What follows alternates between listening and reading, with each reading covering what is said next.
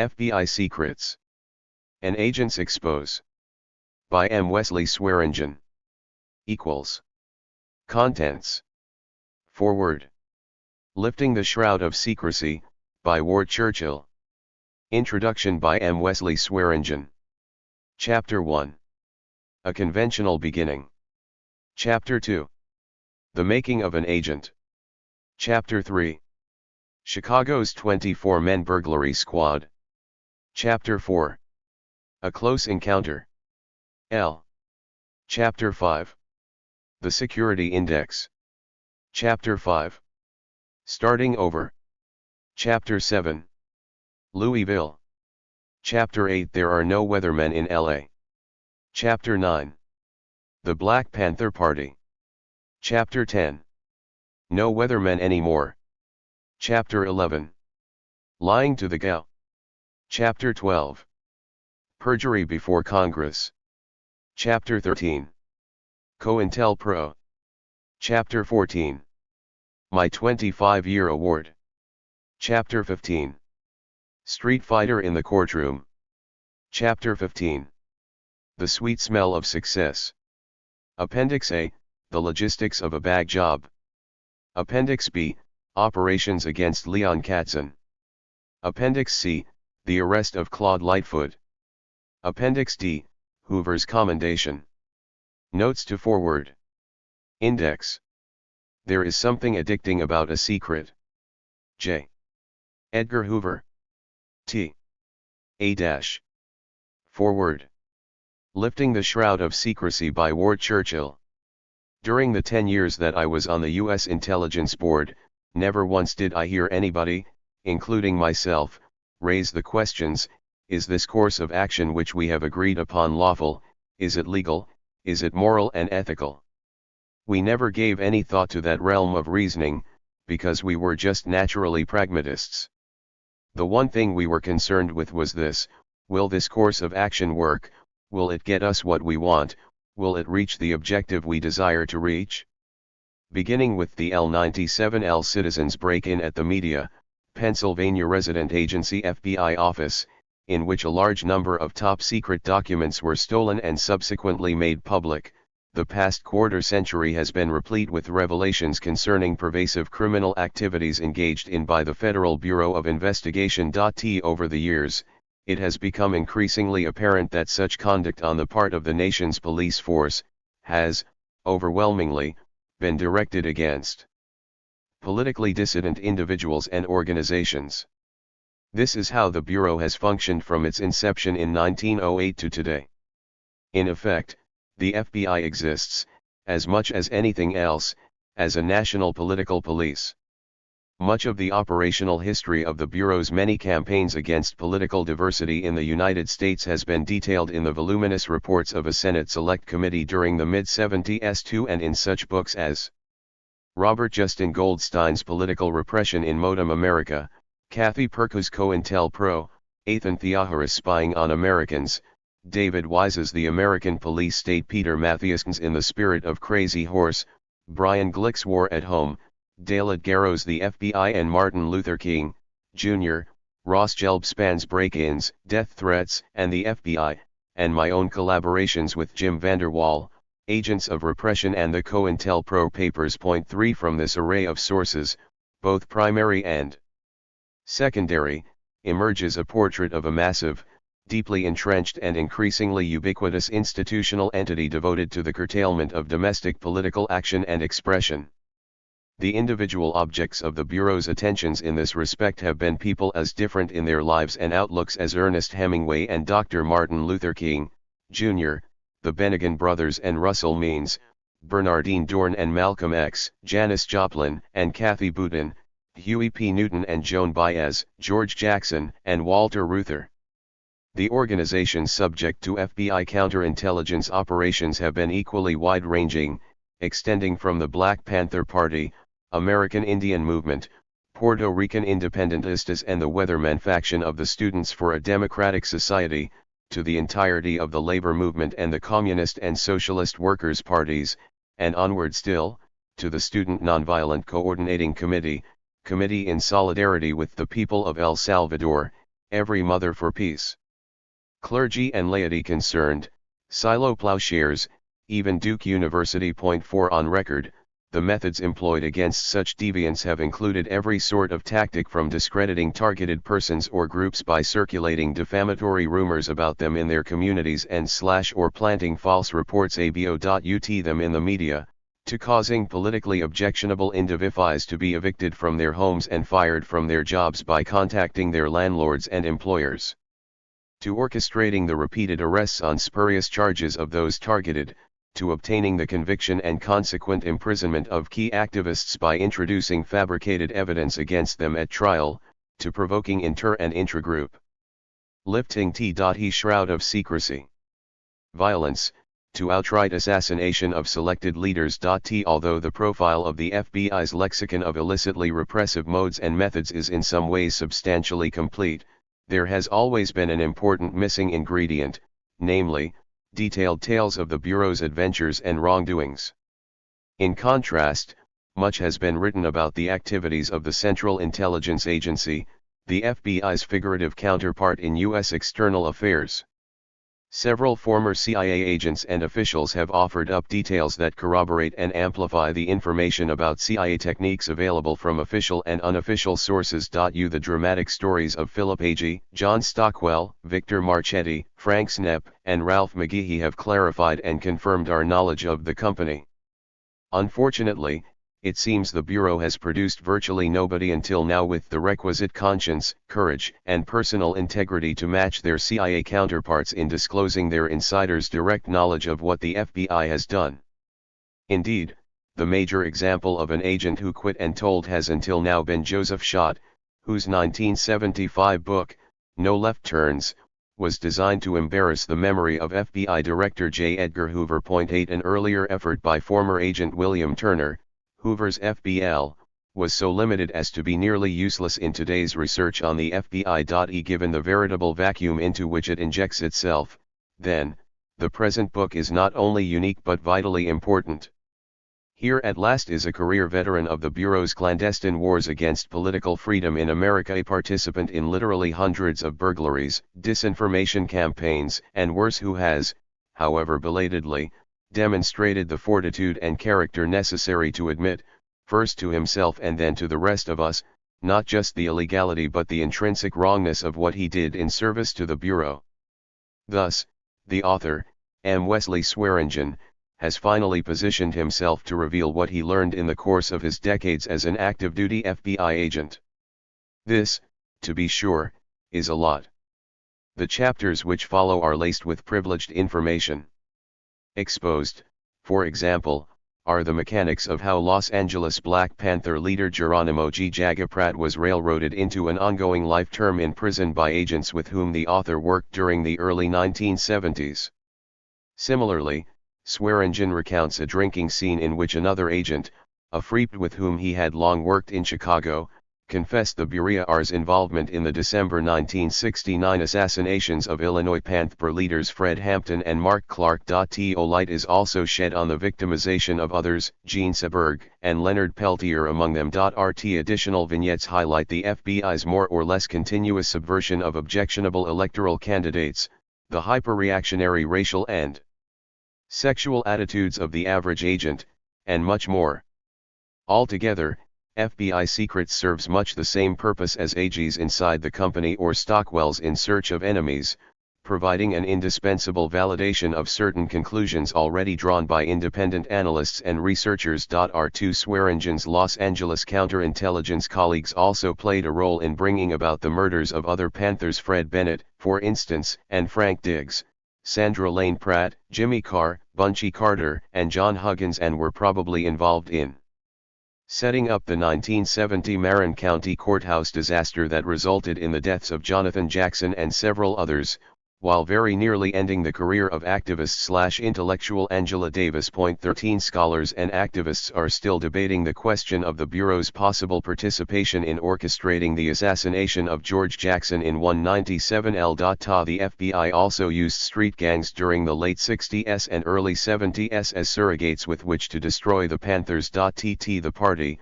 of course, is known to have fielded a strong and tentatively viable anti-drug program in many inner cities during that period.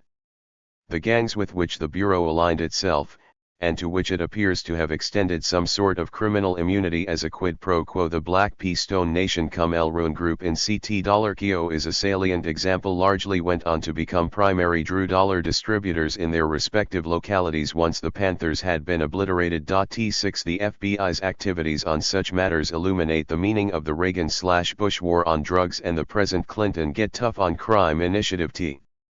FBI Secrets represents a giant step toward lifting the shroud of secrecy under which the Bureau has sought to conceal its true malignancy. It stands as a singular testimony, a precedent, one which may quite possibly lay the groundwork for other agents or former agents, with other knowledge and other anecdotes, to step forward to share their own insights and experiences. This is certainly an outcome to be hoped for. But, whether or not such a potential is ever borne out, the material herein cries out to be read in its own right, and its author is deserving of genuine respect for having proven himself courageous enough to have written it. Ward Churchill, Boulder, Colorado, October 1994. Introduction. I became a special agent for the Federal Bureau of Investigation in 1951. I did not know, when I joined, that I would learn the expertise of burglary, or that former Director J. Edgar Hoover would instruct agents to violate extortion and kidnapping laws. I did not know then that FBI agents would plot assassinations of American citizens and put innocent individuals in jail just because their skin is black or because they are Native Americans. I retired in May 1977, completely disillusioned after more than 25 years of service. I suffered through over a year of sleepless nights, countless nightmares, and tortured conversations with family and friends before I took the irreversible step of publicly condemning an organization I once had loved and respected. Because of the FBI's widespread dishonesty and corruption, by the end of my tenure there I had lost the ability to distinguish between different levels of corruption. In the beginning, when I saw new agents being encouraged to cheat on their examinations, I was shocked. But after 20 years of seeing a whole bureau cheat on inspectors' examinations, concoct fictitious informants, manufacture phony informant reports, and create false statistics, even the most egregious levels of corruption when top FBI officials lied to the courts, the Department of Justice, and to the U.S. Congress no longer shocked me. After witnessing 20 years of FBI wrongdoing, I had accepted it as a means to survive in the Bureau. So, when Elmer Pratt, the Los Angeles leader of the Black Panther Party, was framed for murder and sentenced to life in prison in 1972 as a target of COINTELPRO, I saw this wrongdoing as about a 2 on a scale of 1 to 10. Consequently, I did not call the Attorney General of the United States or the judge who was trying the case when I learned Pratt was to be framed and imprisoned. Many critics have asked me how I could consciously and willingly violate laws I had sworn to uphold. I was a young overzealous patriot, a real Yankee Doodle dandy who loved his country. I was a dangerous person to have in public service because when there appeared to be a threat to our government, I placed the other agents and myself above the law. We did what we thought was good for the country. The other agents and I were the epitome of American naval hero Commodore Stephen Decatur, who said in 1816, "Our country, right or wrong." Special Agent Joseph G. Deegan, Chief of Extremist Investigations at FBI Headquarters, said at a special security conference in the Los Angeles FBI field office in 1977, after his testimony before the Church Committee, "We are the only ones who know what is good for the country, and we are the only ones who can do anything about it." The thought of becoming a whistleblower was against everything I had ever believed in. It was the hardest decision of my life. I reviewed in my mind what I thought might be the reactions of nearly every friend I ever had, from childhood to my retirement. What would they think? What would they say? The answers were always the same. What was most important to me was what I thought of myself. If I were ever to have any self-respect, I had to square my experience in the FBI with my conscience and my country. 18 years after my retirement I still ponder my decision to become a whistleblower. This book is my legacy to the freedom-loving people of America who do not intend to forget what the FBI and the federal government did in the 1950s through the 1970s to suppress our freedoms guaranteed under the Bill of Rights. I am sure that American philosopher George Santayana, who lived from 1863 to 1952, was correct when he said, "Those who forget the past are condemned to repeat it." I have used pseudonyms to protect the privacy of some individuals and of some living agents who committed illegal acts, or who said or did anything grossly offensive. Each pseudonym is introduced in italics. The names of public figures and celebrities have not been changed. The names of places, FBI field offices, or FBI squads have not been changed. Chapter: A Conventional Beginning. For an agent who became an unconventional whistleblower, I had a conventional beginning, growing up in Steubenville, Ohio in the late 1930s and early 1940s as the straight-laced son of a junior high school principal who never drank liquor or swore. Dad used expressions like Billy Blue Blazes, "Oh gee whiz," "Ah, horse feathers," and "Oh, pshaw." Not once did I hear my dad say, "damn," "fuck," or "shit." None of those four-letter words were in my family's vocabulary. My mother considered herself refined. She helped found the local chapter of the Daughters of the American Revolution. The most disgusting word my mother, Ina, ever used was nigger. She did not like niggers, Jews, or foreigners in any way, shape, or form, and she let the family know it. I remember, as a boy, my mother making a fuss over world-renowned U.S. contralto Marian Anderson wanting to sing in Constitution Hall. The Daughters of the American Revolution refused to let Marian Anderson perform in Constitution Hall solely because she was black. Even Mrs. Eleanor Roosevelt could not persuade the Daughters of the American Revolution to acquiesce in their racism and bigotry. When I was a child in the late 1930s, Dad and I listened to the Cops and Robbers radio program Gangbusters on our Philco radio on Sunday evenings. During the early years of World War II we had a close-up view of gangbusters. My mother rented rooms to FBI agents who were on the road. As we sat around the fireplace on cold winter nights, these agents told tales of how the FBI swooped down and arrested bank robbers. It was gangbusters come to life. I admired Mr. John Edgar Hoover, who directed the FBI from 1924 to 1972. I thought he knew what he was talking about. I was Bub. 1. Bling over with patriotism from my Navy service in 1945 and 1946. I was sure General George Patton was right when he declared that we should have taken the war to Russian soil and stamped out the no good commie bastards. So no one in the family seemed surprised when I decided to join the FBI after having graduated from Ohio State University in 1950 with a degree in business administration. Joining the FBI was initially my mother's idea. One of her former FBI agent tenants had written her that the FBI was recruiting special agents to handle the investigations of persons applying for jobs with the Tennessee Valley Authority. Congress had given the FBI the responsibility of investigating applicants for jobs regulated by the Atomic Energy Act. He wrote that Mr. Hoover had changed the educational requirements for special agents from a law or accounting degree to a degree from an accredited college. Although I had a job with Kaiser Steel in Fontana, California, working at the iron ore mine at Desert Center near Palm Springs, Mom thought the job was beneath any son of hers who had a bachelor's degree. It did not matter to her that I wanted to go to Alaska for an adventure and to earn a stake to invest in California real estate. So, being a dutiful and obedient son and a solid patriot, I submitted an application to the FBI. Just weeks after I applied to the FBI, Mother heard from her friends in the Daughters of the American Revolution and the Eastern Star, a Christian organization that is the women's equivalent of the Freemasons, that the FBI was investigating our family. Dad, who was a member of the widely distributed secret order of Free and Accepted Masons, had also heard from friends in Ohio that the FBI was investigating him and his family. My dad told me that J. Edgar Hoover was a Mason. Mom told me that Hoover was one of the Daughters of the American Revolution's favorite lecturers on the invasion of America by communists. I felt good about my chances of becoming an agent.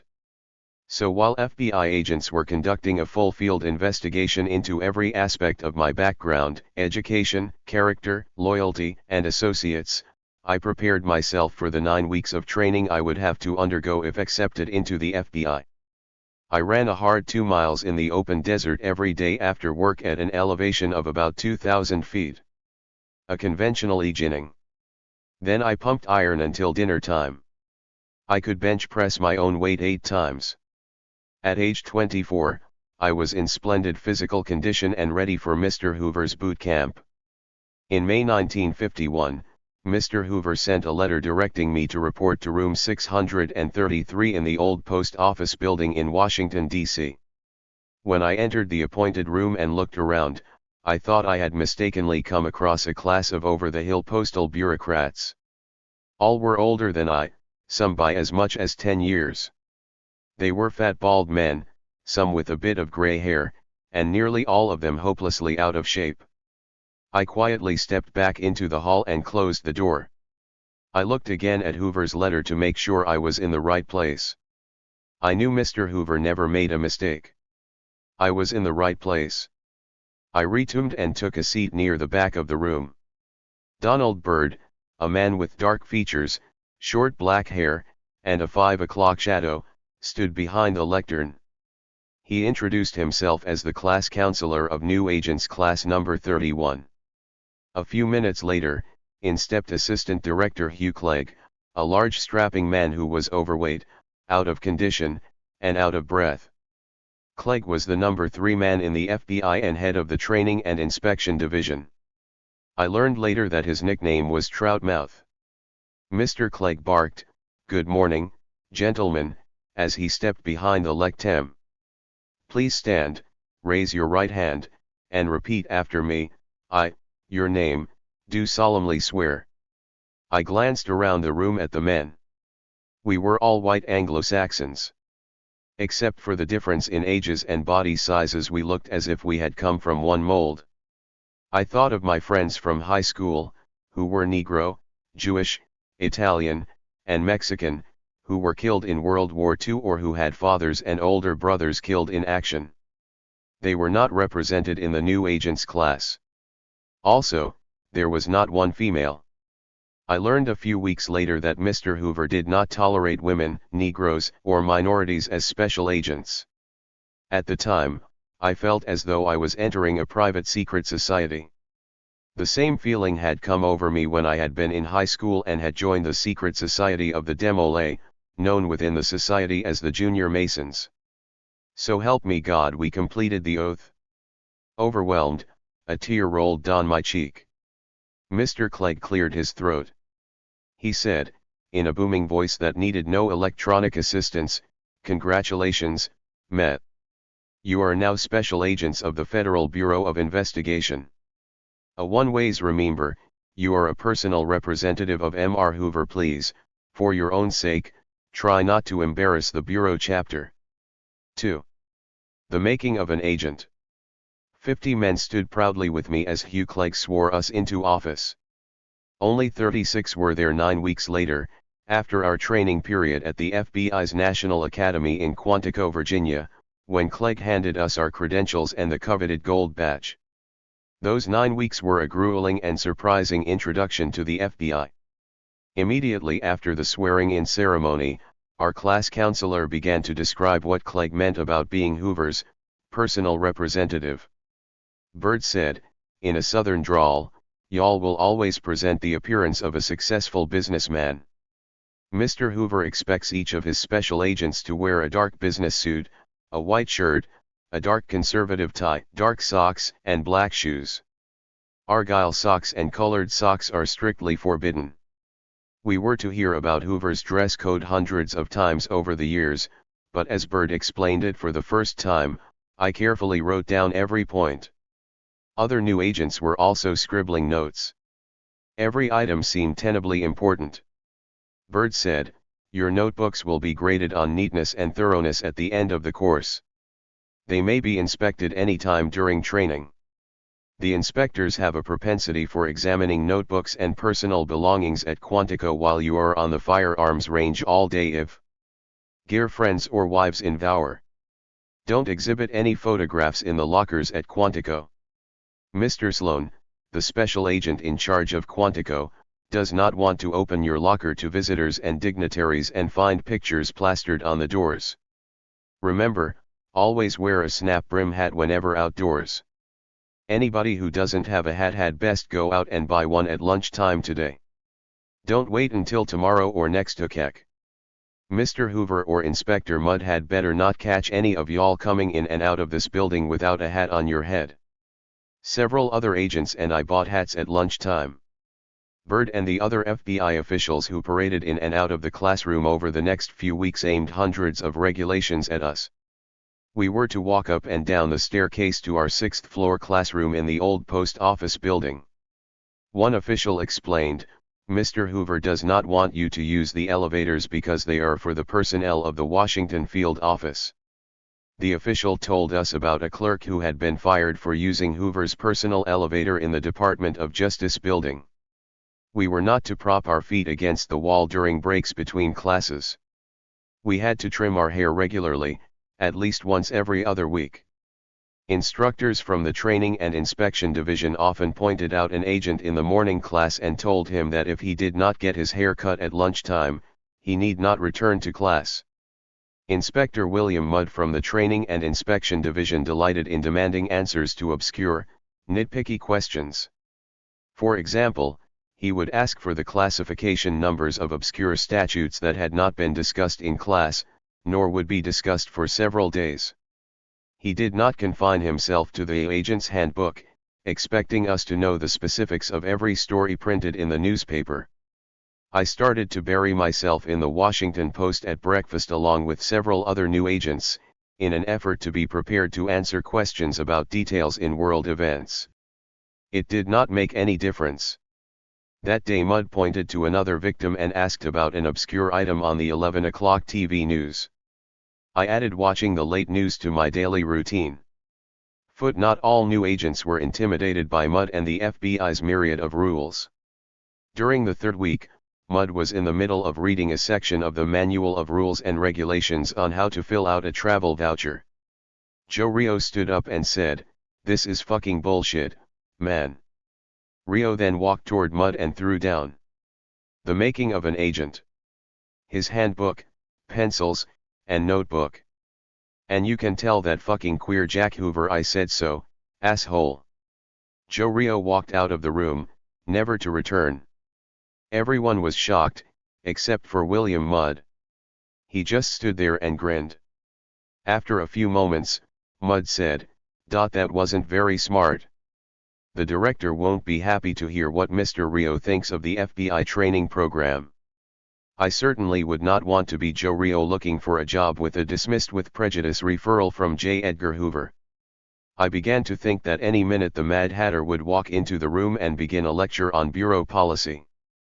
But no matter how ridiculous new agents class seemed, I could not bring myself to get up and leave. I had invested too much time and money to simply walk away. At the same time, I felt that William Mudd and some of the other instructors acted like children, and that their petty rules and regulations were stupid, at best. If I thought that Mudd was the dumbest person I had ever met, it was only because I had not yet encountered Hank Sloan, the special agent in charge of the FBI National Academy at Uintico, Virginia.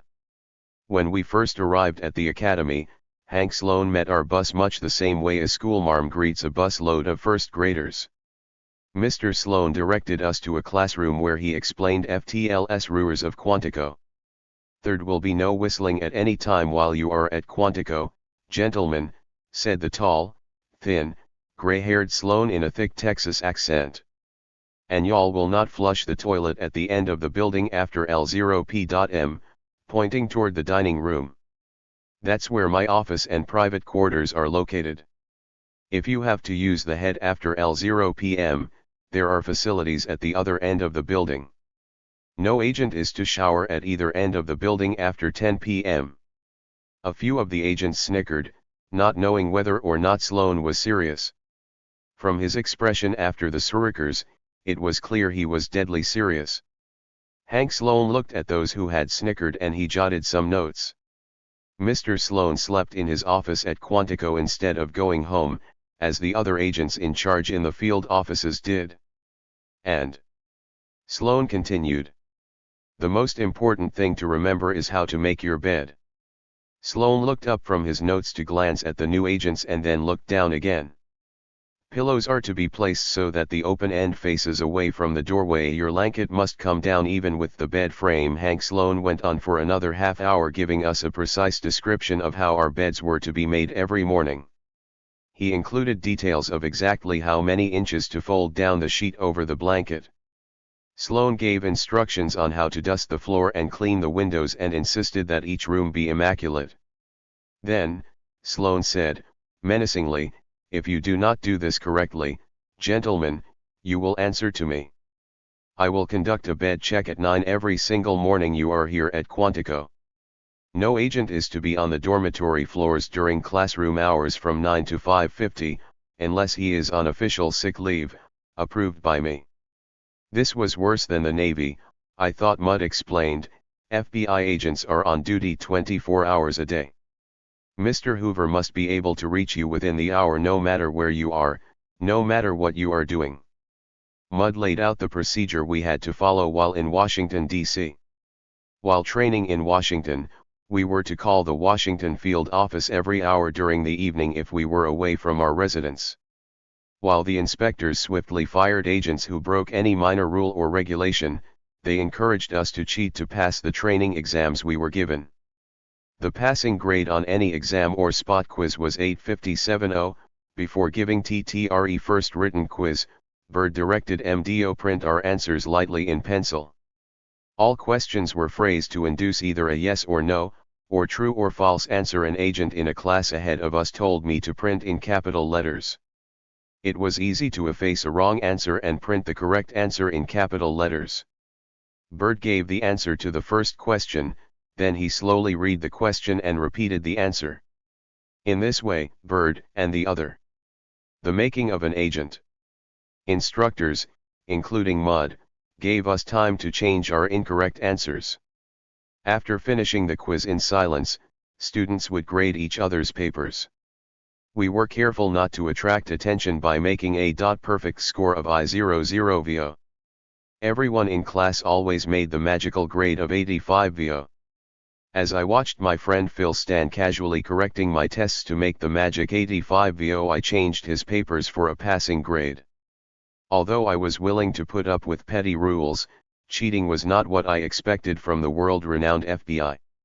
I decided that if this was what the great J. Edgar Hoover and his mystical FBI represented, then that was what they were going to get. Bullshit. I felt that I wanted to tell someone, but I knew no one would believe me if I said that FBI agents cheat on written examinations. My mother and father certainly would not have believed it about Hoover's FBI. I knew that if I had reported the cheating to the Washington Post, I would have been made a laughingstock. The FBI would have said I was a disgruntled employee who could not survive the FBI's intensive training. I was determined to take what the FBI dished out just to graduate from training school. The only time an agent in our class flunked an exam was when Hoover's courtiers decided, for seemingly random reasons, that they did not like someone. One day Mudd came to class with a 3-question essay exam.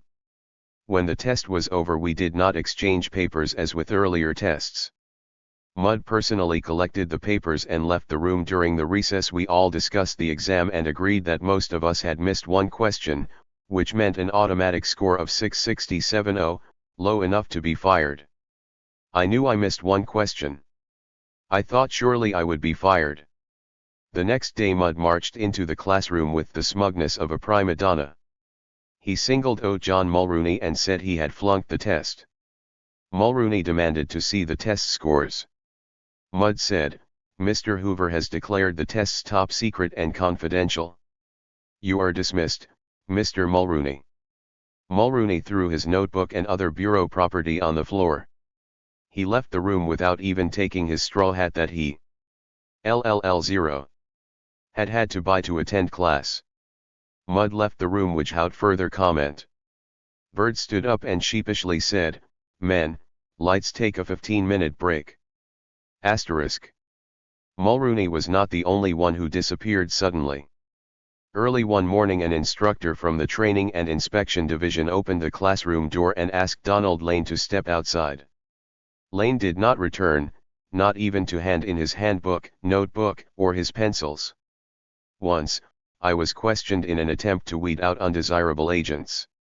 One afternoon, Sloan walked into the classroom and interrupted the lecturer to read 6 agents' names, including mine. We were to be driven to Washington for a personal interview with Clegg and Inspector Ken McElntyre.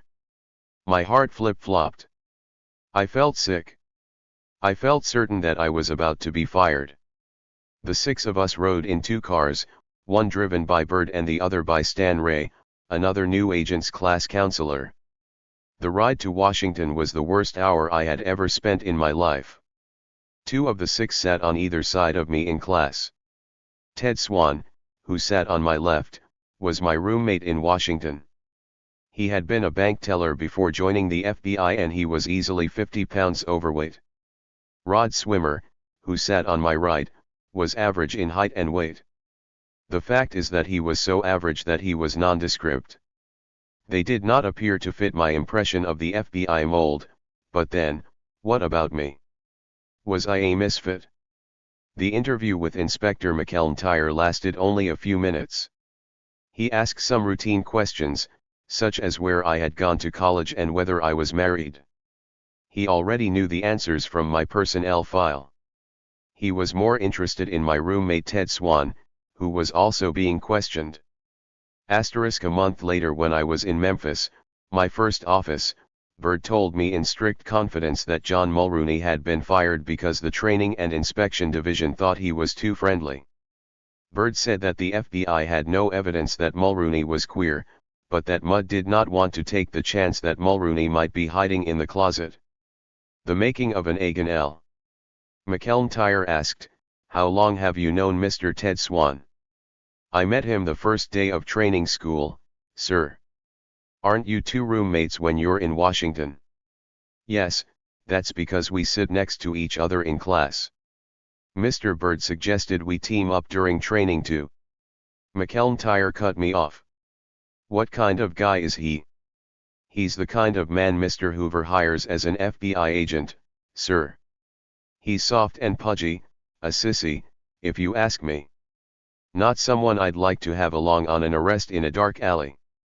I thought I was about to be fired, so I did not give a damn about playing psychological games with the FBI's Training and Inspection Division. But if that's what Mr. Hoover wants working for him, it's fine with me, sir. "I see," said McElntyre, leaning back in his brown leather executive chair as he took a drag on the cigarette that had been smoldering in a brown glass ashtray the size of a dinner plate. McElntyre concluded the interview after a few more questions about other classmates.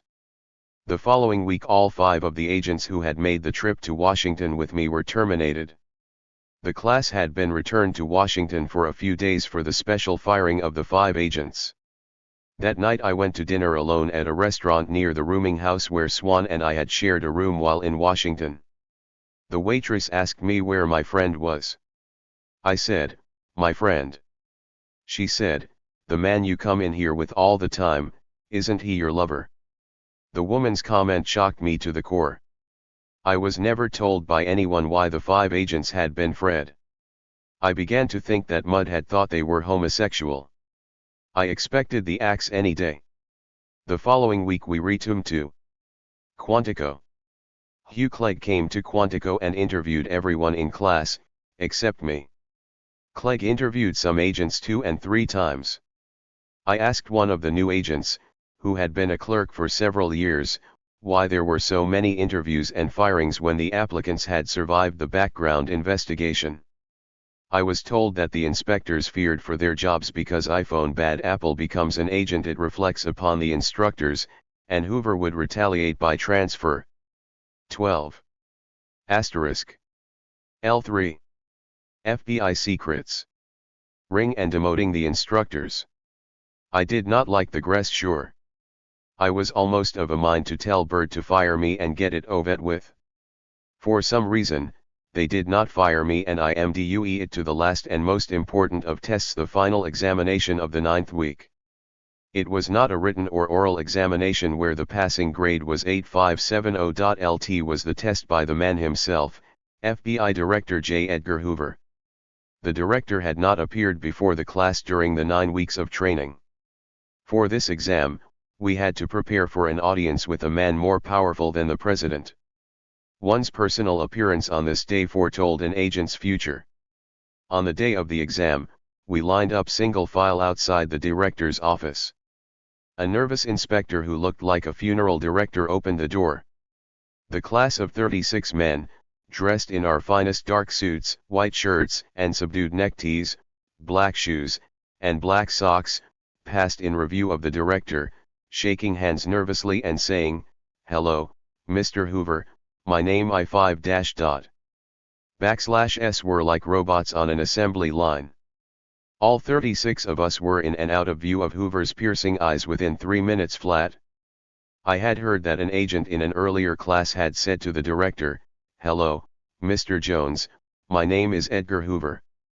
That agent was fired forthwith. We returned to the classroom and talked about having met the man. Bert smiled, relieved that Hoover's inspection was over. Bert thought we all had passed inspection.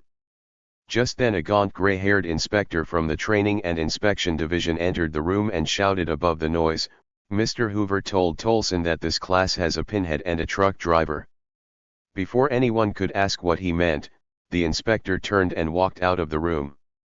We looked at each other to see who had a pinhead. I saw one agent who could pass for a truck driver. He was big and burly because the bureau files held dossiers that detailed minor and major scandals and embarrassing moments that involved hundreds of elected officials and their families. In fact, the mafia held similarly damaging, downright explosive files on Hoover. Today it's clear that Hoover disliked Bobby Kennedy and President John F. Kennedy because Hoover feared the Kennedys would prosecute Meyer Lansky as a gangster, and prompt Lansky to expose Hoover and Tolson as closet homosexuals. Anthony Summers documents the basis for Hoover's fear in his 1993 book Official and Confidential, The Secret Life of J. Edgar Hoover. The book's dust cover states, J. Edgar Hoover was a closet homosexual and transvestite. Mafia bosses obtained information about Hoover's sex life and used it for decades to keep the FBI at bay. Without this, the Mafia as we know it might never have gained its hold in America. Chapter 3. Chicago's 24-men burglary. Squad. I had just turned 25 when I arrived in Chicago from Memphis on the 4th of July weekend, 1952. I did not want to keep Mr. Hoover waiting for my services. And I spent the weekend looking for an apartment. The day I reported for duty to the Chicago FBI field office, I was ready to take on the gangsters. I imagined car chases and gun battles, with mobsters in broad brim hats driving black bulletproof limousines with balloon white wall tires. I was ready to wipe out the mob in the style of Eliot Ness MD Tuss Prohibition-era Untouchables. At the time, I thought the public allegations that Hoover's FBI refused to investigate the mobsters was just a clever ploy by Hoover to keep the gangsters off guard. I assumed the FBI must have had thick files on all Chicago mobsters. After a short audience with the special agent in charge and a quick tour of the office, I was assigned to the Communist Party Underground Surveillance Squad. I knew something about the Communist Party from lectures in training school, but I knew nothing about surveillance. A few days later an agent from New York City, who did not know how to drive a car, was assigned to our surveillance squad. I knew my idol, Mr. Hoover, had a plan, so I did not question the wisdom of having agents on the surveillance squad who could not drive or who did not know the first thing about surveillance. As a rookie, I realized it was too much to expect to be assigned gangster cases. I was excited to be assigned to the surveillance squad because it meant being outdoors, in the fresh air, away from the piercing eyes of the supervising agents, with no paperwork to do except a surveillance log of the day's events. I didn't even know how to use a car radio because the Memphis office had no radio station. I had used the telephone and the Western Union Telegraph Office to stay in touch with the office when I was in Mississippi. I had learned the radio jargon and 10 signals on the first shift. Each car had a list of 10 signals in the glove compartment. The task of my surveillance squad was to follow Doris Fine and Lillian Green from 7 a.m. to 11 o'clock p.m., 7 days a week. Doris Fine was the spouse of Fred Fine, a leader of the Communist Party in Illinois. Lillian Green was the spouse of Gil Green, another leader of the Communist Party in Illinois. Fred Fine and Gil Green had been indicted by a federal grand jury for violation of the Smith Act of 1940. The FBI had obtained warrants for their arrest, and both men had fled Chicago by 1938.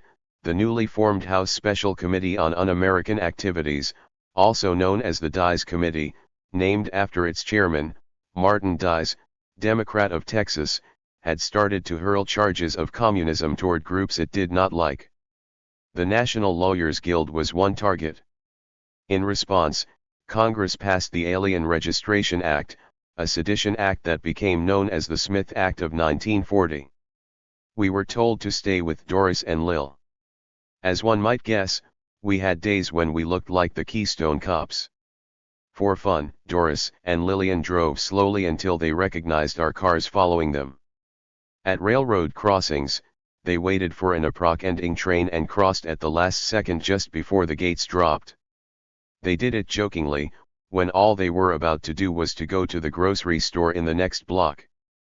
Doris and Lillian must have enjoyed the attention of the many young, thin, handsome FBI agents who followed them everywhere except into the ladies' room. One of their pastimes was sunbathing in the park while agents ogled their tanned bodies. Although I liked watching the women in bathing. Chicago's 24-men burglary squad. Suits, I felt as though I was a paid voyeur. I did not think that watching women sunbathe had anything to do with catching a communist fugitive. Their apartments were bugged and their telephones were tapped. One day a recording was made of their telephone conversation about a new arrival on the surveillance squad. Doris asked Lillian if she had seen the gorgeous new surveillance agent with the golden hair and tanned body. One fall day in L952 the bug in Lillian Green's apartment went dead. Charles Gray, a sound technician and break-in expert, had to repair the unit. Gray asked me to join him. While the surveillance team followed Lillian and Doris, Charles Gray and I entered Green's apartment with a front door key. The surge of adrenaline I felt at surreptitiously entering Green's apartment gave me an unbelievable natural high. Gray could see that I was enjoying the thrill. He smiled and went about replacing the bug. Although we had cheated on exams in training school, the instructors told us to follow the legal rules of evidence when conducting investigations. We were told that the U.S. Attorney General authorizes all wiretaps. I understood that the wiretap on Lillian Green was legal in that it had been authorized by the Attorney General, so our entry into her apartment to fix the broken unit was therefore legal. 2 months later, Gray asked me if I would like to do a black bag job. I had not heard the term before, because it had not been discussed in training school. Gray explained that it was an entry into a residence or office to conduct a search of someone's papers and personal effects. Gray explained that the term black bag job came from the black leather doctor's bag in which agents carried burglary tools during the years of World War II, when Hoover first had authorized break-ins against American citizens. The term soon became an anachronism. I was ecstatic to have been asked, because it meant that I had been accepted by J. Edgar Hoover, the FBI, and the Chicago office as one of the most trusted agents in the Bureau. The thought of doing a bag job was more exciting to me than going after mobsters. Gray said that if we were caught it would be our ass. I thought he meant that we would be in trouble for embarrassing Hoover the way Special Agent in Charge Ewell Richardson had embarrassed Hoover when Cook had escaped into Mexico. Since the Attorney General authorized wiretaps and bugs, and we were not supposed to get caught, I thought the Attorney General had authorized surreptitious entries. The fact is that the FBI was asking me to violate the Constitution of the United States in order to, paradoxically, protect the Constitution from the alien traditions we in the FBI defined as un-American, subversive, and communistic. I was not sure what this rationale meant, but it sounded good to me. At the age of 25 I was all for my country, right or wrong.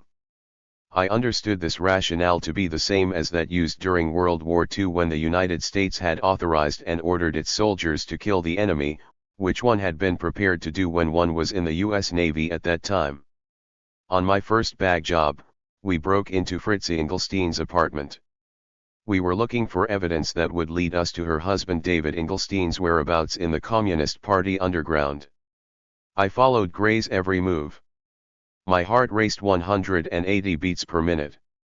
When I got home that evening I had a couple of extra martinis, but I did not tell Anne that I had just violated the Constitution and had broken state and local burglary laws. I felt badly, just as I would have had I murdered an enemy soldier by slitting his throat in hand-to-hand combat. The irony is that acts considered criminal at home are admired and decorated for in war. Anne knew I was following the families of communist fugitives, but that was it. Mr. Hoover forbade us to discuss our work with our spouses, friends, or family. Anne had no idea ONPT I did all hours off day and night. F. Gray and I went on to regularly enter Engelstein's apartment illegally, but we never found so much as a telephone number or an address for David Engelstein. Fritze was either well trained or she had no idea of her spouse's whereabouts. The Communist Party had such a closely guarded underground network that the FBI had difficulty finding anyone. Major field offices across the country had installed illegal bugs and wiretaps in Chicago's 24-men burglary squad, the homes of those in the underground. Several FBI field offices formed bag job squads, as did Chicago. The bag jobs on Communist Party Treasurer Leon Katzen during 1952 to 1954, however, were so successful that the FBI stepped up its bag job operations. The other surveillance agents and I were taken from the surveillance of Doris Fine and Lillian Green on the days we bagged Leon Katzen. Two other agents, Bill Vail and Tony Mann, broke into Katzen's apartment while we kept a tight surveillance on him. Katzen was an extremely sensitive target because his financial records revealed the complete picture of the finances of the Communist Party of Illinois. The bag jobs on Katzen began under the administration of John F. Malone, special agent in charge of the Chicago FBI office. On March 26, 1953, a memorandum classified top secret was sent by Joseph P. McMahon, security coordinator of the Chicago office, to J. Edgar Hoover, under the initials of the new special agent in charge, Klein Weatherford. The memo explained the success of the bag jobs on Leon Katzen for the past 6 months. McMahon recommended Bill Vail and Tony Mann for cash awards. The physical surveillance agents, including me, were recommended for letters of commendation. Instead of cash awards, Vail and Mann received grade raises from Hoover.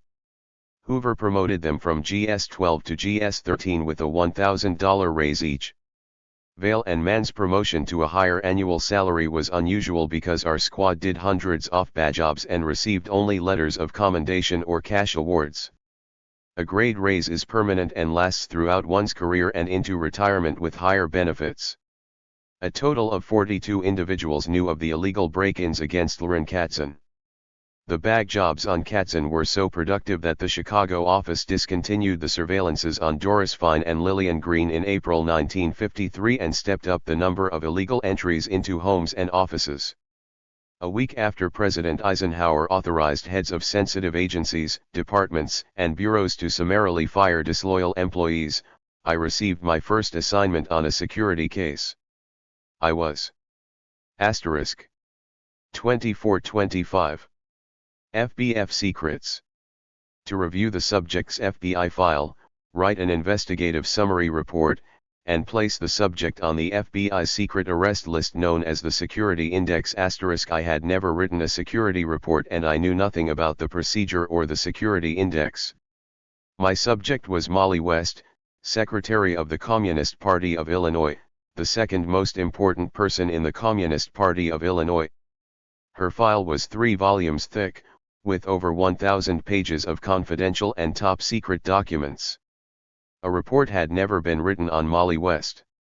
I spent most of the next 2 weeks standing up and reading files atop the file cabinets, for there were not enough desks and chairs to go around the office.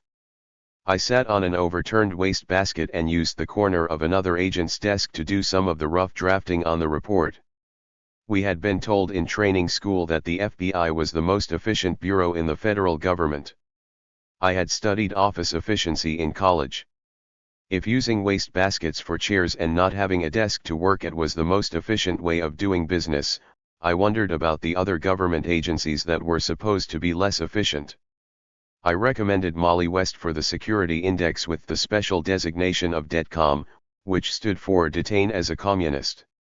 This meant that in the event Eisenhower declared a national emergency, Molly West was to be arrested and detained for being a communist. I also gave her the designation of a key figure as a result of her position as Secretary of the Communist Party of Illinois. The Chicago office had instituted a crash program to get all the known communists on the security index. Hoover wanted to be able to arrest as many individuals as possible in the event of a national emergency. We in the FBI fantasized about repeating Hoover's feat of arresting 10,000 individuals during the Palmer raids of 1920.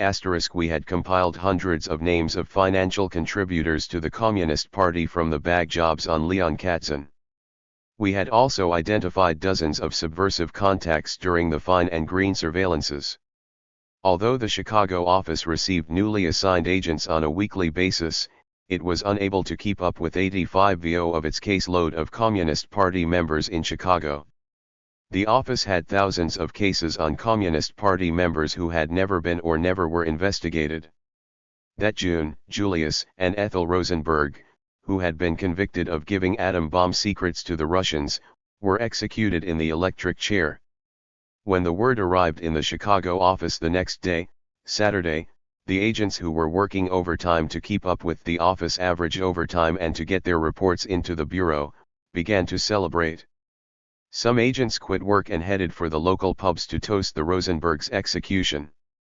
Although I hated what the Rosenbergs had done to our country, I did not feel I should celebrate their electrocution.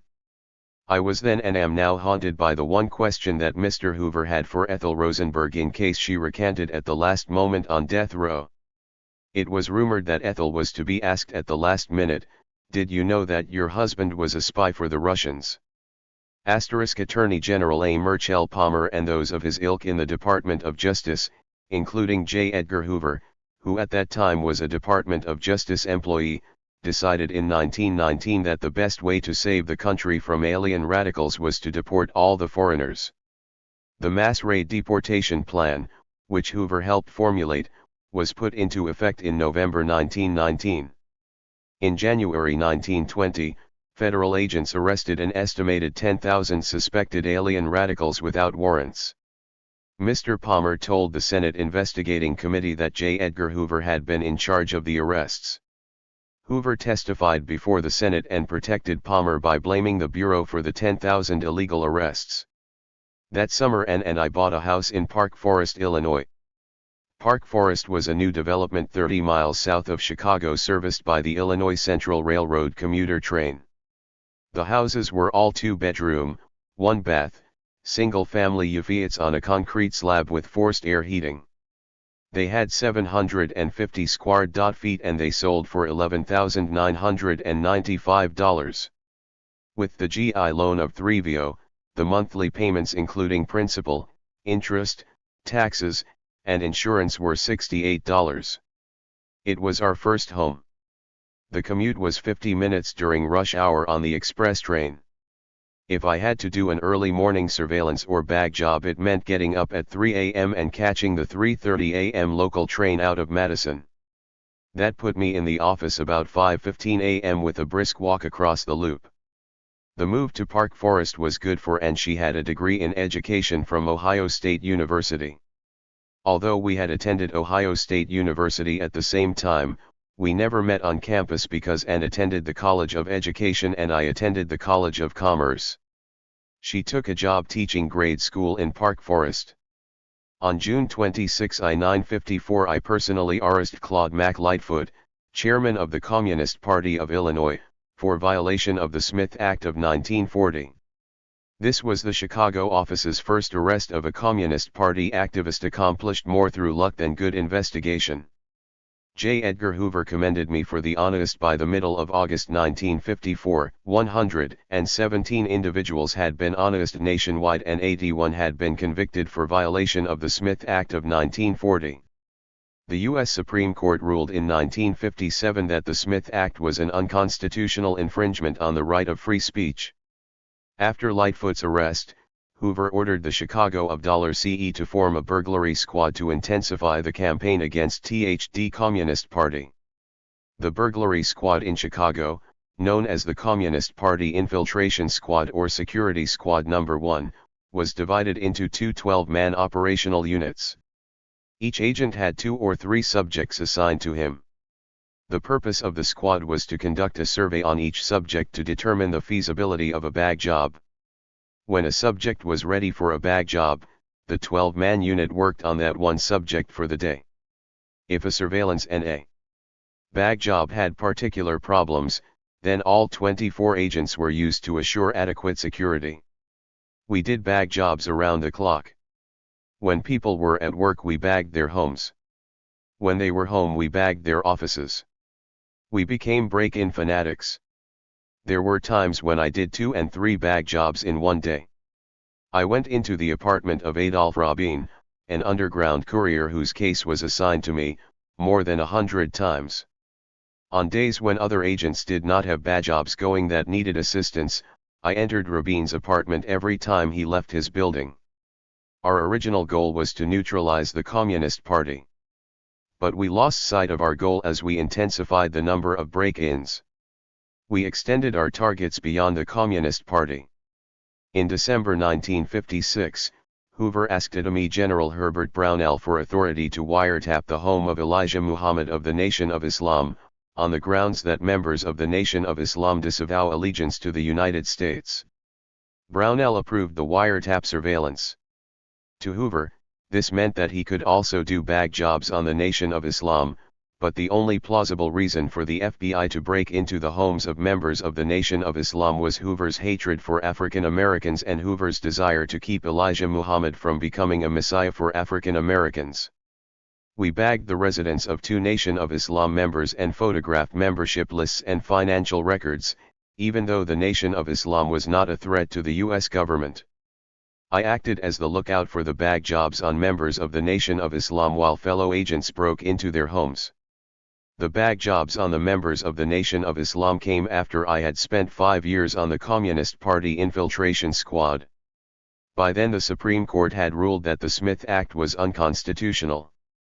We had no authority for the bag jobs we did, and so we in the FBI were the ones who violated the Constitution.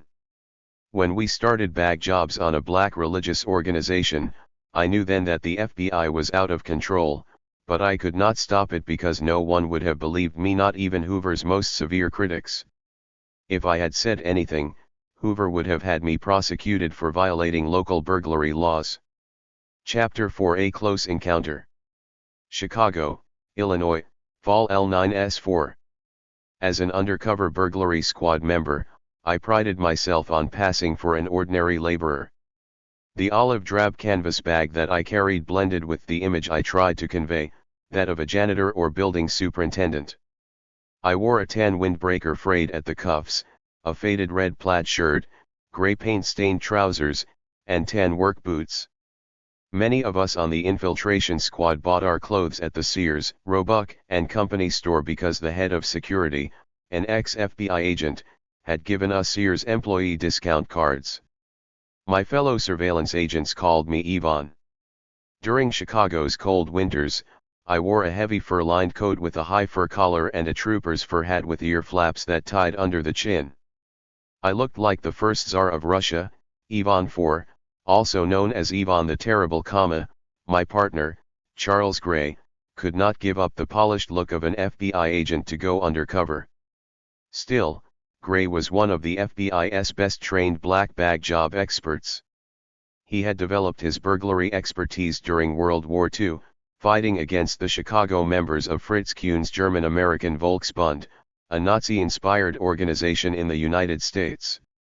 Fritz Kuhn, born in Germany, had set himself up as the American Phi.Erer. Hoover had authorized us to enter the apartment of Earl Dunn, who was a labor organizer for the Chicago-based United Electrical Workers Union and a member of the Communist Party of the United States. Mr. Hoover had ordered Gray and me to find evidence in Dunn's apartment that indicated the Communist Party was using Earl Dunn to dominate or influence the labor union. Hoover also wanted evidence of any criminal violations. Hoover would have even used traffic tickets or parking violations as counterintelligence to embarrass Earl Dunn, the United Electrical Workers Union, or the Communist Party. Charlie and I had bagged Dunn many _1 limes, so the day when we almost got caught appeared to be routine. Dunn lived in a 4-story red brick walk-up, in a mixed neighborhood of Jews and African Americans, on Chicago's South Side just north of the University of Chicago. Fred Barr, our driver, had dropped us off around the corner from Dunn's apartment building. Bill Rapp, our lookout, was parked across the street in a 1953 light blue 4-door Chevrolet sedan. We had nicknamed Bill Rapp Friendly, because he always had a smile. Gray and I attracted little attention as we entered the building. Within seconds we were at Dunn's apartment door on the 3rd floor. Gray put a key in the lock, turned the knob, and stepped quietly inside. No one appeared to be home, but we had to be sure. I checked the kitchen and the bathroom while Charlie tiptoed into the bedroom. The wood floors creaked as we moved from room to room. When I joined Charlie in the bedroom, he was on his hands and knees peeking under the bed. I did not say anything. I just smiled. I zipped open the olive canvas bag containing the 10-pound Motorola walkie-talkie developed originally for the military in World War II. I adjusted the antenna, put in the ear plug, and held the microphone to my mouth and whispered, "Yvonne to Friendly, the players are on the field." Friendly answered, 10-4, Yvonne. I heard Friendly pass the word to radio control, in our downtown loop office, that the game had started. I heard Mary $8.9 AST, our radio operator, tell the other surveillance agents following DFNN that the ball game is underway. I picked up the brown camera case Charlie had put down by Dunn's desk in the living room. I put the camera case on a chair and opened it. Inside was a 35mm Leica camera attached to the lid with powerful lights mounted on each side. It had been developed by special agents in the FBI's laboratory in Washington, D.C. A close encounter. Just for this kind of ROP secret operation. All I had to do was plug the electric cord into a LR0 outlet, place the documents inside the marked space in the briefcase under the camera, and snap the shutter. The shutter automatical recocked *RR. IPRGGJNTT electricity. Hoover's laboratory agents had thought of using RO, this clandestine operation. Charlie and I did not speak as we went about rifling the notes on Dunn's desk and in the drawers. We knew exactly what we were after: names, addresses, telephone numbers, financial records, anything that linked Dunn and the Communist Party with other Poeticat groups or with the United Electrical Workers Union. Charlie handed me some typed documents. I photographed the documents and returned them to Barley. I carefully sifted through a stack of papers in the desk drawer. I did not bother with the various political tracts and union leaflets, but I did make notes. Charlie handed me some notes in longhand, presumably in Dunn's hand_writing. Just then I heard a muffled explosion OUIDE on J4O, or the noise as a backfiral G car and calmly went about YT. Suddenly, Friendly shouted OU.IH. Radio, A_un, been shot on the front steps. I'll pick you up in the alley, my stomach wrenched. I thought, was this the day we would be caught? I ran to the window, could not see any activity on the street below. I told Charlie what had happened. Karardi leant over and grabbed his stomach. From his twistio expression I knew he was in pain. I ran back to the desk, grabbed the electric cord, and slammed the camera case shut. With TRRE briefcase and the radio in hand, I ran to the kitchen. As I looked out the rear window to see if the way was clear, I expected to hear police sirens any minute. I thought the neighbors would have come outside by now, but the neighborhood was quiet. I looked over my shoulder and saw Charlie walking slowly through the kitchen with his arms around his stomach. "What's wrong?" "It's my ulcer, can you make it?" "Go ahead, I'll make it, or Hoover will have my ass, comma." My heart pounded as I started down the iron fire escape. I could not remember feeling so vulnerable. What if someone looked out and saw us two white guys carrying bags and running down the fire escape from a black man's apartment? Once in the alley, we jumped into the waiting car. Friendly floored the throttle. The tires screeched all the way to 55th place. There was no traffic on the street. Friendly tummed east place toward Lakeshore Drive and safety.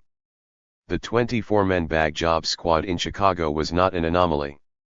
The number of FBI bag jobs, based upon my personal experience, was about 23,800 over 35 years.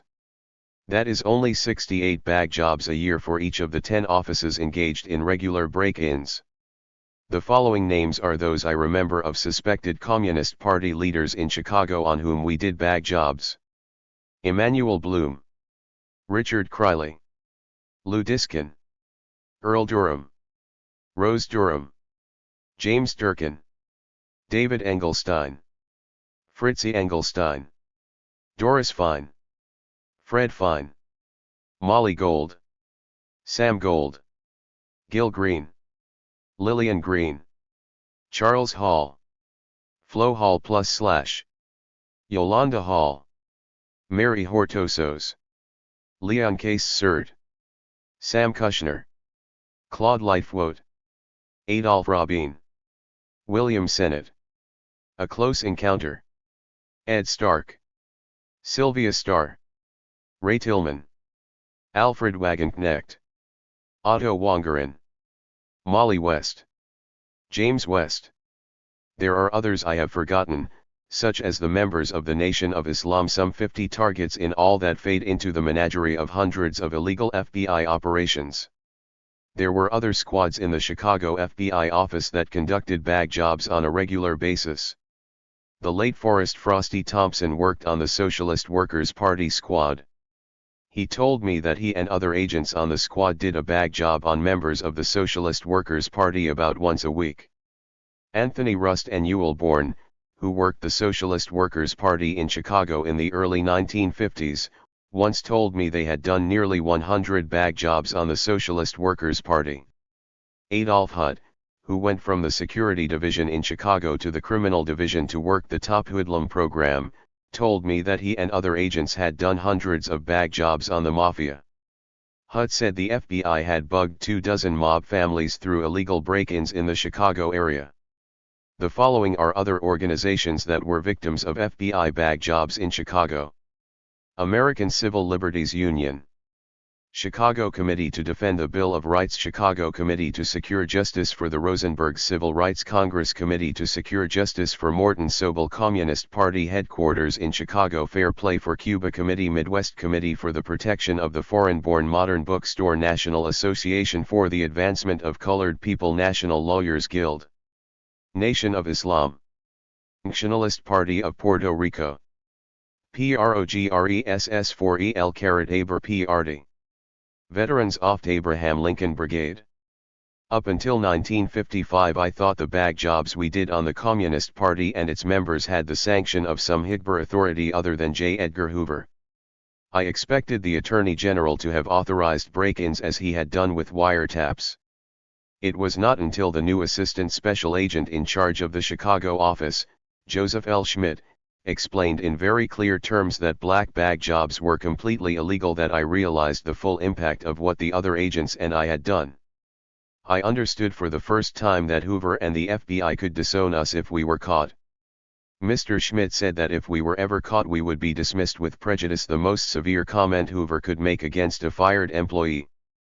By then I was so deeply involved in doing illegal searches and developing anonymous sources that the only way out was to go on and try not to be caught. By 1956, I was assigned to the cases of many of what the FBI called key figures and top functionaries of the Communist Party in Chicago. Reports had to be submitted to FBI headquarters every 3 months. Part of the work required the reading of Communist Party literature and the speeches of the leaders. I frequently found information in these reports indicating that a person had opposed the Broyles Bill in 1951, which was enough to make them subversive even if they were not Communist Party members.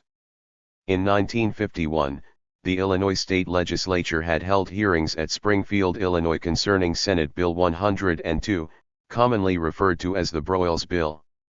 It had been sponsored by State Senator Paul V. Broyles for the general purpose of confining and restrict the activities of the Communist Party and other subversive groups in the state of Illinois. It would have required school teachers and others to sign a loyalty oath. The Broyles Bill did not pass, but in Hoover's mind, opposing its passage was as good as breaking a law. I questioned the ethics of the Broyles Bill. It struck home because state employees would be asked to swear loyalty to the leaders of the state. I was troubled because I realized that I too could be a close encounter required to sign a loyalty oath. Swearing to protect and defend the Constitution is one thing. Swearing to protect a leader who tramples on the Constitution is quite another matter.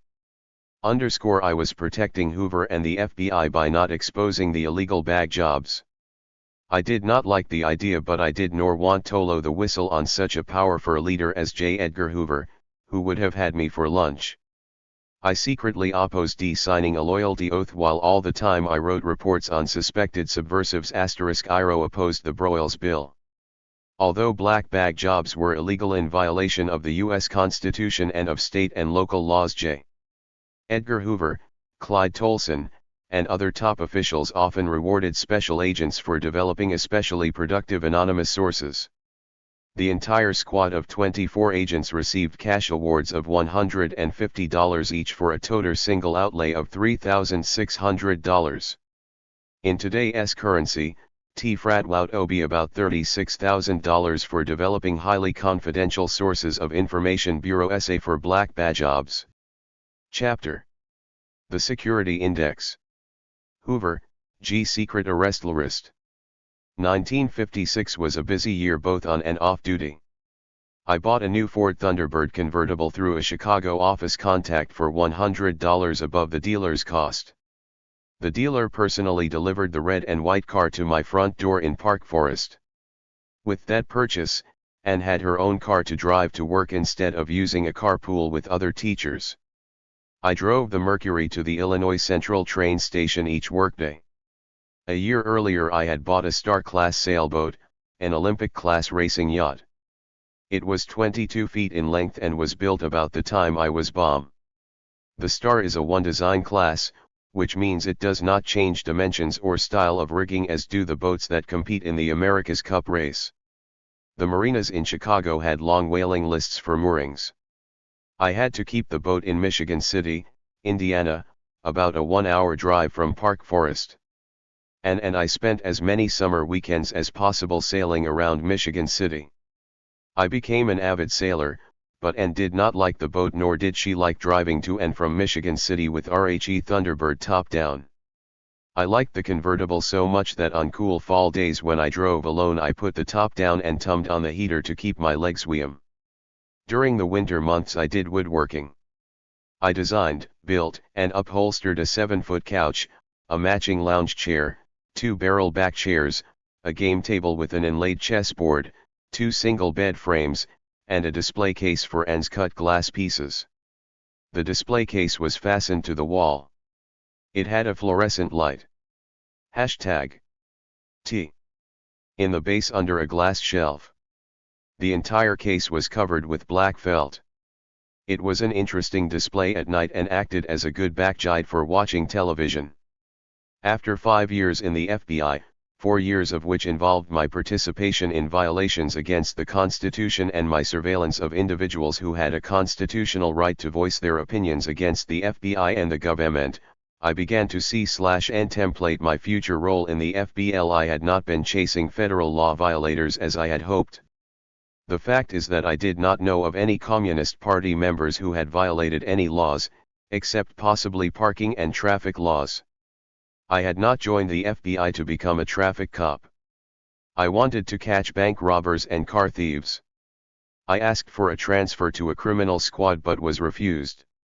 Instead, I was assigned about 24 cases of key figures and top functionaries of the Communist Party, including such leaders as Richard Criley, David Engelstein, Yolanda Hall, Leon Kalzin, Sam Kushner, Claude Lightfoot, Bill Sennett, Otto Wangerin, Alfred Wagenknecht, and Molly West. Apparently, my report writing ability on Molly West in 1953 had not gone unnoticed. Reports had to be submitted every 3 months.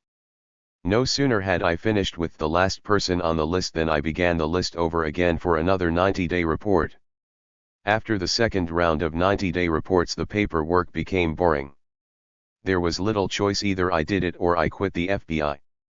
I became very knowledgeable about the security index, because all my subjects were on the security index and were tagged either DETCOM or COMSAB. COMSAB was the designation for someone who had a job in a company with government contracts, and who therefore had an opportunity to commit sabotage in the event of a national emergency. Subjects tagged COMSAB were to be arrested first, then those tagged DETCOM, followed by all the others on the security index. After all the individuals on the security index were arrested, those on the communist index, later called the reserve index, were to be arrested.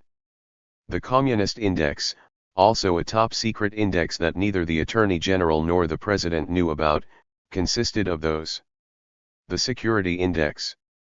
Individuals whose subversive activities did not bring them within the security index criteria, but who, in a time of national emergency, were in a position to influence others against the national interest or were likely to furnish material financial aid to dangerous elements due to their subversive associations and ideology.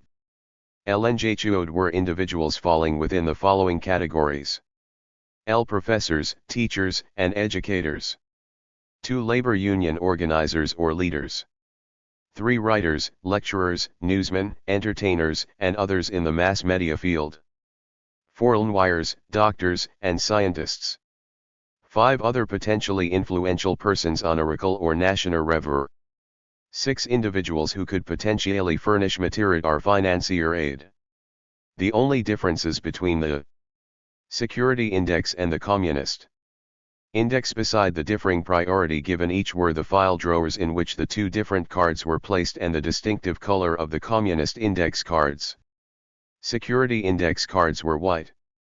The communist index cards varied in color depending upon whether a person was a school teacher, a labor union organizer, a writer, a doctor, a lawyer, a rich person, or a business leader. Together, the security index and the communist index totaled approximately 50,000 names in Chicago. The security index consisted of approximately 5,000 names. The communist index, or reserve index, consist of approximately 45,000 names. I estimated at one point in time in the mid-1950s that if there had been a national emergency, it would have been necessary to set up tents in Soldier Field on Lakeshore Drive to house all those to be arrested. Many of Hoover's categories for the Communist Index bothered me because I had friends and neighbors in Park Forest who were not the least bit subversive but who disliked anything resembling a loyalty oath like that of the proposed Broyles Bill. Anne was certainly a loyal American who opposed the idea of communism, but she also opposed the idea of having to sign a loyalty oath to some half-baked politician who had no ethics and who worked for the party contributo with the 40 largest bank account. I knew no teachers in Park Forest who wanted to sign away their ethics to a political leader like Mayor Richard J. Daley, who controlled the politics and the city of Chicago in the 1950s. If I had been a teacher or doctor or lawyer, I would have opposed pledging my loyalty to Mayor Daley. As an FBI agent, I did not want to pledge my loyalty to any politician with Daley's reputation off strong-arm tactics. At first, I liked adding names to the security index because I thought it would help if we had to arrest potential saboteurs in the event of war with Russia. As my knowledge of the security index grew, I saw that other agents and I were adding names to the list just to please Hoover and those of his ilk at the Bureau. We created a list as large as that which Hoover had had when he was in the General Intelligence Division of the Department of Justice, with an index of 450,000 foreign radicals, organizations, and publications. The FBI's nationwide security index and communist index peaked at around 500,000 names. I did not like the seemingly senseless act of building such an arrest list just because Hoover suffered from xenophobia. When I received a call one day from one of the criminal squads to join them on a surveillance, I thought that my prayers to join a criminal squad had been answered, but I soon learned the reason for the call. I had been in the FBI for 5 years and had not testified before a federal grand jury, and Hoover wanted his agents to have the experience of testifying in court.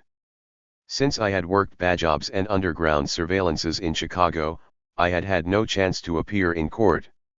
The surveillance I joined was on a man from New York who was selling various forms of pornography in Chicago. After the suspect sold what merchandise he could, he headed back to New York.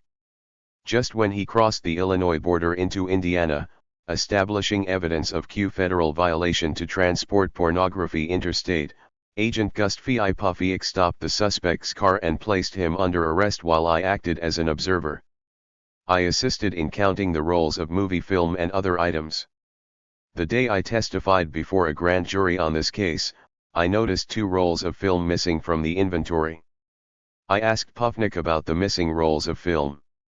He said Renly Bonneville had taken the 2 rolls of film for his personal collection at home. The security index. I was furious that Bonneville had stolen government evidence before I had completed my testimony before IHE grand jury. Bone_Neville was the 3rd most senior official in the Chicago RNI office, so I could not report him without my getting into trouble. This collector of pornography was later chosen as the parent-teacher ASO_Chiation Parent of the Year.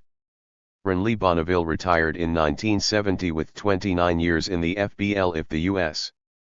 Attorney General had asked me how many rollers of film had been recovered from the suspect's car, I would have had to lie under oath to protect Bonneville and Puffnick, because I would not have been able to explain the 2 missing rolls of pornographic film.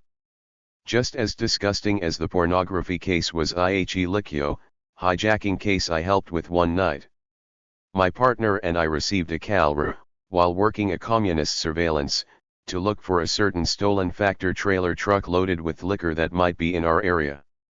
We found the truck parked in a dark alley and kept it under observation until the criminal squad agents arrived on the scene. The FBI agents from the hijacking squad loaded up their bureau cars with cases of liquor before reporting the recovered amount to the insurance company, the bureau, and the court. I had witnessed the corruption, but I could not report it because I would have been disciplined for alleging that agents had taken recovered stolen property. I was sick of working bag jobs, adding people to Hoover SSE_crit arrest list, and learning of FBI agents stealing evidence. I wanted out of Chicago. The time spent on the commuter train riding to and from work gave me about 2 hours a day to read, study the stock market, and learn Spanish.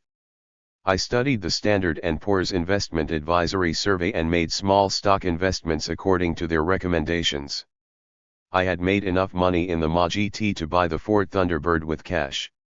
I taught myself Spanish through the use of the books and records of the Linguaphone Institute Limited, London, England. The many hours of studying Spanish while riding on the train and sitting on surveillances prepared me for the FBI's Spanish language test.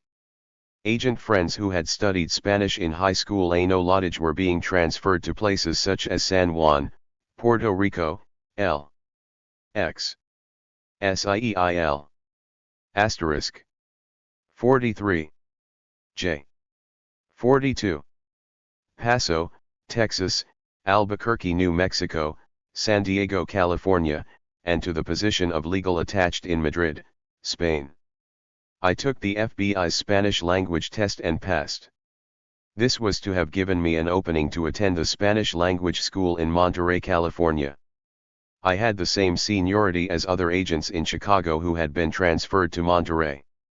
I fully expected to go to Monterey for the next class, or the one after Fiat. Kummel Rockney, who had worked the Nationalist Party of Puerto Rico, had received a transfer, at his request, to one of the criminal squads. Supervisor Joseph M. Culkin, with whom I had done hundreds of bag jobs, wanted me to take over all the individual subject cases, and 3 informant cases for the Chicago caseload of the Nationalist Party of Puerto Rico, because I could speak some Spanish. The Chicago office had replacements, but Culkin wanted me. I accepted the change in assignments, thinking I could improve my Spanish and at the same time learn about the Nationalist Party of Puerto Rico on the off chance that I might someday be transferred to San Juan, Puerto Rico, one of my 3 offices of preference. I had not handled live informants before then. Dealing with real informants who spoke Spanish was a new experience. I soon discovered that only one informant in the Nationalist Party of Puerto Rico in Chicago was worth anything. Rockney had nursed 2 other informants just to maintain his image and to stay within the informant quota. I could not tell Joe Culkin that Rockney had 2 bogus informants because Culkin would pass the buck and tell the special agent in charge of the office, Richard D. Auerbach, and Rockney would be in trouble for falsifying government documents. I would then be in trouble for informing on a fellow agent. I did the only thing I could do. I wrote bogus informant reports for 2 of the informants based on information from the one good informant, just as Rockney had $. After a few months of writing fraudulent informant reports, I phased out one of the bogus informants, claiming that he was in bad health. 2 months later I closed the other bogus informant, claiming a family hardship, because T did not want to continue Rockney's fraudulent informant program. When my number of informants dropped below the quota, Culkin arranged to have 2 other Spanish-speaking informants, from another organization, infiltrate the Nationalist PAMI of Puerto J. The Security Index. Rico. Those 2 informants were then assigned to me. I soon discovered that one of those 2 informants was a fraud, and I discontinued that informant for lack of productivity. Corruption permeated the Chicago office, so I was not surprised when I heard that agents had violated the kidnapping statute. In March 1957, FBI agents kidnapped Krzysztof Kirov, a Soviet military intelligence major, who had visited Chicago on a spy mission. They transported him to Wisconsin, where he was held for over 2 weeks in a remote cabin. FBI agent Kazan Saratov told me later that he and agent Bradford Leeds had interrogated Kirov for 8 hours a day, 7 days a week, but Kirov had repeated only his name, rank, and serial number. Saratov said that after a few days Kirov appeared to be disorientated, even though he had received regular meals and sleep. At the end of the first week Kirov could not remember his name and he confused his serial number.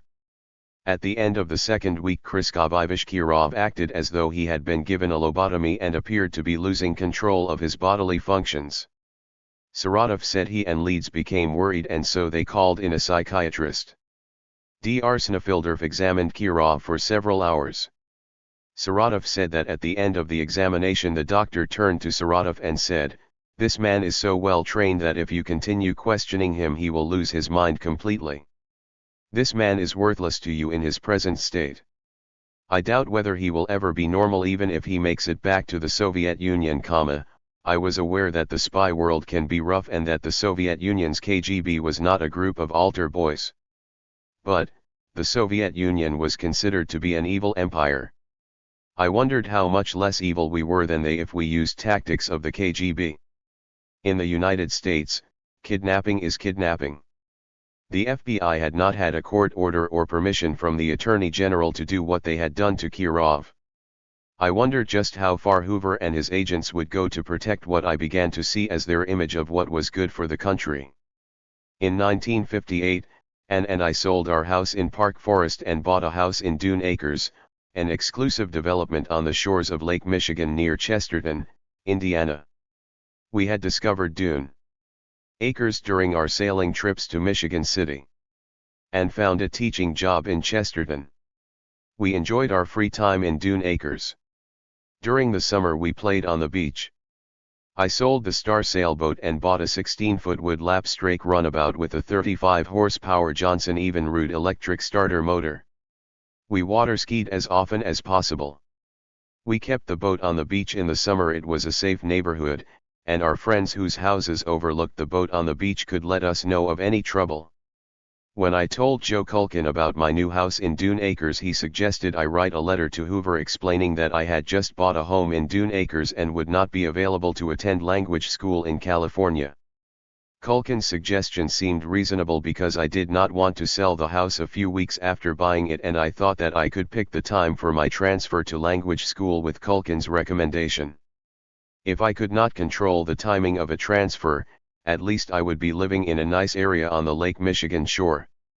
I believed this would ease my mixed emotions about the FBI. Culkin approved my letter to Hoover about being unavailable for language school. While I enjoyed our new home in the isolation of Dune Acres with its pristine beach and clear water, the FBI's intimidation tactics and corruption continued to bother me. That year, Hoover had authorized the publication of a collection of works by FBI agents entitled Masters of Deceit, The Story of Communism in America and How to Fight It. To success of the book, Hoover issued a royal mandate that every special agent in the FBI buy at least one copy.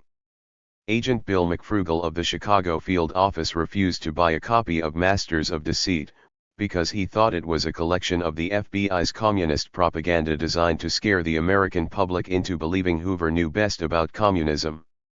The special agent in charge of Chicago transferred McFrugal to the applicant squad. Sam Fudd, who worked bank robberies in Chicago and who worshipped Hoover, bought 100 copies of Masters of Deceit and The Security Index. Gave the book as gifts to his wife's parents, his brothers and sisters, his wife's brothers and sisters, his aunts and uncles, his nieces and nephews, his neighbors in Park Forest, and his friends and neighbors back in Iowa. I asked Sam Fudd why he had bought so many books, and he said he had a big family and could not afford to be transferred. After looking at my copy of the book, I rolled Bill Rapp that Hoover was the real master of deceit. With a poker face, Rapp asked if I was a pinko. Then he said he did not want to sit next to me. Unable to restrain himself any longer, Rapp broke into laughter. Many agents laughed at Hoover's book. Tex Larkin, who had grown up on a horse farm in Texas, said he hadn't seen horse shit piled so high since he left his daddy's ranch. Masters of Deceit, full of propaganda and copyright infringements, became the office joke. I was happy that Hoover's book was an office joke. But I was mad as hell that Hoover had taken all the credit and that he received royalties on the book, which was a violation of federal law, while I had written the parts on Claude Lightfoot and Alfred Wagenknecht. Each year, Hoover told Congress that his agents had given countless hours of voluntary service to the country without reimbursement, so, in 1955, Congress passed the Premium Overtime Act, requiring agents to be paid a L5VO premium in overtime if they averaged overtime of 1 hour and 12 minutes a day in any 1 month out of a 3-month period. Hoover decided that his agents should average 1 hour and 12 minutes a day every month, not 1 month out of 3, to qualify for the overtime pay. Thereafter, agents received promotions and office of preference transfers based on whether their overtime was above the office average. Agents who did not conform to the overtime standard were punished. To stay within the office average overtime, agents falsified sign-in and sign-out times. In the morning, we arrived around 7 but signed in that we had arrived at 6, on the honor system, and then went out for breakfast. In the evening, we went to the local pub for drinks and then dinner, returning about 9 to sign out and go home. We did this to be above the office average. Steve Kinkelerg refused to play this game, and received several threats from his supervisor and from the special agent in charge that severe administrative action would be taken if he did not conform. Conkling maintained his integrity. Mr. Hoover, Associate Director Clyde Tolson, and Assistant Director in charge of the Administrative Division John P. Moore were furious with Conkling. A high-ranking officer in the U.S. Marine Corps Reserve who participated in weekend drills, Conkling was transferred to the only FBI field office without a U.S. Marine Corps Reserve unit in its territory. He resigned. This and other intimidation tactics of Hoover's FBI, such as the weight requirement, were pushing me more and more toward leaving the FBI. Hoover's weight program specified that any agent who did not meet the weight requirements, regardless of the agent's size or build, was to receive severe administrative action. Soon after Conkling resigned, Agent Rowe Accord 6 foot 4 inches tall and 235 pounds was ordered to lose 30 pounds and bring his weight in line with Hoover's guidelines of 205 pounds for a man of 6 foot 4 inches with a large build. When the physical examiner, Dr. Silverman, wrote a personal letter to Hoover saying that he would not be responsible for Accord's health if Accord was ordered to lose any more weight, Hoover was furious, and ordered the Chicago office to change examination facilities. I thought Hoover had taken leave of his senses. This meant that I now had to drive 120 miles round trip from Park Forest to the Great Lakes Naval Training Station at Great Lake Egg, Illinois, just to take an annual physical exam. Hoover's madness fee tossed the taxpayer one full day of an agent's time. It cost about $11,000 a year in lost time in the 1950s for all agents in the Chicago office to get a physical exam at Great Lakes. In today's figures it would cost approximately $44,000, not counting transportation. Agent Randy Newsom, who was 5 pounds overweight, was transferred to New Orleans, 912 miles from Chicago.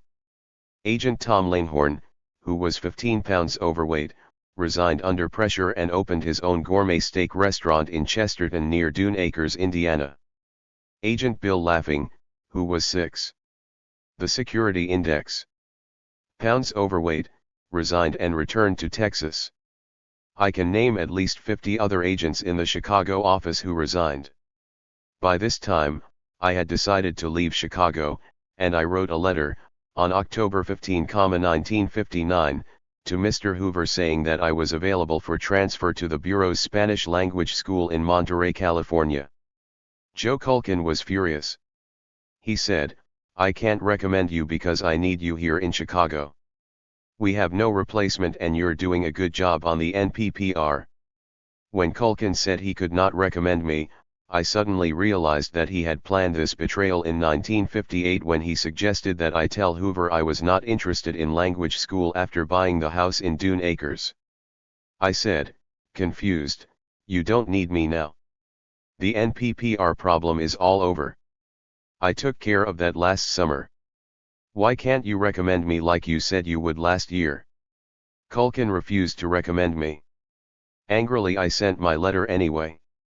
I received a personal letter from J. Edgar Hoover dated October 22, 1959, on his blueprint stationery with his signature in blue ink. Mr. Hoover was gratified that I had studied Spanish to render my services more valuable to the Bureau. I read the letter expecting to see that I had been transferred to the Spanish language school in Monterey or to San Juan, Puerto Rico. My heart nearly stopped as I read, "Unfortunately, I must advise you that I will not be able to grant your request. Your past performance in regard to matters requiring Spanish ability has been quite satisfactory, reflecting an adequate knowledge of this language at the present time. I am sure you can appreciate the fact that it would be inadvisable from both the Bureau's standpoint and yours to select you for attendance at a Spanish school when your ability in this field is apparently already the equal of a graduate of such a school." I knew instantly that Culkin had sent a horseshit comment to Hoover along with my letter. I went to the chief clerk's office and asked Marilyn Lovely, the section chief of the administrative files, to give me the correspondence on my letter to Mr. Hoover about Spanish school. She got up and without hesitation pulled open a file drawer and withdrew a file containing Culkin's comments that had gone to the bulletin. With my letter to Hoover. She handed me the file and said, "I wondered how soon you would come down here." Culkin had written to Hoover that the Chicago office had no replacement for me and that I had handled my Spanish assignments in an exemplary manner. I submitted my resignation 3 days after my 33rd birthday to be effective at the close of business on June 10, 1960. I asked for an autographed picture of J. Edgar Hoover. A veteran FBI agent, Al Mehigan, told me not to burn my bridges. Al said, "It is a cold world out there, Wes." I did not know that the outside world could be as cold as Supervisor Joseph M. Culkin's office. After all the illegal break-ins Culkin and I had been through, I could not understand why he was giving me a royal screwing. If Culkin had been any other supervisor in the Chicago office or someone like Ewell C. Richardson in Memphis, I would have been on my way to a new career in a Spanish-speaking office. Culkin had destroyed my dreams of criminal investigations in the FBI. The day I left the Chicago office, I received a letter from my fellow agents certifying that I was a member in good standing of the Society of Culkin Rejects. I cherished that letter more than the signed photograph of Hoover. Hoover lied about the turnover in the FBI, claiming it was less than 0.5% and lower than the industrial average. The FBI had 5,458 special agents in 1955. Resignations in Chicago alone, with 275 agents, averaged 1 agent per week, for a turnover rate of L8%. 12 agents from Joseph Culkin's squad resigned in 1955, giving Culkin more than a 50702 mover. I guessed from all this that Culkin was either a bad supervisor or that many other agents were fed up with the FBI. I knew one thing for sure, and it was that Hoover was a prevaricator. And I sold our house in Dune Acres and moved into an apartment at 900 North Lakeshore Drive. The view in the evening overlooking Michigan Avenue and Grant Park was like $1,000 a night glimpse at heaven from some fancy resort hotel. We had moved into an apartment so Anne could be close to Loyola University on Chicago Avenue, where she attended courses for her master's degree in education. I audited several advanced AC. The Security Index. Counting courses at Loyola in preparation for going to work with my older brother Thomas, who was a certified public accountant in Riverside, California. Tom had offered me a partnership in his business. He had visions of naming his company Swearingen and Swearingen, Certified Public Accountants. Tom was 11 years my senior. His wife, Tilly, worked in the office as a secretary and typed letters and tax returns. Our mother was Tom's office receptionist. Our father worked as a bookkeeper. Tom was the oldest of 5 children and he had learned to boss us at an early age. After I moved to California in late 1960, I saw immediately that Tom had not changed his domineering ways, because he often lost his temper with Tilly and Mother just as he had done when I was a kid. His attitude in the office was unprofessional. I missed the freedom of being able to leave the office to conduct investigations and interview people. I soon tired of working on other individuals' income tax returns all day long without leaving my desk except for lunch or to go to the restroom. Tom was demanding and I had to keep track of my day in 6-minute increments to be charged to a particular client. After one tax season I decided to try the FBI again, thinking I would be reinstated in some small office like Memphis where criminal investigations were the main line of work. New agents from training school were never sent close to their hometown. I thought that returning to Chicago would be impossible. Although I was tired of bag jobs, the security index, and writing security reports, I knew the FBI's criminal work was interesting and, if I could only be assigned to a small office, the return to the FBI would be rewarding. Hoover accepted my request for reinstatement, but ordered me to report to Chicago on May 15, 1961. I was devastated. Anne was still in the apartment at 900 North Lakeshore Drive, but I did not want to see Joe Culkin ever again. Special Agent in Charge James H. Gale greeted me upon my arrival. After a short discussion of how I had liked my brother's business, he said I was being assigned to Joseph Culkin's squad. I thought of resigning again but decided to stay because I could not afford to be bouncing around from one job to another. My employment R6 summed would look terrible. Chapter 6. Starting over. A time of change. A lot of changes had taken place during my one-year absence from the FBI from June 1960 to May 1961. The office had moved from LZ West Monroe Street to the General Services Administration Building at 536 South Clark Street, next to the Eisenhower Freeway. The new space had windows. Culkin's office was a glass-eden space about 10 feet by 10 feet. All the squad supervisors were in human fishbowls within their own squad area of a huge bullpen. Joy McDuffie, one of my favorite stenographers, had been transferred to another office at her request. Before I had resigned, Joy had told me she had a choice of being promoted to a squad secretary or taking a transfer to Hawaii. One requirement for the squad secretary position with Supervisor John Walker was that she had to have sex with Mr. Walker, a married man with 5 children. I suggested she take the transfer to Honolulu. I stopped taking the FBI's rules and regulations so seriously. Although Joseph M. Culkin supervised the Foreign Counterintelligence Squad, which I had been assigned to, he was still preoccupied with issues such as overtime, time in the office, informant quotas, and time developing informants. When Culkin said, during one of his weekly squad conferences, that our squad had the lowest overtime average last month of any squad in the office, I could not resist saying, that just proves you have the most honest squad in the office. The other agents burst into a brouhaha of laughter. 53. FB Secrets. My new partner Mike Sampson's approach to overtime was to sit in a bar and drink Cutty Sark Scots whiskey. He called it contacting his informant. I instantly liked Mike's approach to overtime. From the time we started drinking together, we had no trouble staying above the office average overtime. Culkin even smiled when, during his conferences, he read off the squad average overtime compared to the office average.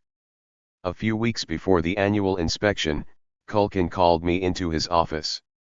He said, "Wes, you need to develop some informants for the forthcoming inspection." I said, "No problem," one knowing that I could fake my way through the task. Many agents took names from grave markers in the cemetery or names from the telephone book to refer to as potential informants in memos. I used names of janitors, bartenders, and newspaper delivery men to open informant files just before the inspection. After the inspectors left town, I closed the files until next year. This was standard practice for most agents. The long hours of surveillance during the years I had worked the Communist Party underground and was away from home, at times, from 3 a.m. to 11 p.m. to do bag jobs had strained my marriage to Anne. She had asked me once, during the peak years of my long days and nights, whether I would like a divorce. I flatly refused her suggestion because divorce was unheard of in my family. Years later, I knew it was time to break the family tradition, because the office average overtime was up to 3.5 hours per day. I did not have a normal life with Anne because of the long hours. Hoover's demands were a strain on many marriages. I asked Anne in the fall of 1961 if she still wanted a divorce. Without any display of emotion she said, "Sure. When can you move a fifth?" Her cool quick reply startled me. Also, I had expected her to move since the apartment's lease was in my name. Anne was adamant about keeping the apartment. In a few days I found an efficiency apartment overlooking Lake Michigan on the top floor of our building. I moved into the new apartment with my handmade furniture and one single bed.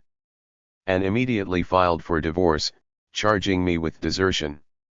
I did not hire an attorney because I did not want to fight with starting over her over anything, not even alimony.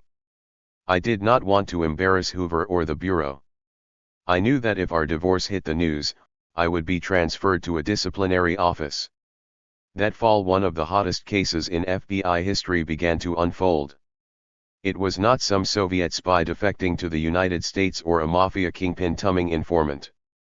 Special Agent William W. Tummer, a ten-year veteran of the FBI, had fired off a barrage of letters to members of Congress asking for a congressional investigation of the FBI. My first inclination was to back Turner in his charges of FBI corruption, deceit, duplicity, fraud, and chicanery. My fellow agents convinced me that discretion was the better part of valor, so I did nothing but read the newspapers about how Hoover was denying all charges and was attempting to discredit Bill Turner. I had become a worthless piece of nothing without the guts to stand behind a fellow agent in his charges against Hoover and the FBI. For years I had trampled on the Constitution for Hoover and the FBI, I had disrespected the law, and yet I did nothing to expose the corruption when the opportunity presented itself. I was afraid to say or do what Turner had the guts to do. I wanted job security. I was ashamed of what I had become. Hoover issued a communique to the field prohibiting any agent from contacting William Turner without prior bureau approval. This was Hoover's way of freezing out Turner. Turner was forced to resign because of his allegations. Turner later wrote a book titled Hoover's FBI, The Men and the Myth. Hoover made it clear to all agents that he would not tolerate any whistleblowers in the FBI. Other agents and I were intimidated to the point that we did nothing to aid Turner, knowing all along that Turner was correct. After Turner's book was published, all agents were coerced into signing an agreement that they would not write a book about the FBI. My divorce from Anne became final on Friday, May 18, 1962, just 2 days before my 35th birthday. The divorce did not tarnish my career. On Saturday I went to a new members party at the Columbia Yacht Club in Chicago Harbor. I celebrated the divorce, my birthday, and my new yacht club membership. At the yacht club, I met Paula Goodfellow. We fell in love and got engaged on September 15, 1962. We got married and I was immediately transferred.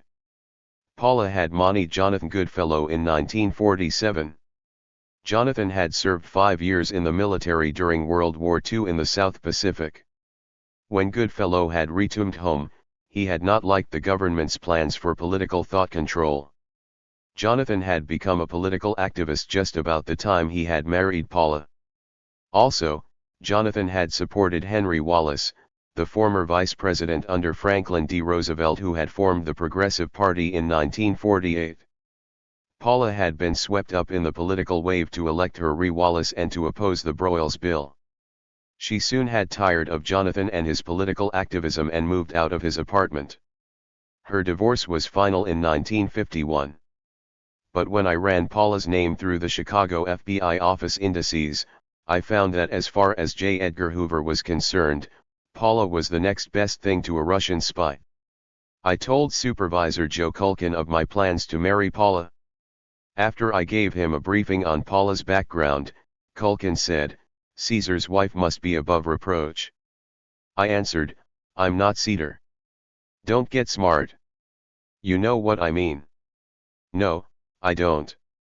"What if she finds out what you do?" "How is she going to do that?" I was married to Anne for 10 years. Not once did I tell her about bag jobs, mail openings at the post office, the security index, or the names of any of the cases I worked. "Paula could embanas the bureau," he replied. J. Culkin thought Wallace's Progressive Party was a communist front organization and that all Wallace supporters were communists. I decided to ignore his blatant paranoia, and Paula and I were married on November 21, 1962, by a divorce court judge who was her friend. I notified Hoover of my marriage to Paula. I made Chicago my only office of preference. I expected to remain in Chicago for many years and enjoy yacht racing with Paula on Lake Michigan. By return mail, Hoover transferred me to Louisville, Kentucky. I went to Culkin and asked, "What the hell is this? Starting over?" He answered, "Information in personnel files is top secret and confidential." Culkin wanted me off his squad and out of Chicago because he knew that I knew too many of the FBI's dark secrets and didn't trust me to avoid pillow talk with such a supposedly dangerous element as Paula. Chapter 7 Lewis v. 11E Home of the Kentucky Derby. Paula and I left Chicago during the first weekend in January 1963. We drove the 292 miles in my white 1959 Cadillac sedan DeVille that I had bought used right after my divorce. On Monday, January 7, 1963 I reported for duty in the Louisville Division, which covered the entire state of Kentucky. Kentucky is known as Bluegrass Country. Within the FBI, Louisville was known as a country club office. I did not know at the time why Hoover had sent me to a country club office after marrying someone like Paula Goodfellow. Documents from my personnel file, which I obtained under the Freedom of Information Act of 1966 after I retired, reveal exactly why I had been transferred to Louisville. I had an inkling in 1963 of the reason, knowing Joseph Culkin as I did, but I did not know the details until 1979. Joe Culkin had recommended an investigation of Paula for the purpose of determining whether her marriage to a special agent involved a security risk. The FBI conducted a complete investigation on Paula's family and relatives but found no information indicating that she or her family were security risks. Still, since Culkin had accused me of not having informed the FBI of Paula's background immediately upon learning of it, the bureau inspector had recommended that I be transferred to an office where security-type work is not as prominent a part of the office responsibilities as is the 59 case in the Chicago area. It was also recommended that I not be sent a letter of congratulations on my recent marriage. All the letters from the Chicago office to the bureau and other field offices concerning my marriage and Paula's background were written by JMC, or Joseph M. Culkin. Culkin had tried his best to find something wrong with Paula so that I might be fired. Culkin never obtained his objective because there was nothing to find. My marriage to Paula accomplished what I had not been able to do by studying Spanish, requesting language school, or resigning and being reinstated an assignment in an office that did primarily criminal work. I was not in Louisville long before an opportunity to move up to grade GS-13 level presented itself. But before they would promote me, Paula and I had to move to Paintsville, in Appalachia, where I became the senior resident agent. Paintsville was the epitome of boondocks, which can be defined as an uninhabited area with thick natural vegetation, as a backwoods or marsh. The population of Paintsville was 2,000, counting all the dogs, cats, and chickens. Few persons moved to Paintsville. They most often moved away from Paintsville. The first 7 months in Paintsville were exciting because I did criminal investigations my way and I got results. I arrested 2 fugitives, single-handedly, one a prison escapee who said he would not be taken alive and the other an armed bank robber. No other FBI agent can claim that. With the help of one sheriff, I also arrested another prison escapee who had claimed he would not be taken alive. Single-handed arrests are a violation of FBI rules. I did not receive commendations for either single-handed arrest or the arrest with the sheriff, although the FBI had conducted a nationwide manner for all 3 men, and if these men had been arrested by a squad of FBI agents, all the agents would have received commendations from Hoover. Since Hoover was punishing me for marrying Paula, I could have become a goof-up and a goof-off, to show my resentment, but I did not. In fact, Hoover sent me 4 letters of commendation during my first year in exile for outstanding devotion to duty. I soon got the hang of criminal investigations, the forms I had to fill out, and how to finagle statistics.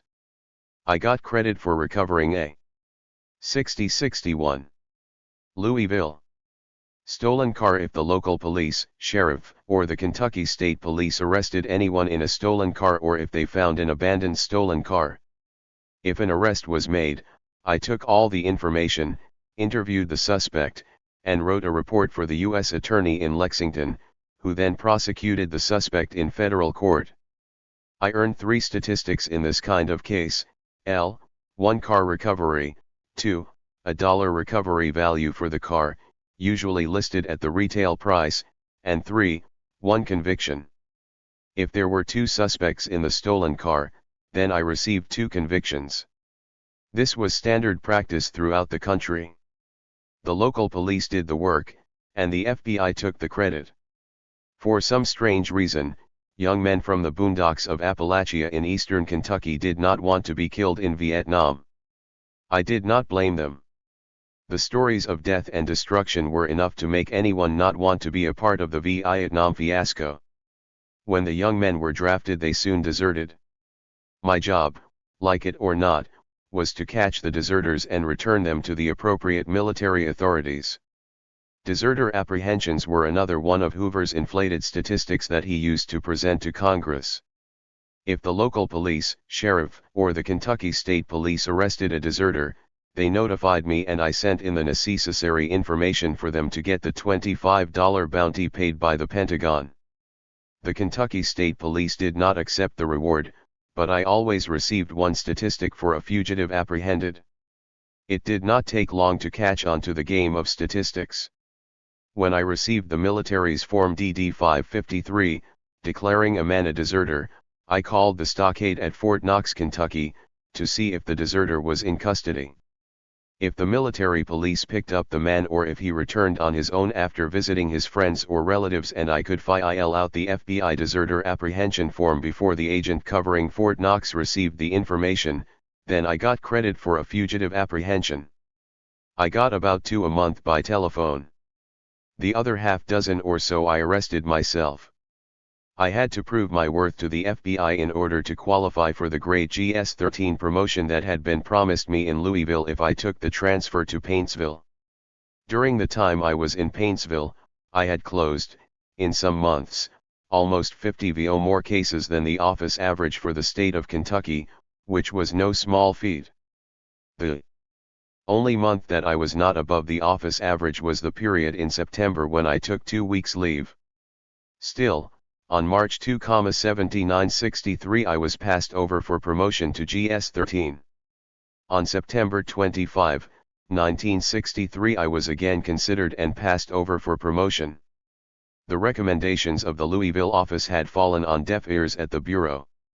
In the mind of John P. Moore, who was the assistant director of the administrative division, I was still a no-goodnik. However, in the following month, I uncovered a car theft ring, and was re-established as an above-average agent. During the Louisville office Christmas party in December 1963, Special Agent Robert Peters, who was a member of Louisville's Palace Guard and a relief supervisor, danced with Paula. Peters told Paula that she was ruining my career and that she should get a divorce. Paula was in tears when she returned to the table. I was furious because apparently my personnel file, which was supposed to be top secret and confidential, was privy to the entire Louisville division. Working criminal cases in a one-man resident agency made me forget the Security Index, Communist Index, Reserve Index, ComSab, Detcom, and the Communist Party. Even though Paula and I lived in a backward area of Appalachia, I loved the work I was doing. It was what I thought the FBI was supposed to be, a crime fighter. My superiors were pleased with my work, so when the opportunity arose a year later, I requested a transfer to London, Kentucky. By letter dated January 25, 1965, Mr. Hoover transferred me to London, Kentucky. I was so happy to leave Paintsville that I reported for duty in London, Kentucky, on January 28, 1965. In January 1966, the London Resident Agency K*EA training office for rookie agents just out of New Agents Trainage School. I was designated Senior Resident Agent and I began training new agents. For 3 years, I worked in London, enjoying the criminal work and gaining commendations. I was flattered when, in January 1966, Mr. Hoover approved me as a bureau speaker. I was surprised with Hoover's confidence in me after what Bob Peters had said about Paula ruining my bureau career. Louisville. By 1968, I was ready to move on. My parents, who were both 78 in 1968, lived in Riverside, California. I had been away from my parents since 1951 and wanted to return to California to be close to them before they died. The FBI had a surplus of funds in 1968, so the administrative division began transferring agents to their office of preference rather than return the surplus funds to the U.S. Treasury. But once again, the FBI's petty rules and regulations blocked me. I was passed over for a transfer to Los Angeles because my overtime, always selectively measured, was supposedly below the office average. I applied for a transfer to New York. New York was easy to get. I liked working in London, but I did not want to stand still for another royal screwing from the Bureau when I had done nothing wrong. I received a transfer to New York City by written mail. I knew I would miss the Kentucky State Police. They were the best law enforcement agency I ever had the honor and privilege of working with. but I was perplexed by the transfer. If Paula was such a security risk that I had to be transferred from Chicago to Appalachia in 1963, why was I granted a transfer to the spy capital of the world just 5 years later? I can only presume that my superiors in Louisville realized Paula was not a risk, that they knew I was an extremely capable investigator, and that they knew Joseph Culkin had fabricated the security risk story to Hoover because both Culkin and Hoover suffered from an illness I call xenophobic McCarthyism. Paula and I had bought a 3-foot sailboat the year before and kept it on Lake Michigan in the Michigan City Marina. We sailed as often as possible while in London. While in New York, we moved the boat to Milford, Connecticut and spent nearly every weekend on the boat during the summer months. It was great. The New York office was much different from Memphis, Chicago, and Louisville. The agents in these latter offices were relatively hard workers. The New York office agents had more ways to goof off than you could imagine. Anthony Villano, author of Brick Agent, was correct in his assessment of the different classes of agents: the boozers, the jocks, the stock market investors, the moviegoers, and the lovers. The first few times I went to lunch near the office, I was shocked to see clerks, stenographers, and secretaries having martinis and Manhattans with their lunches, in violation of Hoover's strict orders. For many of the agents the perfect day ended at noon in a neighborhood pub. The barroom agents were signed out by their buddies and picked up around 6 by their carpool. John Cementhead Maroney, who was the assistant director in charge of the New York office, had supervisors monitor the sign-in register every morning to see that agents did not cheat on their overtime. When I saw this, I thought I had made a mistake by moving to New York. I soon learned that many agents worked about 3 hours in the morning shuffling papers and then left the office to go to the movies, check the stock market, meet their girlfriends, *18. Else they wanted to do for the rest of the day. It was called a noon balloon only if one quit work before noon to goof off for the rest of the day. Agents who took the noon balloon called the office in the evening to be signed out by the night clerk. This was how many agents maintained their overtime in New York City. I was assigned to Criminal Division 2. The New York office had 4 divisions including 2 criminal divisions, an administrative division and a security division. I was given a preference of squads and I chose the car squad because I liked stolen car cases and I thought the recovery statistics in New York would be good. Hoover used recovery statistics to impress Congress and to obtain an ever-increasing annual budget. When Dick Baker, the agent in charge of Division 2 whom I had worked with in Chicago, told me that the car squad had not made a single arrest in the past year, I was amazed. The following week Agent Jerry Smith arrived from the Birmingham office and asked to be assigned to the car squad. Because Jerry and I were new to the squad, we teamed up and went to work. Jerry was one of the best agents I ever worked with, but he was a workaholic. We never took the noon balloon. We often worked until 9 p.m. One morning we received a call from a member of a car theft ring who had had a falling out with his buddies. The caller gave us the location of a stolen car in Brooklyn. We verified the theft and immediately drove to the scene. We spotted 2 suspects driving the stolen silver Corvette toward the motor vehicle registration office with the stolen license plate still on the car. We arrested the suspects and took them to the U.S. magistrate. Dick Baker was pleased with our performance, and so we each received an incentive award of $150 from Mr. Hoover. Within a few months Jerry and I had discovered a number of car rings operating in New York, and we had made several more arrests. Eventually, each agent on the car squad was assigned at least 1 car ring case. Some agents had 2. The car squad also handled bombing matters. Because I was good at shuffling papers and had had experience in coal mine bombings in Kentucky, I was assigned all bombing matters in New York City. In 1969, I solved the anti-Castro Cuban bombings in New York with the assistance of agents in Los Angeles and Miami. No sooner did the anti-Castro Cuban bombings end than a group calling themselves the Crazies, headed by Sam Melville, bombed several buildings in New York City, including the federal office building at 26 Federal Plaza. The case was assigned to me.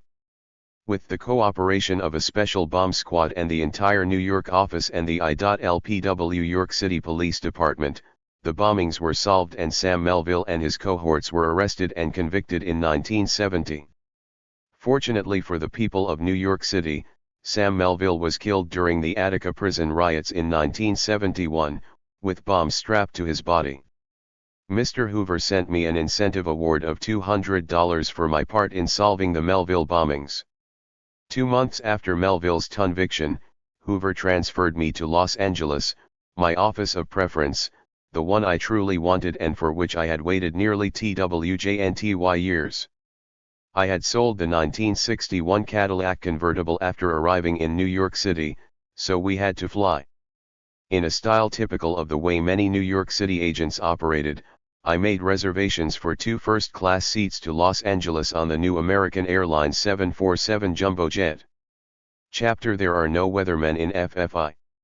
Our plane touched down at Los Angeles International Airport as gently as a ping-pong ball falling on a feather bed. Of course, with all the complimentary 12-year-old Chivas Regal Scotch whiskey I had drunk in first class, the plane could have made a belly landing and I would not have noticed the difference. I had drunk more than usual because I was returning home to California where I would be close to my parents after nearly 20 years, and I was leaving the likes of Joseph Culkin and the memories of my mean. English exiled transfer to Appalachia 2,000 miles behind. /Tuesday, May 12, 1970. I checked into the Los Angeles FBI office. After a tour of the office, I asked to be assigned to the weatherman squad. In New York, I had visited the scene of the bomb explosion that had killed Diana Oten, Ted Gold, and Terry Robbins, all of who were members of the Weatherman Underground organization. I wanted to try my hand at finding these smartish college kids with PhDs like Bernardine Dorn, who spelled America with a K. I was assigned to Security Squad Number 1, RHE Old Left. Our assignment was much like the one I had had in Chicago, writing reports on the aging Communist Party members who were on the security index. I was disheartened to find the same petty rules and routine corruption in the Los Angeles office that I had seen in Chicago and New York. Unlike Assistant Director John Malone, who watched agents sign in and who checked the coffee shops in the morning and afternoon to be sure agents were not drinking coffee on bureau time, Special Agent in Charge Wesley Grapp was more interested in the 67 important things of office administration, like checking the garage in the morning for dusty cars. He walked through the office to be sure agents did not hang suit coats on the backs of their chairs. We were to keep ashtrays in the desk when out of the office, and we were not to leave work boxes on the desk. Telephone books had to be stacked with the telephone next to the books, not on top of a book. Chairs had to be pushed into the chair well, not left as so. Grapp did not like an agent to have a mustache. The late Larry Schlapp grew some fuzz on his upper lip after Hoover died. Grapp sent him on a desert road trip in July in a car without air conditioning. Laney was clean-shaven when he returned. In general, agents cheated and lied to conform to FBI requirements. Following the Los Angeles Watts riots in August I-965, someone in Sleepy Hollow, the field agent's term Foyth headquarters in Washington, D.C., dreamed up the idea that if each agent in Los Angeles had a ghetto informer, such riots could be avoided. Each agent was required to have one black informant living in the Watts area who could report on any potential unrest. If any unrest developed, then the FBI could alert the Los Angeles Police Department, who would then swoop down with hundreds of uniformed officers wearing riot gear to quell any uprising. John Keat, whom I had met 19 years earlier in Memphis when we were first office agents, asked me if I needed a GHE informer. Naively, I said I did. As it turned out, Keat's INFL remetter was phony. Keat said that all I had to do was fill out the FD-209 contact form every month to keep the file posted and up to date. Keat laughed. "You didn't think Hoover's ghetto informant program was for real, did you? It was D6JDVU. It was disheartening to see what nearly 20 years in Hoover's FBI had done to Keith's integrity and to SIE, a mirrored reflection of myself, and to know we both had fallen into the bottomless pit of fraud and corruption. I took Keith's ghetto informer and filled out fraudulent FD-209s for many years until the idiotic program was discontinued in time to avoid the General Accounting Office audit of FBI files, which had begun in 1974. The lack of supervision of the weather. There are no weathermen in LA. Man Squad from 1970 to 1977 was chaos. Incidents I set forth in this chapter show why the FBI in Los Angeles was unable to arrest a weatherman fugitive in 6 years. The cost to taxpayers was $4 million just in agents' salaries. My work on weatherman cases further exposed me to FBI mismanagement and corruption in one case, leading to the imprisonment of innocent people. 1 week after I started to work for security coordinator of the security section Bill Nolan, whom I considered incompetent, he handed me a sabotage case he had been holding for a week. Sabotage was one of the FBI's highest priority cases and required a full field investigation and a written report to the Bureau within 2 weeks.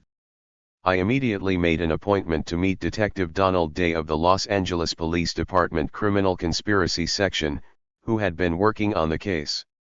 Don Day was naive about the Weatherman Underground organization, and I was naive about Los Angeles, so we had a common ground.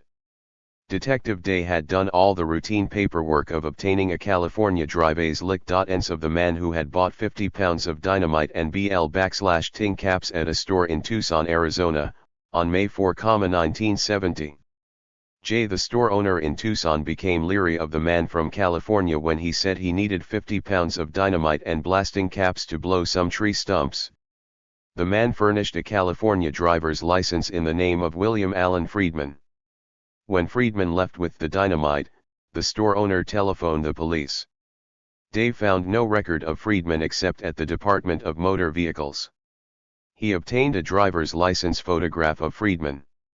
The license address checked out to a Robert Gottlieb and Susan Suthiam. The car Friedman used was registered to Terry and Volpin. Weatherman names were as familiar to me as the presidents of the United States, from my work in New York. I said today, hell, these are weathermen. The Weatherman organization was a militant group of several dozen college students from the radical organization known as Students for a Democratic Society.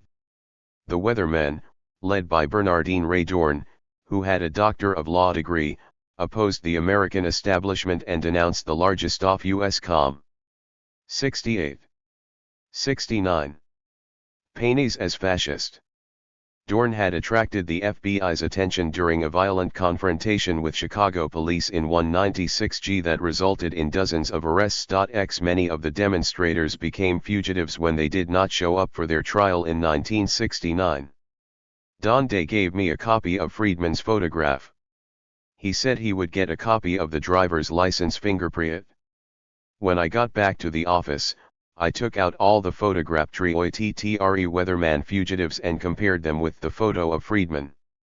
William Allen Friedman had a full beard. It was difficult to compare his photo with those who were clean-shaven.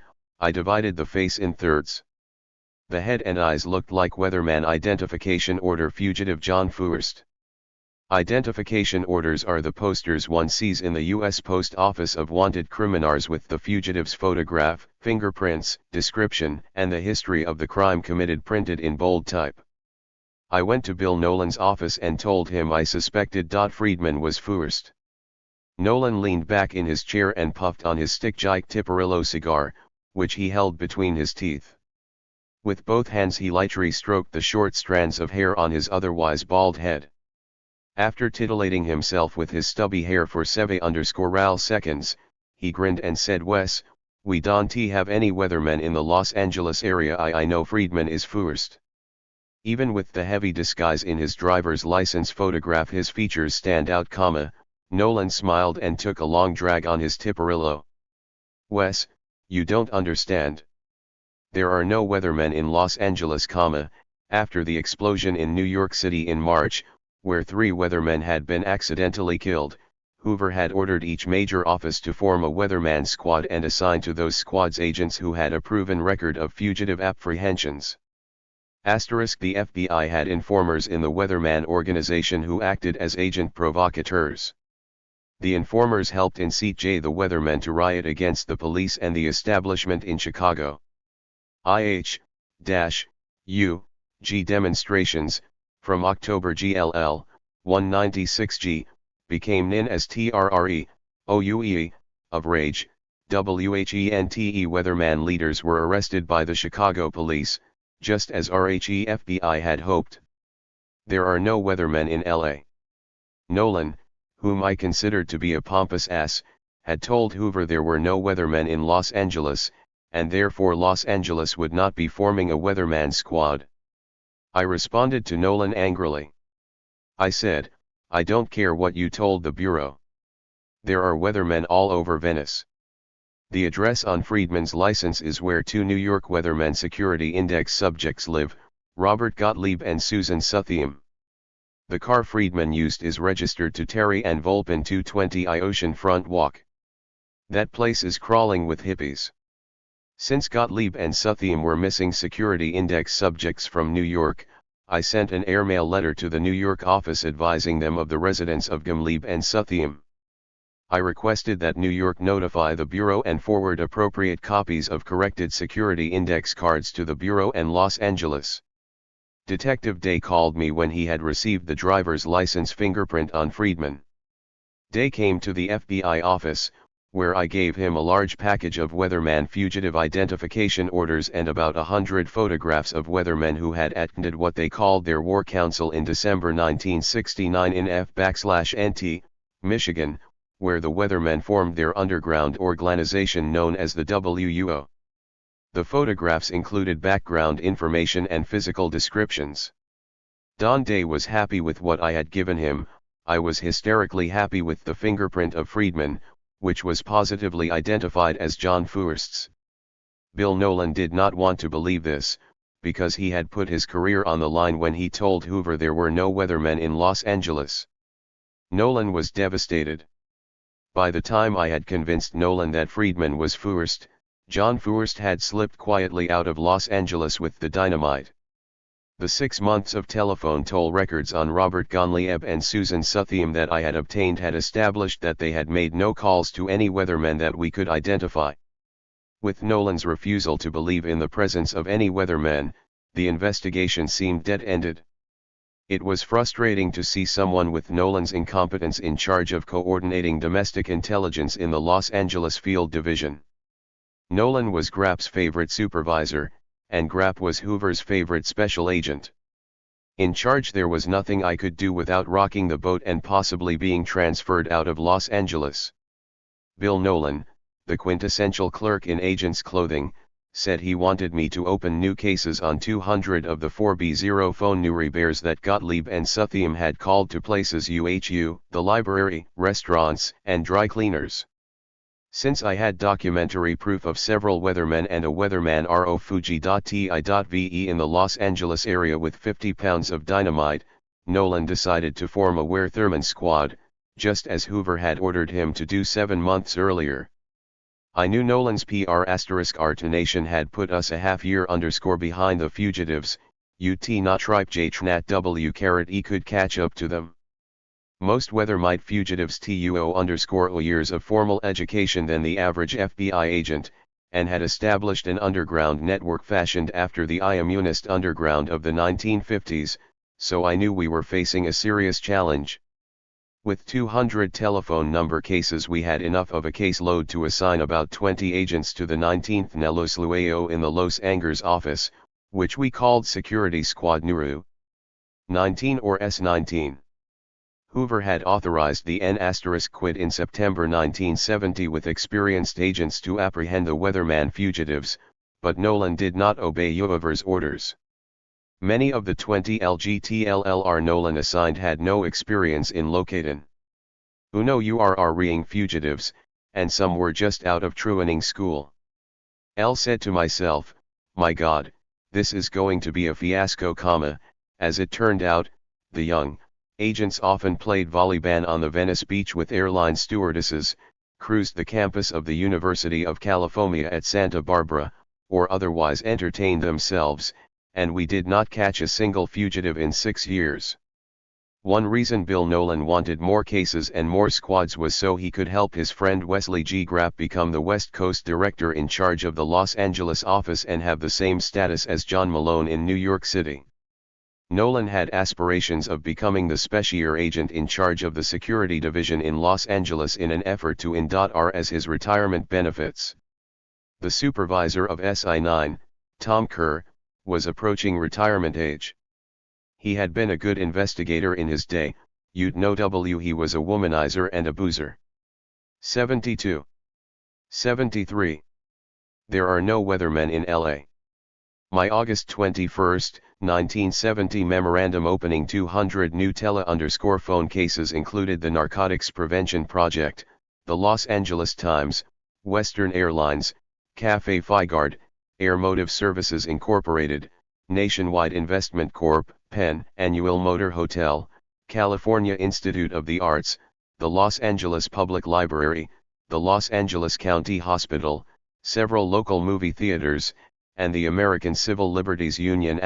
Believe it or not, some agents were able to milk these telephone cases for nearly I-5 under Supervisor Tom Kerr without reports to the Bureau. When Edward S. Miller, convicted in L9G0 for authorizing bag jobs against the Weatherman Underground organization, inspected the Los Angeles office in April 1971, he prepared only one substantive write-up for the 200 cases I had opened. Miller's write-up, dated April 20, LGL, was on case number 100_76009, which was already 8 months old. Even after Miller's substantive write-up, the case remained open for another 5 months in violation of rules and regulations. This is significant because it establishes the fact that the Los Angeles office was flaunting Bureau rules and regulations and operated in a state of sustained mediocrity for years regarding weatherman fugitive investigations.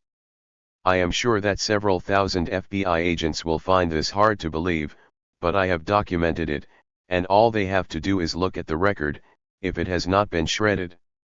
Instead of looking for John Furst, I was swimming in paperwork because Bill Nolan wanted Riri and Volpin and nearly a dozen of her friends added to the security index just because Furst had borrowed Volpin's car. The American Civil Liberties Union case, Los Angeles file number LO 0-76052. A security matter and subversive classification, remained open for active investigation from August 2 RG 70 until January ZT, TGLT, without a written report.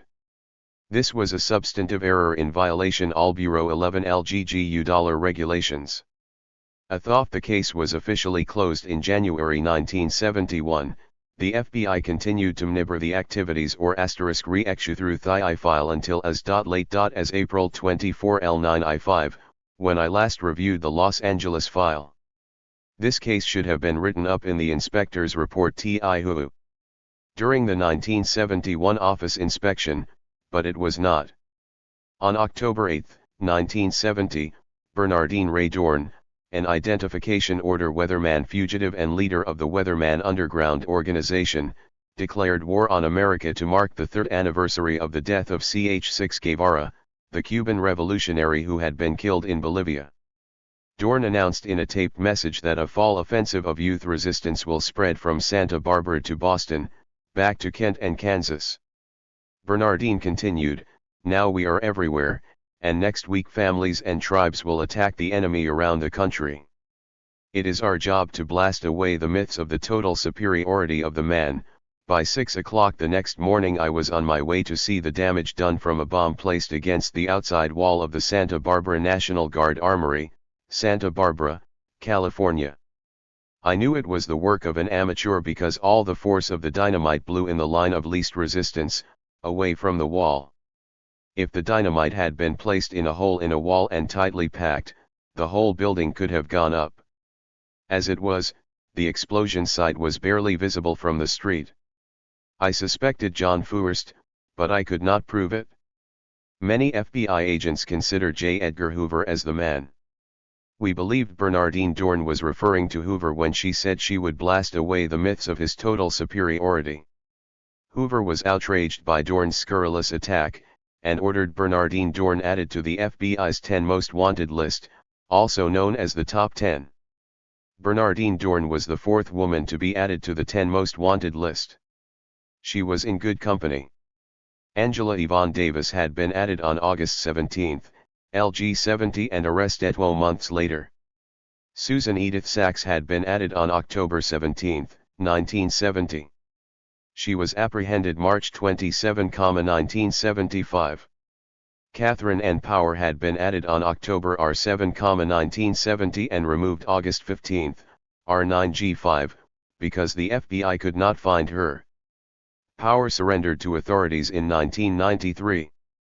The average time on the top 10 list is 157 days. Dohrn remained a fugitive until the charges were dismissed over 3 years later in 1973. The dismissal came in federal court in Detroit, when the U.S. Attorney General said the government could not disclose details of the surveillance without jeopardizing national security.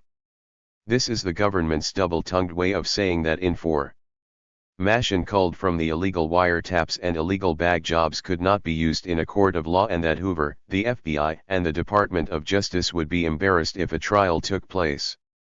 After Dohrn declared war on America, the Internal Security Division of the Department of Justice decided it was time to help the FBL. The Department of Justice held a grand jury session on John Feuerst and the 5 people living at Z20L Ocean Front Walk, one of whose car Feuerst had used, later to become known as the Tucson 5. I was opposed to the grand jury for 2 reasons. 1, the publicity would chase the weatherman fugitives from the Los Angeles area, and 2, the grand jury could not ethically charge John Feuerst or the 5 people living in Venice with any crime.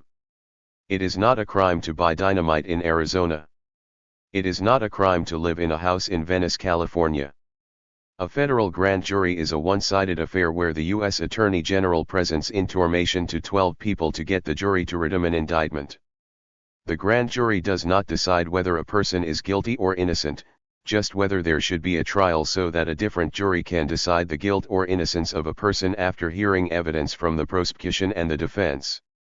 The grand jurists most often believe that the/government has a case, otherwise the government would not bother with a presentation for an indictment. I had gone to Tucson to follow the grand jury activities and to report back to Bill Nolan immediately if anyone told of the whereabouts of any weatherman supporters or weatherman fugitives. Guy Goodwin was in charge of a new unit in the Department of Justice called the Special Litigation Unit. Goodwin's aim in using the grand jury system was to compel witnesses to testify against their friends with the threat of jail if they did not comply. After each morning and afternoon session, Goodwin, his assistant, and I got together to discuss what had gone on. Goodwin needed me because I was the only FBI agent who knew firsthand the complete story of Feuerst, Volpin, Gottlieb, Suthiam, the UCLA students at 220L Ocean Front Walk, the weatherman bombings and the weatherman fugitives. We had breakfast and lunch together. We 74. Relaxed at dinner with a few margaritas, salsa, and chips, and great food at Tucson's finest Mexican restaurants. Goodwin's presentation of John Feuerst's purchase of dynamite and blasting caps resulted in an indictment. When John Feuerst rendered to the charges in Tucson 9 years later, the federal judge dismissed the case for lack of merit. Goodwin knew he did not have a case on Feuerst, so he played the tough guy with the innocent Tucson 5. Goodwin attempted to develop a broad view of West Coast weatherman activities through the subpoenaed witness, Terry Ann Volpin, and her friends, none of whom were permitted an attorney in the courtroom. Goodwin asked Volpin and her friends questions like, "Where were you employed during 1970? By whom and for how long? How much were you paid during the year?" He demanded they tell the grand jury every place they had gone, with whom, their means of transportation, and whom they now visited when they had gone out of Ione during 1970. Goodwin wanted them to describe every occasion during T910 when they had been in contact with, attended meetings of, or been any plug when any individual spoke whom they knew to be associated or affiliated with the Students for a D_Democratic Society, the Weatherman Organization, the Communist Party, or any other organization advocating revolutionary overthrow of the United States by force and violence. Goodwin asked these questions of mere witnesses, people the FBI had under investigation but who had not committed a crime. Their only crime, so to speak, was living at 2L Oceanfront Walk. Tenny Volpin's only mistake was in loaning her car to John Foerst, who drove it to Tucson, Arizona, to buy dynamite. The FBI could not prove that the Tucson Five knew who Foerst really was.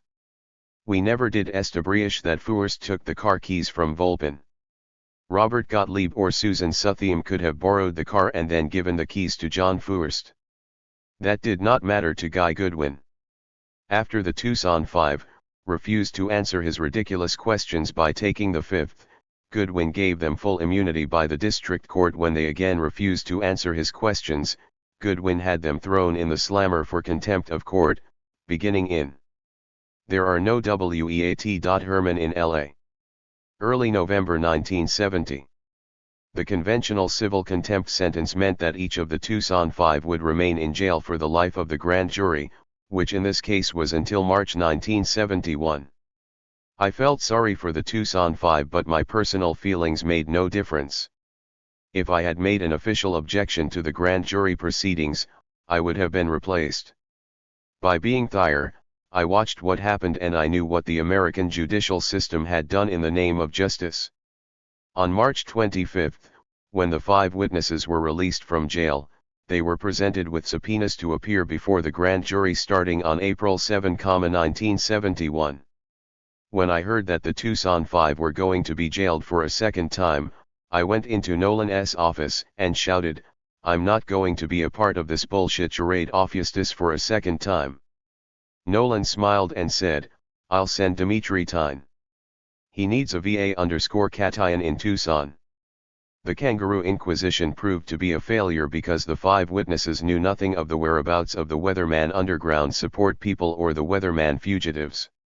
Nolan desperately wanted and needed a fugitive statistic, which was a fugitive arrest, to prove his superiority over other offices with Weatherman squads such as Chicago and New York. He would have recommended himself for at least a $500 cash award for his outstanding supervision if we had arrested John Foerst. Nolan ordered Wendell Stone and me to do a black bag job on Gottlieb and Sothiem at L9Z2 Pacific Avenue, without bureau approval. Kobe Kyoto was our lookout. We found nothing about any of the Weatherman Underground support people or the Weatherman fugitives. Then Nolan ordered Stone, Tyne, Kyoto, and me to do a bag job on Elizabeth Stanley in the Silver Lake area of Los Angeles. We found nothing on the Weathermen or the fugitives. In 1971, other agents on Squad 19 bagged the offices of Ken Cloak, a National Lawyers Guild attorney who worked at the Legal Aid Office in Venice, California, and who counseled some of the Tucson Five witnesses during their inquisition by Guy Goodwin of the Department of Justice. They also bagged Barry Litt's offices. 77. Who also counseled some of the Tucson Five. I do not know what happened to Ken Cloak. Mr. Litt is a member of the California Attorneys for Criminal Justice and is practicing law in Los Angeles. Other Squad 19 agents bagged the offices of attorney Easley H. Abramson, a suspected legal consultant for members of the Students for a Democratic Society and for the Weatherman Underground organization. These law offices were burglarized by FBI agents in an effort to learn the whereabouts of Weatherman fugitives such as Bernadine Dorn, but nothing to indicate the fugitive's whereabouts was found in any of the law offices. In 1909, Leslie Abramson became president of the California Attorneys for Criminal Justice, an organization formed to improve the quality and administration of justice in California, and she is now a prominent defense attorney in Los Angeles. We bagged Elizabeth Stanley twice more to no avail. I was told that other agents had bagged the raw offices of Bar Sinister, AL1W_firm in Los Angeles, and found nothing on the Weathermen or the fugitives. Kerr and another supervisor, Ray Hitt, who were bag job X_Perts from the 1950s, did a black bag job in July 1971 oy Bonald Mose in Santa Barbara, California. Donald Mose was using a California driver's license in the name of a deceased infant. Krill Payne, who wrote Deep Cover, Krill's sidekick craned several oy her agents, and I had Mose under surveillance while Ken and Hit broke into Mose's house. Of all the bag jobs and surveillances that Security Squad number 19 performed, only the bag job on Donald Mose was successful. Mose was not a weatherman, and he most likely had not heard of the Weatherman Underground. But Mose was actually Albert K. Field, an alleged college professor and an Arizona bail jumper from a marijuana smuggling charge. Field was honest and returned to Arizona, where he was convicted and served jail time. I was beginning to plan for retirement even though it was 6 years away. Paula and I wanted a sailboat large enough to go long-distance cruising. We worked out a deal on a custom-ordered 4 to 3 foot racing yacht, or Columbia 43, that slept 8 people, but in order to make the monthly payments we had to move from our there are no weathermen in Lao apartment in Marina del Rey onto the boat. We sold all our furniture and moved onto the boat in a slip at the Bar Harbor Marina. Since I already had an address for the apartment on Via Marina Way, it was simple enough to give Juve a change of address just across the street in the Bar Harbor Marina. The boat slips had mailboxes and Hoover thought I was moving to a different apartment. Hoover had a rule that special agents could not live in a trailer park. His rules did not say anything about living on a boat in a marina, and I did not want to ask him if I could live on a boat. Hoover died a year later and many rules were relaxed. Even the weight limits were relaxed. My new desirable weight limit went from 190 pounds up to 205 pounds.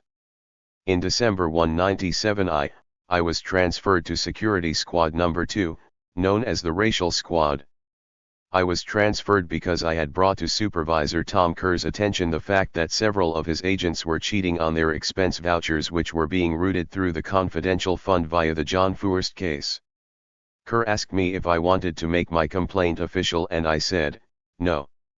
I told Kerr it was just a word to the wise to be alert for inspection. In response, he transferred me to the Racial Squad, which I had told him I would hate to work for, since it was common knowledge that the supervisor of the Racial Squad was a racist who hated African Americans.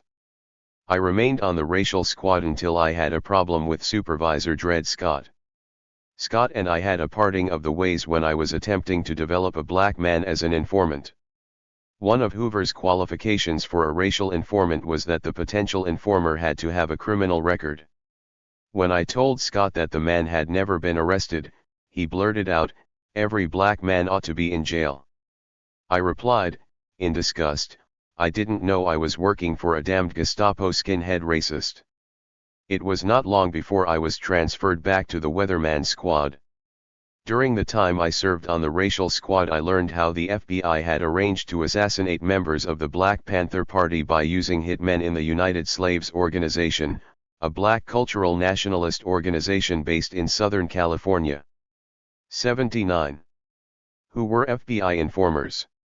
I learned how the FBI had neutralized the charismatic leader of the Los Angeles Black Panther R*YNI-.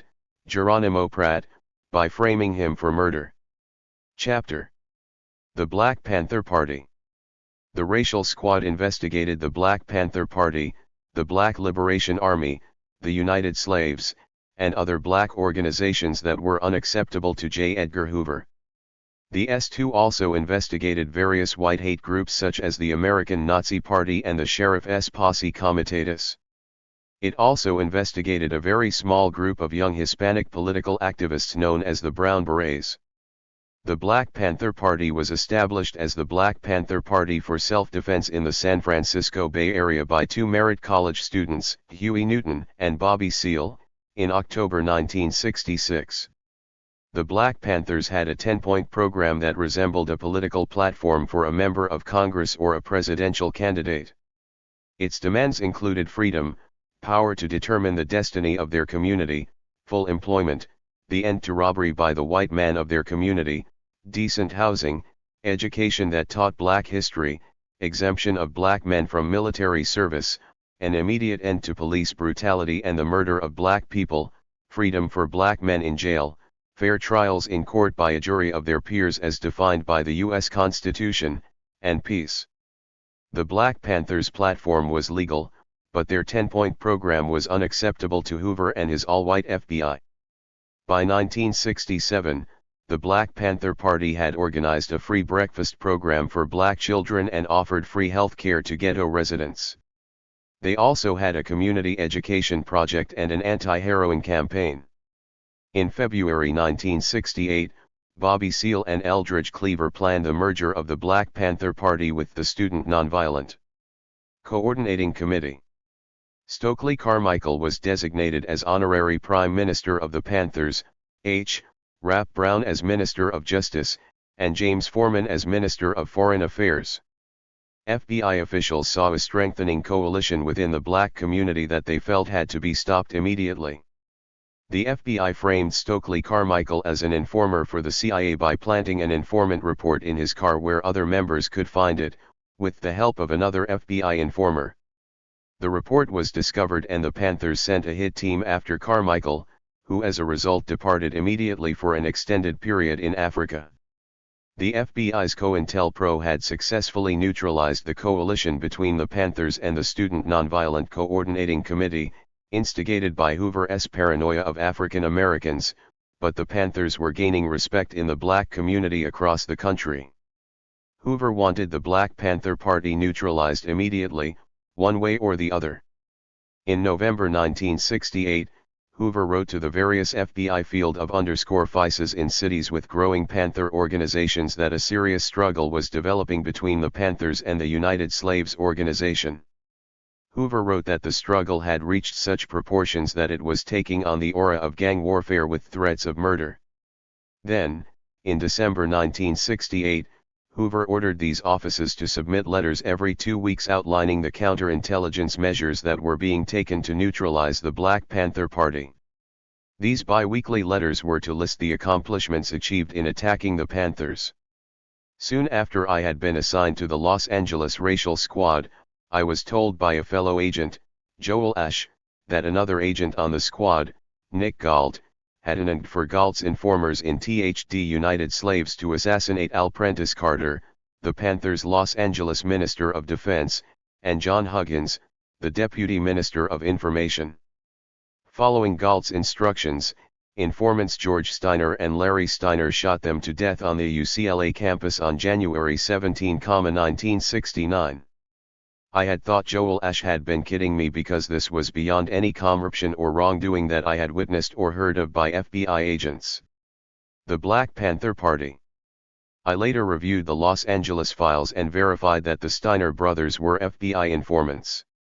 I knew they must be real informants, even though the informant programs that I knew about in Chicago and Los Angeles were approximately 7 SVO phony, because Hoover wanted the Panthers in jail or dead. That was why he had ordered bi-weekly reports from the field about the campaign against the Black Panther Party. Dart Hard Penny, a self-admitted and publicly acclaimed informer for the FBI, filed an affidavit in a Black Panther Party lawsuit against the government charging that he knew that the United Slaves members who were responsible for the murders of the Panthers were FBI informers. Perry claims that the murders committed by the Steiner brothers, who were convicted and sent to jail in 1969, and their subsequent escape in the 1974 prison break from San Quentin, were engineered by the FBI. I then discovered the unthinkable, that FBI informants had actually been instructed by FBI agents to assassinate several other Black Panther members. As of 1992, the Steiner brothers were still listed as fugitives. Either the FBI has disposed of the Steiners or they are in the FBI's witness protection program. I know that Dart Hard Perry was an FBI informant and that he is telling the truth about the FBI United Slaves member Bill Stark, an FBI informer, shot and killed Panther member Al Hall 7, another FBI informer, on March 14, 1969. From my work with false identification on the Weathermen in LG7L, I learned that the FBI had an act for Perry to give Elmer Geronimo Pratt phony identification in 1972 from the Weathermen files. Penny was to assist Pratt in a jailbreak so that the FBI could track Pratt's contacts in the Black nationalist underground, via the National Crime Information Center. If Pratt were honest after the jailbreak while using the phony identification, the FBI would have short-circuited the police inquiry through NCIC. Later, the FBI would do an innocuous follow-up interview with the honesting officer to determine Pratt's city of operation and then would have developed, through informers, the Black nationalist underground contacts in that city. According to a May 26, 1970 memo from the Los Angeles special agent in charge to the director, the racial squad is a Y of the Mutu ally.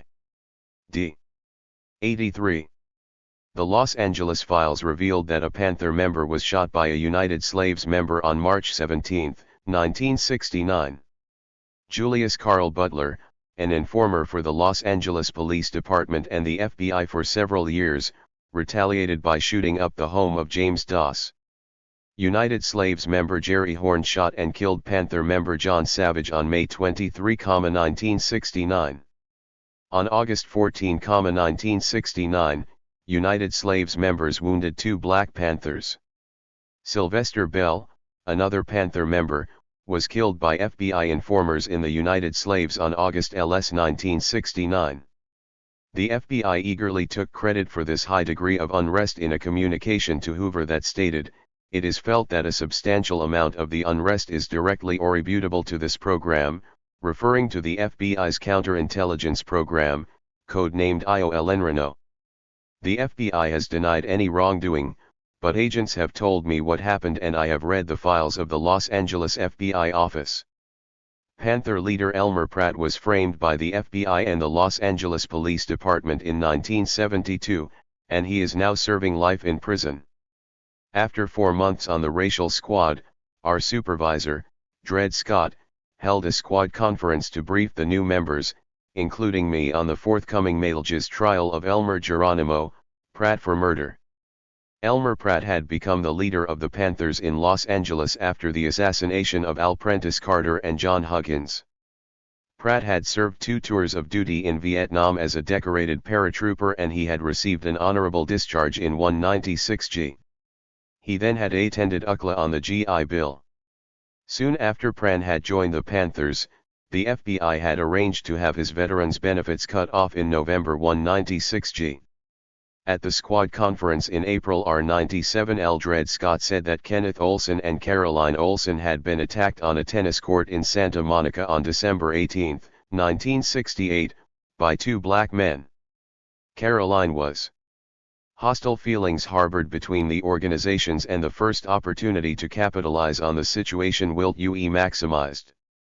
2 is intended that U.S. Incorporated will be appropriately and discreetly advised of the time and location of BPP activities in order that the 2O.Gilrushan might be brought together and thus grant nature TTRE opportunity lo ire. Her due course. 84. The Black Panther Party. Shot and killed. Kenneth had tentatively identified several persons from photographs shown to him by the Santa Monica Police Department and positively identified one person from a photograph. Scott told us how the Los Angeles Police Department had explained to 4IR Olson that Pratt was the leader of the Panthers in Los Angeles and that a car like Pratt's had been seen in the area of the tennis court on the night of the shooting. Scott said that Olson positively identified Geronimo Hatt as Caroline's killer after being pressured by the LAPD. I recognized the old cop ploy immediately. I have used it myself. You show a confused witness a photograph of the person you want in jail and, 9 times out of 10, if you press hard enough, the witness will say what you want to hear. After more than 3 years, Mr. Olson had suddenly become clairvoyant enough to tell the LAPD that Geronimo Pratt was the one who had shot Caroline Olson. Then Dred Scott dropped the clincher. Scott said, "The LAPD won't tell the jury that Olson positively identified at least 3 other suspects before he identified Pratt." Scott continued. He told how the Los Angeles Police Department had recovered a weapon from John Huggins' house after the UCLA murders. He said that the LAPD ballistics expert would testify that the weapon found in Huggins' house belonged to Pratt and that it was the gun that was used to kill Caroline Olsen, even though the barrel was missing. I knew enough about ballistics to know that you had to compare rifling marks on a row-end of ammunition as it slammed out of the barrel of a gun with the rifling in the gun barrel to prove that the round that killed a certain person had come from the gun in question. The Los Angeles Police Department did not follow that procedure and they did not tell the jury so. Scott gave us a rundown on Julius Carl Butler, the prime witness against Pratt, who had been an informer for the Los Angeles Police Department and the FBI for several years. Scott said Pratt had expelled Butler from the Black Panther Party because Butler was a violent person. Julius Butler was no longer effective as an informer, so Butler decided to get even with Pratt by claiming that Pratt had confessed to Butler to having killed Caroline Olsen. Dred Scott said, "We will close our informant file on Butler during the trial so that Butler can say he is not an FBI informant." I looked around the room. Scott and some of the agents were smiling. 2 other agents winked at each other. Scott said, "It took some doing, but it looks as though we have Pratt cold this time." I thought to myself that Pratt would not be convicted if the Black Panther attorney in San Francisco, Charles R. Gary, Reaper_scented Pratt. The trial started and I did not give it a second thought because I believed in our system of justice. I thought that an innocent person could not be convicted in a court of law in these United States. I had lost cases against guilty persons. How could an innocent person go to jail? I learned later that I still had been naive. Elmer O. Geronimo Pratt was convicted in Los Angeles Superior Court and sentenced to life in prison.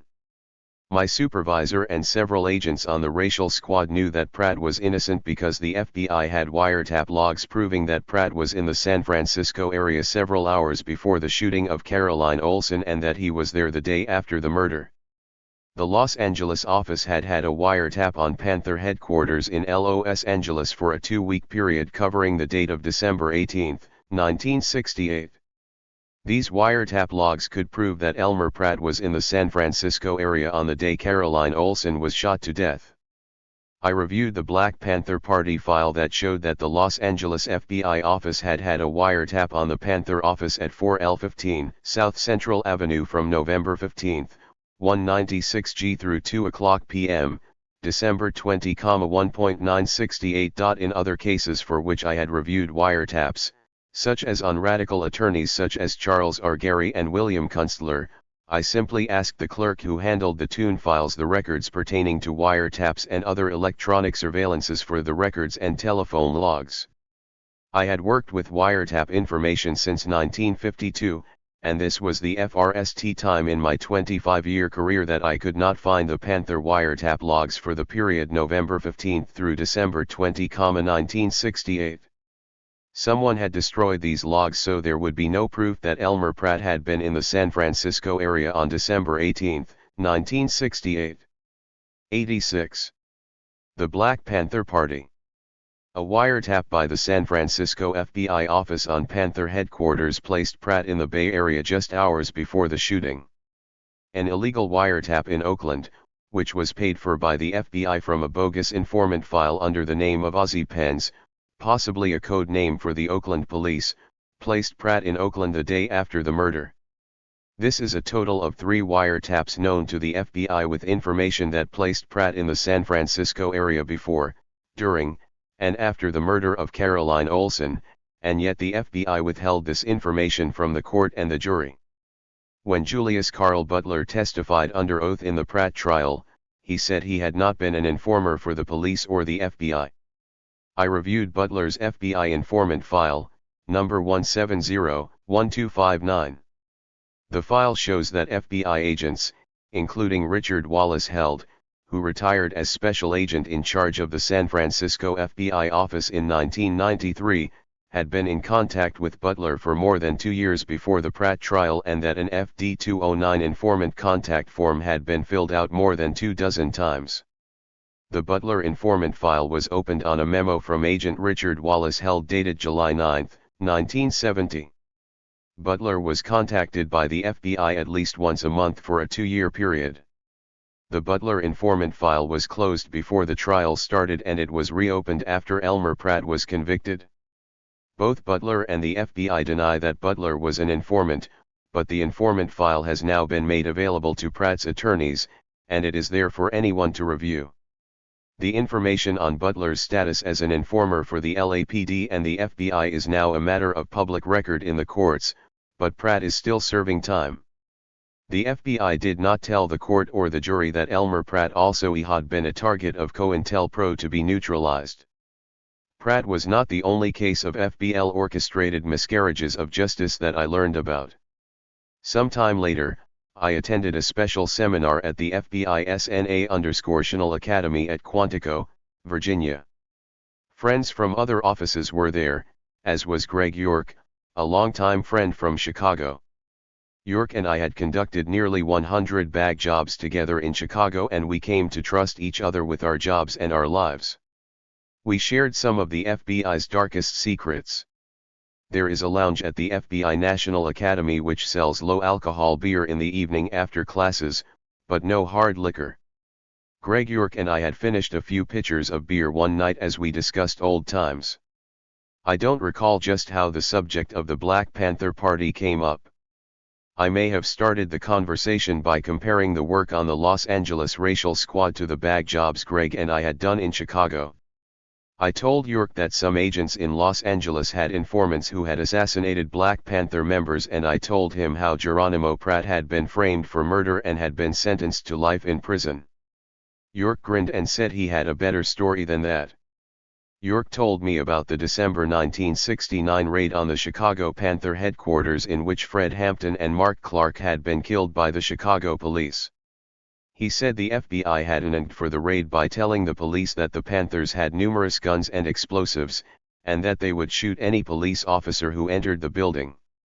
As York outlined the details of what had happened during the pre-dawn raid on December 4, 1969, directed by the State Attorney General's office, his smile went away. His mouth tightened. York looked as though he was about to confess to a horrible sin. We had been through some tough times together and I admired him as a friend and fellow agent. York had always been there when we needed him on a difficult bag job. He was one of the best agents with whom I had ever worked. From his expression I felt he was about to tell me something I did not want to hear and something he should not tell me. York looked over his shoulder in both directions, to be sure no one was listening. We were alone at a corner table. I poured another glass of beer and sipped it while York told his story. York explained that Agent Roy Mitchell had an informant in the Chicago Black Panther Party and that the informant had given Mitchell a detailed floor plan of Panther headquarters along with a description of their weapons cache. He explained that the Chicago FBI office had held a conference with the Chicago police and had detailed the violent background of the Panthers and their collection of firearms. He said, "We gave them a copy of the 88. The Black Panther Party. Detailed floor plan from Mitchell's informant so that they could raid the place and kill the whole lot." I was speechless. Greg York had just confessed to me his part, as a supervisor in the Chicago office, in the FBI's plot to assassinate the Panthers in a style similar to the Chicago gangland murders of the 1950s. York had confessed to being an accessory to murder. The judge later ruled that indeed there had been a conspiracy between the FBI and the police in this case. We did not speak for what seemed a long time. I kept thinking of how my old friend thought I was on his side when it came to killing African Americans. I felt sorry for Greg York because he was still fighting Hoover's imaginary enemies, the communists, the Native Americans and the African Americans. We began to talk again, and York said, "We expected about 20 Panthers to be in the apartment when the police raided the place. Only 2 of those black nigger fuckers were killed, Fred Hampton and Mark Clark." I could not take any more of York's depraved attitude. I changed the subject to our upcoming retirements. On the last day of the seminar I said goodbye to York and wished him well in his retirement. I never spoke to him again. During my career I had done many things that I was not proud of, but I never had been involved in a plot to murder or assassinate anyone. I knew it would be hard for me to live down the transgressions I had committed against the Constitution in what I thought were honorable acts in the defense of our country, but I had no idea how Greg York and the other agents involved in plots to assassinate and murder innocent citizens could ever have a peaceful night's sleep. J. Chapter 10. No Weathermen Anymore. I returned to the Weatherman Squad on August 13, 1973. William A. Sullivan, the new assistant director in charge of the Los Angeles office, which was a newly created position that Bill Nolan had hoped Wesley G. Grapp would get before retiring, said he did not see why we had to have a weatherman squad in Los Angeles since, according to him, there were no weathermen anymore. It was as if Bernardine Dohrn had heard what Sullivan said, because in May 1974 the weathermen bombed the Los Angeles offices of Evely Younger, the Attorney General of California, in retaliation for the murder of 6 Symbionese Liberation Army members killed in a Los Angeles police shootout when the house they were in burned to the ground. In June 1974, the Weatherman Underground bombed Gulf Oil's headquarters in Pittsburgh, Pennsylvania. In July, the Weatherman Underground organization published a 156-page political statement titled Prairie Fire. On October 21, 1974, Sullivan held a closed-door conference in his plush L7th floor office with me and James Startzel, the new special agent in charge of the security division, and Tom Ken, the supervisor. Sullivan was getting a lot of heat from new FBI Director Clarence M. Kelly for not catching the Weathermen fugitives. Startzel and Kerr reeled off the usual gobbledygook about how difficult it was to locate the Weatherman fugitives with PhDs. The problem was not that the Weathermen had college degrees, but that the majority of agents in charge and supervisors had no experience in locating and apprehending fugitives. It was much like the blind leading the blind. Sullivan attacked Kerr personally. He accused Kerr of goofing off, of being an alcoholic, and of sleeping with his one eye. Sully_Van said, "I've had reports that you smell like a brewery at 8 o'clock in the morning." Watching and listening to Kerr respond to Sullivan's charges was more embarrassing than watching Richard Nixon in his final goodbye speech. Startzel had nothing to say, and he retired 9 months later. Sullivan bounced Kerr from the Weatherman Squad that same day. Kerr retired 1 year later. Kerr's replacement, Ralph Lord, was also incompetent. We had a 24-hour surveillance set up on a house in Santa Monica where we thought a weatherman had once resided. Lord instructed me to rent an apartment across the street from the house to be surveilled. The plan was for 2 agents to stay in the furnished apartment, which had a swimming pool, for 24 hours, to observe and photograph the individuals entering and leaving the house, and then be relieved by 2 other agents who watched Jay and waited for another 24 hours. During the daylight hours there was supposed to be an outside surveillance team of TO agents who surveilled unknown visitors long enough to identify them through a license plate number or street address. When I reported to Ralph Lord that some agents were taking law courses, playing golf, sunbathing by the pool, and working on their rental properties during the day, when they were supposed to be on the 24-hour surveillance, and then they submitted fraudulent surveillance logs, Lord said, "Well, things have to change." Lord made no changes and he did not speak to any OFT agents about not being on duty at the apartment. Lord's incompetence was recognized by TH Los Angeles office and he was soon promoted to NEA quarters in Washington, D.C. The 6-month Santa Monica surveillance was a complete waste of the taxpayers' money. The last bag job of which I had knowledge took place in 1975. Daniel Parker, owner of a Hollywood sound dubbing studio, called the Los Angeles FBI office on May L 975 to report that Emil D'Antonio, a radical filmmaker, was using his studio to edit a movie. Parker claimed that he accidentally had overheard parts of the soundtrack on his master console. Parker said he had heard Burr, Nadine Dorn and other members of the Weatherman Underground organization talking about bombing the U.S. Capitol building in February '97. He also had overheard Kathy Wilkerson and Kathy Boudin, both Weatherman fugitives, talking about their escape from the townhouse explosion in Greenwich Village on March 6, 1970, which had killed Diana Oughton, Ted Gold, and Terry Robbins. What Daniel Parker had heard was part of the soundtrack from the movie D'Antonio had made, with these fugitives, about the Weatherman underground organization. Parker made a copy of the soundtrack, violating copyright laws, and turned it over to the FBI.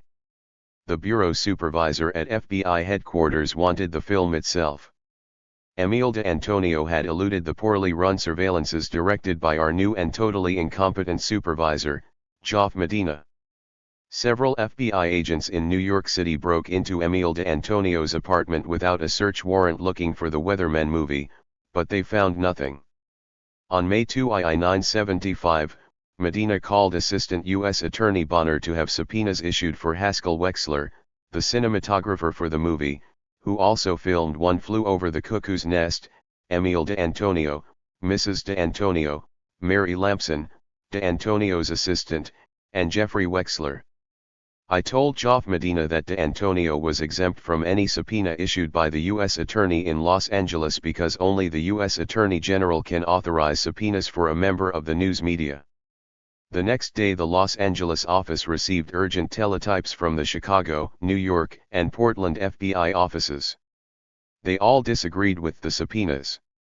Chicago wrote, "The film is a documentary, therefore it is covered under the privilege of freedom of the press." New York wrote, "Subpoenas are often self-defeating." Portland wrote, "The movie presents an excellent opportunity to apprehend the subpoenas would destroy that chance." On June 6, 1975, a press conference was held in Los Angeles by D'Antonio's attorney opposing the subpoenas. Hollywood film celebrities and other supporters had rallied to the film's defense. The publicity captured the attention of Attorney General Edward H. Levi, who immediately quashed the subpoenas. Haskell Wexler had borrowed a car from Gerald Fiel, a friend of Wexler's, to film some Weatherman movie scenes at the Martin Luther King, Jr. Hospital in Los Angeles. After the fiasco with the subpoenas, Medina wanted to kidnap Gerald Fiel. Medina said, "We'll get a hold of Fiel, put him in a bureau car, and back it up to the edge of a cliff. We'll sweat that son of a bitch until he tells the truth." I had no idea what information Fiel might have about the movie. As far as we could tell, Fiel had loaned his car to Wexler and knew nothing about the movie. I knew that Medina had lost face and had taken leave of his senses after Levi had quashed the subpoenas. So, now he wanted to show the agents on TH Weatherman Squad and the agents in the other field offices that he had the ability to catch the ever-elusive weathermen who had had the effrontery to make a movie on the streets of Los Angeles right under his nose. The surveillances led by Medina were the sloppiest I had ever witnessed in my 25-year career. If we agents in Chicago had operated such sloppy surveillances against the Communist Party in the 1950s as Medina had led in R-97s, all of us would have been dismissed with prejudice. As it was, Medina was promoted to the bureau in Washington, D.C. One surveillance team on Emile D'Antonio left a surveillance schedule on the front seat of a surveillance car in Venice. A passerby saw the schedule with Haskell Wexler's name listed and called Wexler to tell him of the FBI surveillance. Medina ran another surveillance in Santa Barbara on a National Lawyers Guild attorney, Richard A. Frischman.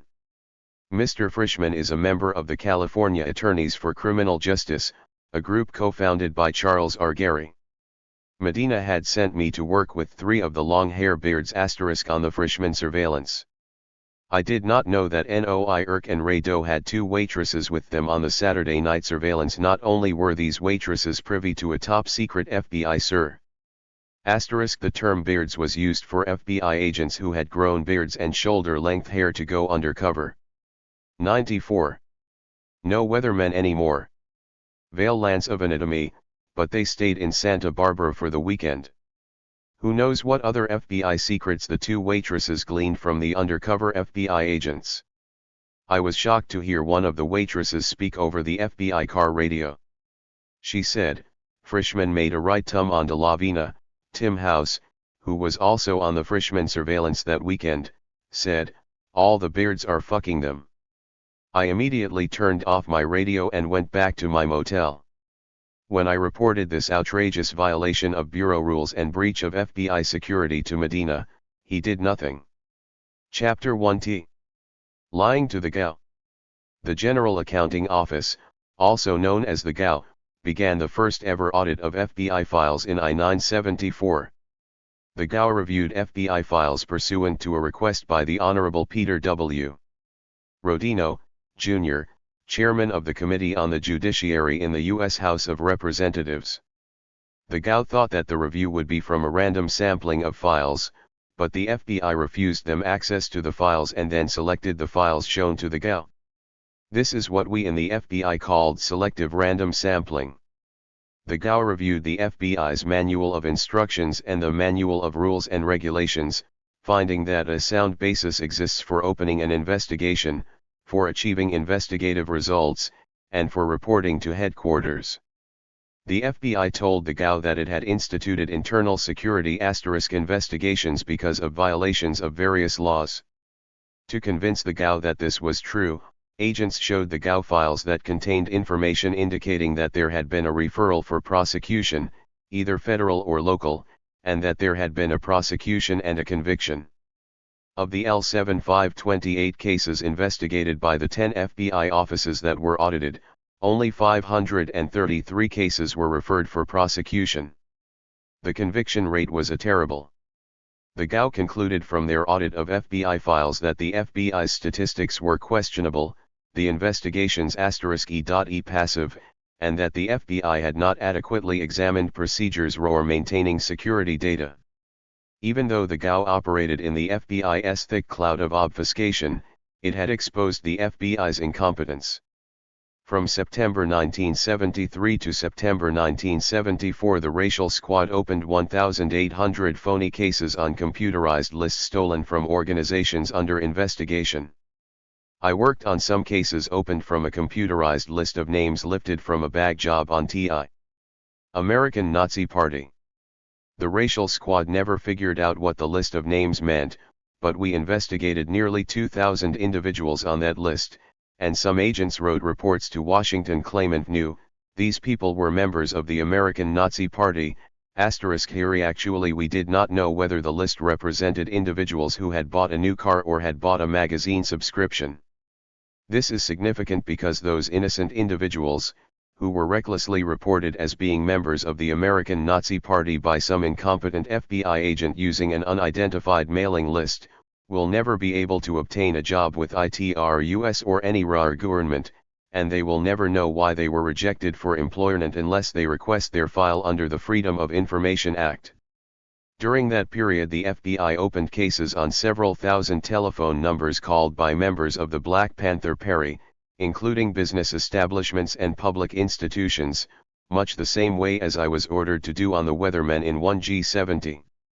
The FBI opened our 29 cases based on the names from an address book taken from a black man who had been arrested UITLAPD on local charges. The FBI opened 26 fake cases from license numbers taken from cars parked near the area where a memorial was held on August 7, 1973, in remembrance of the martyrdom of Jonathan Jackson. The GAO reported in R976, after operating in the FBI's debilitating smokescreen, that investigations of the Klan and the American Indian movement are least extensive. Only leaders, activists, and persons in attendance when illegal acts were committed or lying to the GAO planned are subject to full-scale investigations. Members or supporters are not subjected to preliminary inquiries to determine their propensities for violence.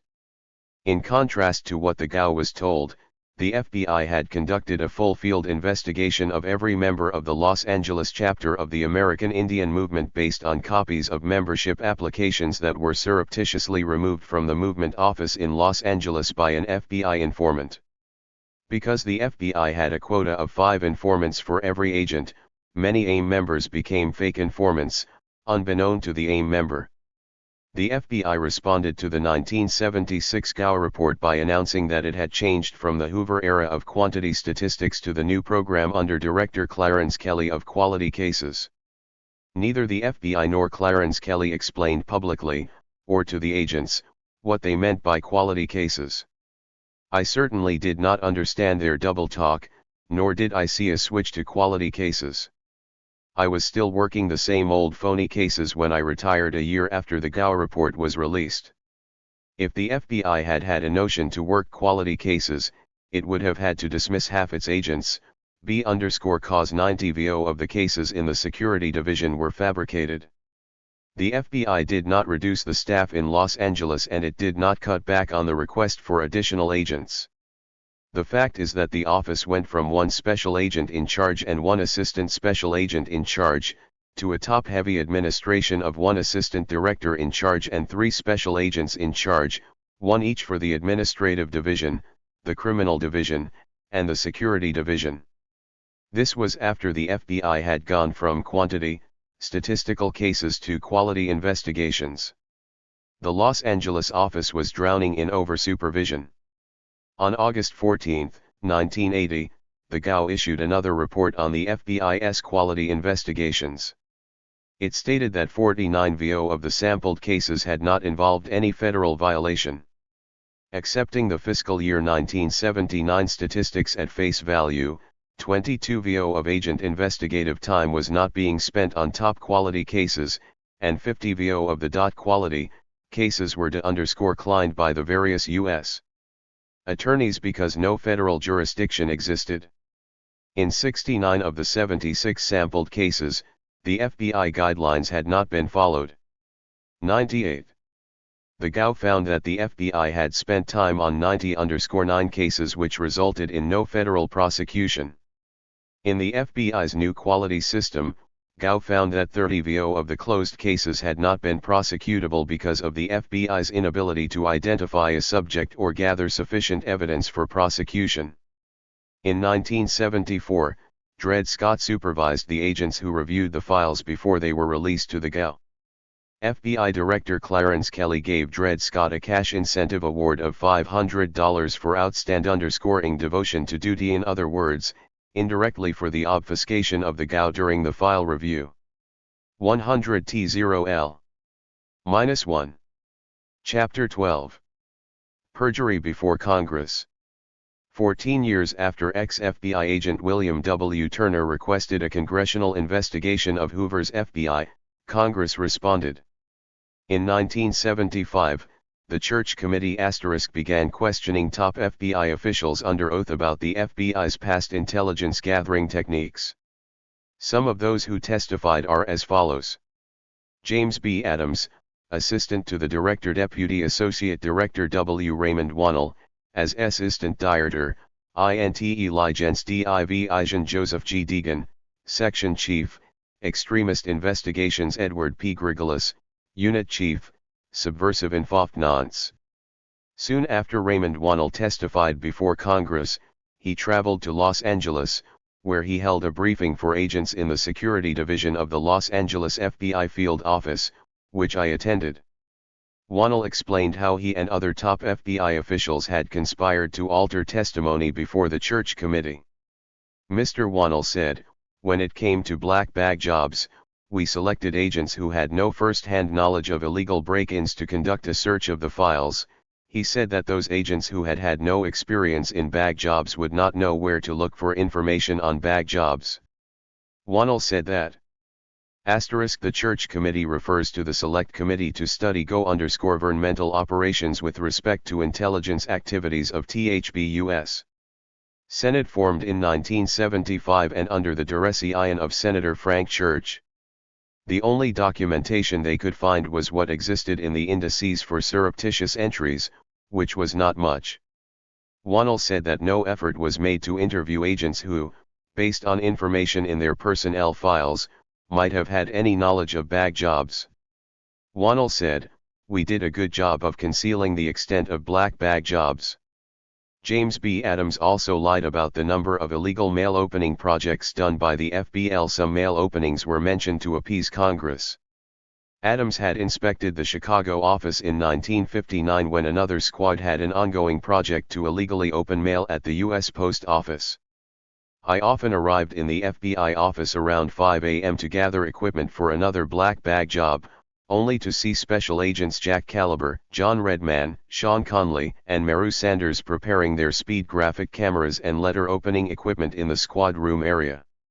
I once asked Jack and John what they were doing. John replied, "We open mail at the post office before the carriers arrive to sort it.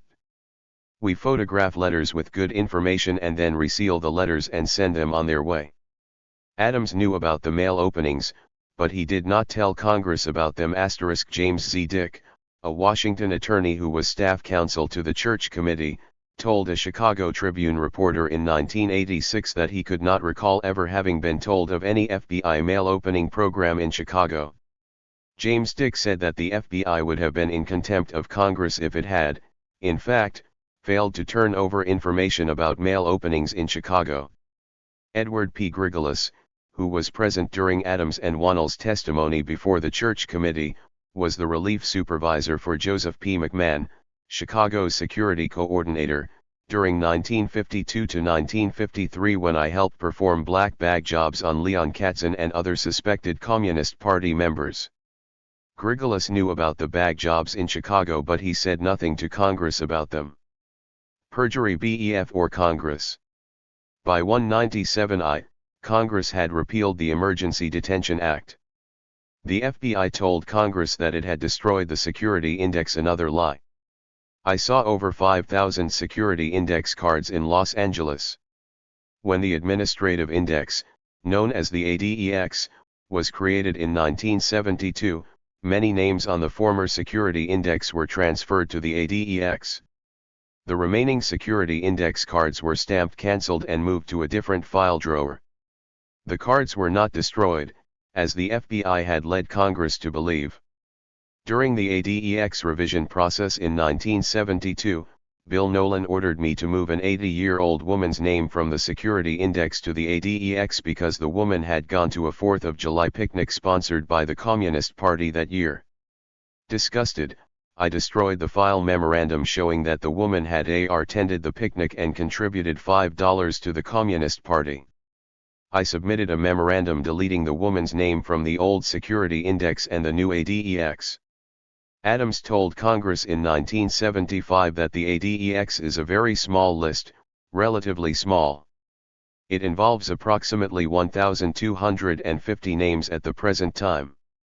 At that time, in fact, Los Angeles had 3,959 cancelled security index cards in a drawer next to the ADEX cards. Names such as Jane Fonda and Thomas Hayden, founder of the Students for a Democratic Society, had been removed from the ADEX just days before Adams testified so that Adams could deceive Congress. Raymond Wannell gave me the impression that he was proud of the fact that he, Adams, and the other co-conspirators had perjured themselves before the Church Committee. I was furious with Adams, Grigolis, and Wannell for lying to Congress about the bag jobs that other agents and I had done in the 1950s, believing that we were defending our country. The FBI should have told Congress, yes, we did illegal break-ins against enemies of this country in an effort to preserve the Constitution. If we did wrong, we are sorry. But remember, gentlemen, that this country is safe from communism, the Weathermen, and many other groups that wish to overthrow this great country by force and violence. I think Congress would have agreed that we acted in the best interests of the citizens of the United States in that time period. By lying to Congress, the FBI officials admitted that what other agents, FB secrets, and I had done to preserve freedom in America was absolutely wrong and that they were ashamed to admit to the wrongdoing. I knew then that the Hohe Security Intelligence Operation or the FBI was no better than Adolf Hitler's Gestapo. The only difference was that the Gestapo did not pretend to be the good guys in white hats. The Gestapo wore black, and they were proud. LN 7975, the Socialist Workers' Party sued the FBI for the illegal investigative techniques used against them over the years. The FBI argued that the exposure of informants would devaluate the FBI's in_formant program. I reviewed the informant files in 1976, and know that the FBI's stance was an absolute lie. The only devastation the FBI informant program would suffer if the truth were known would be the fact that most FBI informers were paper informers. When I read the nonsense FBI argument in the Communique 6S from the Los Angeles office to FBI headquarters, I wanted to puke. I knew that Agent Stan Hunrad.RR had compiled the phony statistics about exposure of FBI informers. He was one of the G-Utlright offenders of the FBI informant quota system that I have ever known. Hun last received a $500 bonus for developing more informers than any other agent in the Los Angeles office. I was on the racial squad from 1972 to 1973. I know his informers were bogus because he gave me one when I was under the office quota, and another of his phony informants reported on a Brown Beret meeting that never took place. Another agent and I had suspected Hun last of operating bogus informants, so we gave him details of a phony ting. A few days later Hun last submitted an informant report on the fake Brown Beret meeting. Adams told Judge Thomas Gryza during the Socialist Workers' Party lawsuit that the FBI promised InfoImers confidentiality. This is not true. The main purpose behind developing informers is to prepare them as witnesses in a court case. The informant's file even had a comment to be checked off showing that the informer had been told that she or he might be called as a witness. 104. Chapter 13. Cotuntal Pro. The FBIG Secret War on Political Freedom. In early November 1976, one went for my annual physical examination at the medical center in San Pedro, California. A relatively new doctor discovered that I had a double hernia in the lower abdomen. I underwent surgery after Thanksgiving, and took a week of sick leave to recover. Since driving a car was the most painful movement for me, I stayed on our sailboat and kept myself busy crafting a compartment for 3 5-gallon propane tanks for long-distance cruising. I returned to work in December and was relieved of many of my investigative cases because of my condition. In January 1977, one was assigned the task of reviewing files for the numerous Freedom of Information Act requests that were flooding the FBL. The majority of the FOIA requests assigned to me were related to the Black Panther Party and Friends of the Black Panthers. During my career I had heard rumors of many of the COINTELPRO tricks that the FBI had used to neutralize persons that Hoover and the FBI did not like. For the last 5 months of my career I had the opportunity to review the files of the Los Angeles FBI office and see for myself just how far some agents had gone to disrupt or ruin the lives of decent individuals. COINTELPRO is the FBI code word for an unconscionable program that was officially in operation and documented on paper from August 1956 to April LGTL. The program is still in operation today, but under a different code name. The operation is no longer placed on paper where it can be discovered through the release of documents under the Freedom of Information Act. COINTELPRO, taken from the words counterintelligence program, is the FBI's program to thwart the efforts of any organization or person they think is unacceptable. The stated purpose, or COINTELPRO, is to expose, disrupt, misdirect, discredit, or otherwise neutralize the activities of the various subversive organizations and their members and individuals whom FBI officials categorize as opposed to the national interests. The FBI made no distinction between the threats posed by the Soviet Union, by the communists within the United States, or by political and environmental activists. The FBI collected massive volumes of information on lawful groups and law-abiding citizens, whether they associated with co-communists, socialists, the American Civil Liberties Union, Native Americans, the National Association for the Advancement of Colored People, or Hollywood actors, directors, and writers, who voiced their right to political freedom. Any individual who expressed an opinion against the House Committee on Un-American Activities, no matter how private that person believed his or her thoughts and words were, became a target of the FBI. Present-day environmental activists are targeted by the FBI, according to news reports. The domestic intelligence programs of the FBI were established under presidential authority before World War I. The FBI let Congress believe that much of the domestic intelligence activity ended after World War II. It did not. A clear example of the FBI's continued co-INTELPRO is in the FBI's alleged involvement in the 1990 bombing of the vehicle occupied by Judy Bari and Daryl Cherney. Both Bari and Cherney are key organizing members of the radical environmental organization Earth First, and were on their way to an important organizing meeting when their car exploded, leaving Bari confined to a wheelchair. A congressional probe is underway concerning the FBI's possible involvement in the bombing, which was an effort by the PDL to neutralize Judy Bari. The case is currently in the courts. When I was the case agent on at least 24 leaders of the Communist Party in Chicago in the R950s, Hoover said that it was my responsibility to call to the attention of the counterintelligence. 106-107. COINTELPRO. Coordinator suggestions and possibilities for implementing COINTELPRO. I was told not to discuss COINTELPRO with anyone outside the FBI, including my wife or relatives. I never mentioned a word to anyone. My approach to COINTELPRO in the 1950s was to let individuals keep their jobs so that I could keep track of where they worked. I had no personal vendetta against the communists, but I did want to know how to find them just in case they tried to overthrow my country by force and violence, as Hoover said they might. In that case, they would have had to deal with me and there would have been no holds barred.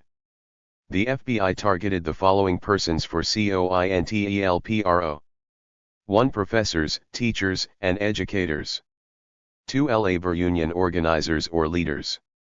3. Writers, lecturers, newsmen, and entertainers. 4. Other leaders in the mass media field. 5.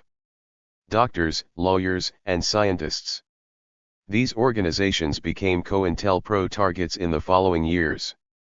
The Communist Party of the 2 months after Kaufman's call to Hoover, who authorized the San Francisco FBI office on July RG6G to pass out 200 copies of a leaflet, created and printed by the Crime Records Division, in IHE vicinity of a Black Panther Party-sponsored national conference in Oakland, California, alleging that Donald Fried is a pig, the FBI's leaflet read in part as follows: "We don't know what breed of a pig he is, but Fried is a LAPD pig, an FBI pig, a CIA pig, or maybe even a sheriff PLG, but he is a pig, an informer who deals with his fellow pigs and betrays us all, A copy of the leaflet was obtained from the FBI file on Donald Fried through the Freedom of Information Act. IOB_ served this leaflet in Donald Fried's Los Angeles, FGIRIT during the 1977 file review as a result of Fried's FOIA request. The FBI documents pertaining to Judge Kaufman's telephone call to Hoover were also obtained through the Freedom of Information Act. These documents were given to me by Donald Fried in 197G. The COINTELPRO against Donald Fried did not work. No harm came to him. After my retirement, I attended one of Fried's courses on government conspiracy at the University of Southern California. I learned why the FBI snitch jacket did NTT fit. Anyone who knows Donald Fried knows he could never be a pig for the FBI. Targeting actress Jean Seberg. Jean Seberg is best known for her role in Otto Preminger's 1957 film Saint Joan. The FBI had monitored Seberg's checking account and found she had given over $910,000 to the Black Panther. Lardy. Special Agent Richard Wallace Held was upset at Jean's generosity. Iotri Pantrace. The FBI could not understand the motivation for Seberg's cash donations. I figured she was an easy touch for any hard luck STJRY. She constantly opened her purse to the Panthers. Other agents rarely assumed she was sexually involved with members of the Black Panther Party. Seberg was active with Friends of the Panthers. The Los Angeles Racial Squad fired off a confidential communique 6 to Hoover about Jean Seberg, stating that, "This is to furnish information that subject, a beautiful, internationally known white American actress with black extremist relationships and sympathies, is reportedly a sex pervert." Jean Seberg was married to the world-renowned French diplo_mat and writer Romain Gary. They lived in an apartment on Rue du Bac in Paris. She had just returned to Paris from making a film in Durango, Mexico, in 1970. Seberg explained to Jane Friedman, a reporter from the National Herald Tribune, that she had fallen in love with Carlos Navarra, a Mexican revolutionary, while shooting a bad movie named Macho Callahan in Durango. Miss Seberg Ruyo VTR. Navarro was the father of the child she was expecting. "I don't want to abort," she said. Romain said he would assume fatherhood, the FBI had wiretaps on the Panther headquarters in Lausanne_Gellies as well as wiretaps on the private residences of several top leaders of the Panthers in Los Angeles. Transcripts of wiretapped conversations were made available under the Freedom of Information Act. One conversation involving Seberg formed the basis of a smear campaign designed to destroy Seberg's reputation, with the 118 Coental Pro goal of weakening ties between the Black Panthers and the support group Friends of the Panthers. The call from Elaine Brown, a top leader of the Black Panther Party, placed to Seberg in Paris on April ZL, L970, is open to vari_us interpretations. Without understanding the context of the call and the relationship between speakers, the meaning is obscured. Seberg was 4 months pregnant at the time. "I'm sitting next to a friend of yours," Brown said. Seberg asked, "Who's that?" "Johnny Appleseed." Just then Messiah Hewitt, a Los Angeles Panther leader, came on the line. Seberg told him that she was going to have a baby, adding, "After not knowing what to do about it, I am going to go ahead, too." "When?" asked Hewitt. "In the fall. I'm like in the 4th month, so I have a nice long wait ahead." "I guess it's that year, you see. I guess it's all right," Hewitt replied. "I guess, yes. I think it's all right. I'm happy about this, really." Seberg agreed. "I ran into a thing that scared me legally about our other son. I was afraid I was going to lose custody, you know, if my former husband got wind about it, and he was really very civilized and very nice about it. So it's really good, you know. So everybody you know sooner or later I guess is going to have a big tummy, I'm going to try not to have anything to do with it," Hewitt replied. "Listen," Seberg said, laughing. "I am afraid of you." "Uriah. Could she? I really didn't know." "No, but I'm really happy." "That's kind of the best surprise you have." "That's terrific." "She told you what I call you, didn't?" "Yes, but I can't remember." "Johnny Appleseed." "No, she didn't tell me that." "Yes, planting your little seeds around." FBI agent Richard Wallace Held, who was then age 20_9 and in charge of COINTELPRO against the Black Panther Party in Los Angeles, concluded, incorrectly, that Messiah Hewitt had knocked up Seberg. Seberg was teasing Hewitt, just for the fun of it. She knew the real father was Carlos Navarra, with whom she had done the movie in Mexico. The FBI thought that since Seberg was heavy with baby, and she had given thousands of dollars in support of the Panthers, she was ripe for plucking and should be neutralized. Richard Wallace Held launched another Communique 6 to J. Edgar Hoover requesting permission to publicize the Seberg pregnancy and to hint that Messiah Hewitt just might be the father. Held thought the publication of Seberg's plight would cheapen her image with the movie-going public and be a source of embarrassment for her. One of Hoover's fawning parasites and Panther haters at the Bureau returned an answer to Los Angeles approving of the suggestion to leak the news of Seberg's pregnancy, but recommending holding off for 2 months until her swelling stomach was obvious to the public. To protect the FBI wiretap on the BPP, Richard Wallace Held thought that if he embarrassed Seberg, other friends of the Panthers would shy away from the Panthers, thinking they too could be embarrassed.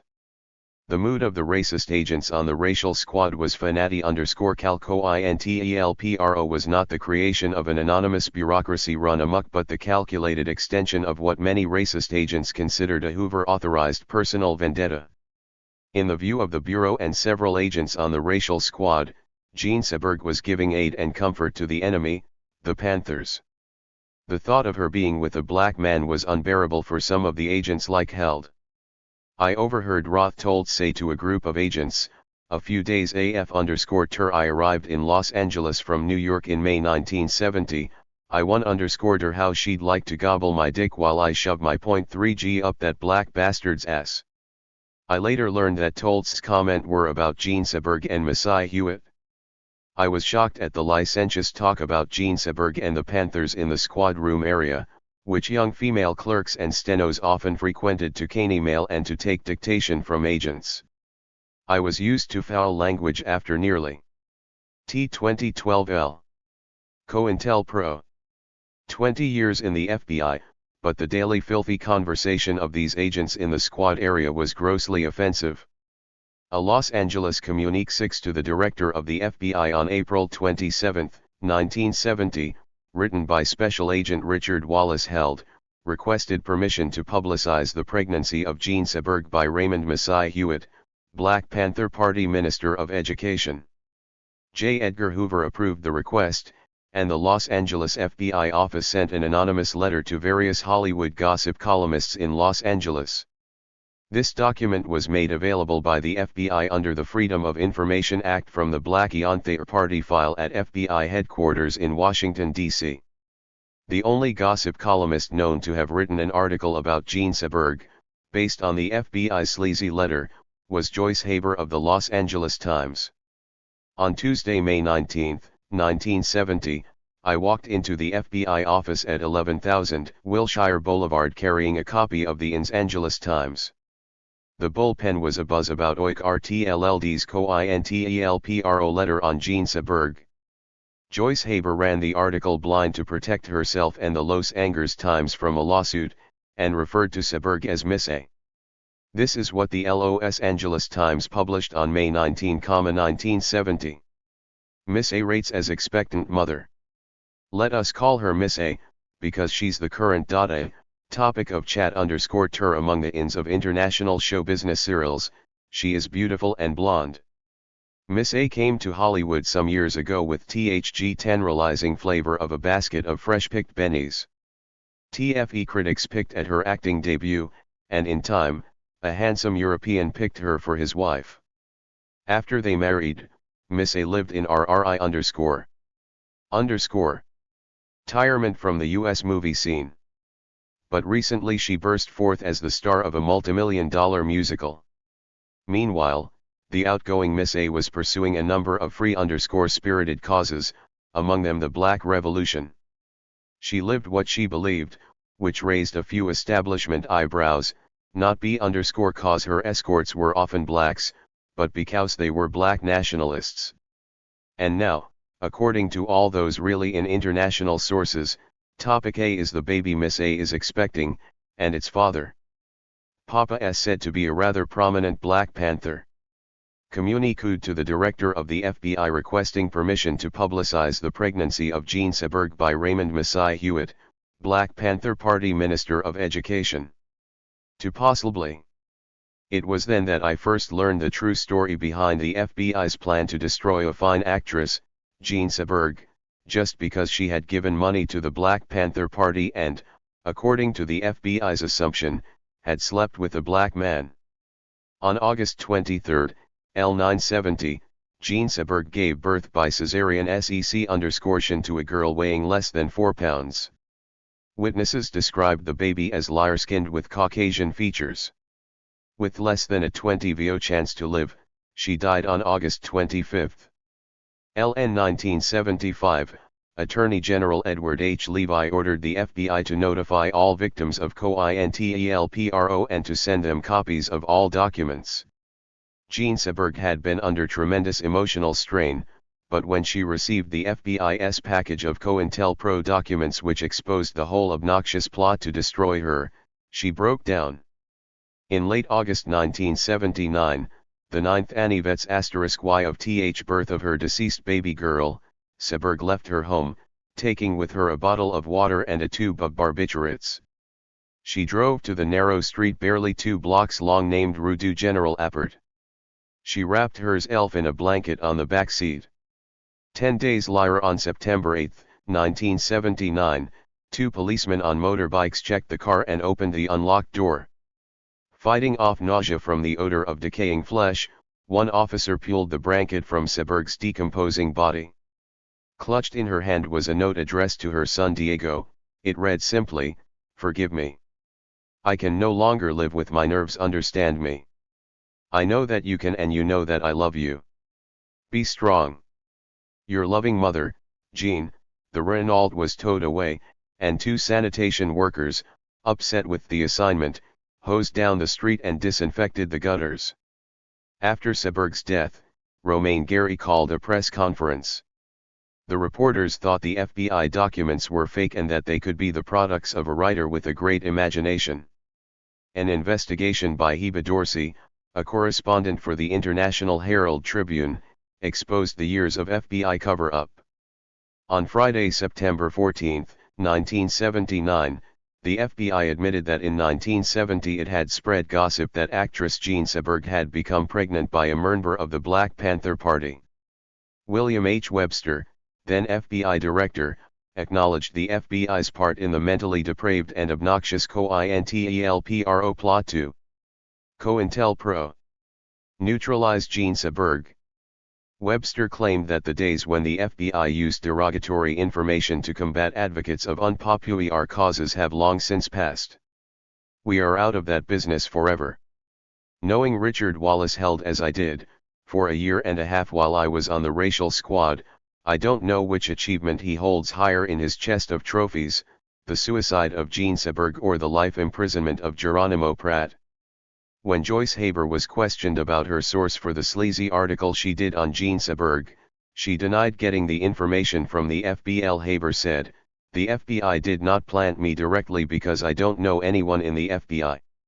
7 weeks after writing to Hoover about Jean Seberg, Agent Richard Wallace held again had written to Mr. Hoover, requesting authority to send an anonymous letter to Army Arkard, a Hollywood gossip columnist for the Daily Very 4, about actress Jane Fonda's support of the Black Panthers at a rally in Embassy Auditorium sponsored by the Committee United for Political Prisoners. Army Arkard had not fallen for Held's sleazy anonymous letter on Jane Fonda the way Joyce Haber had fallen for the letter on Jean Seberg.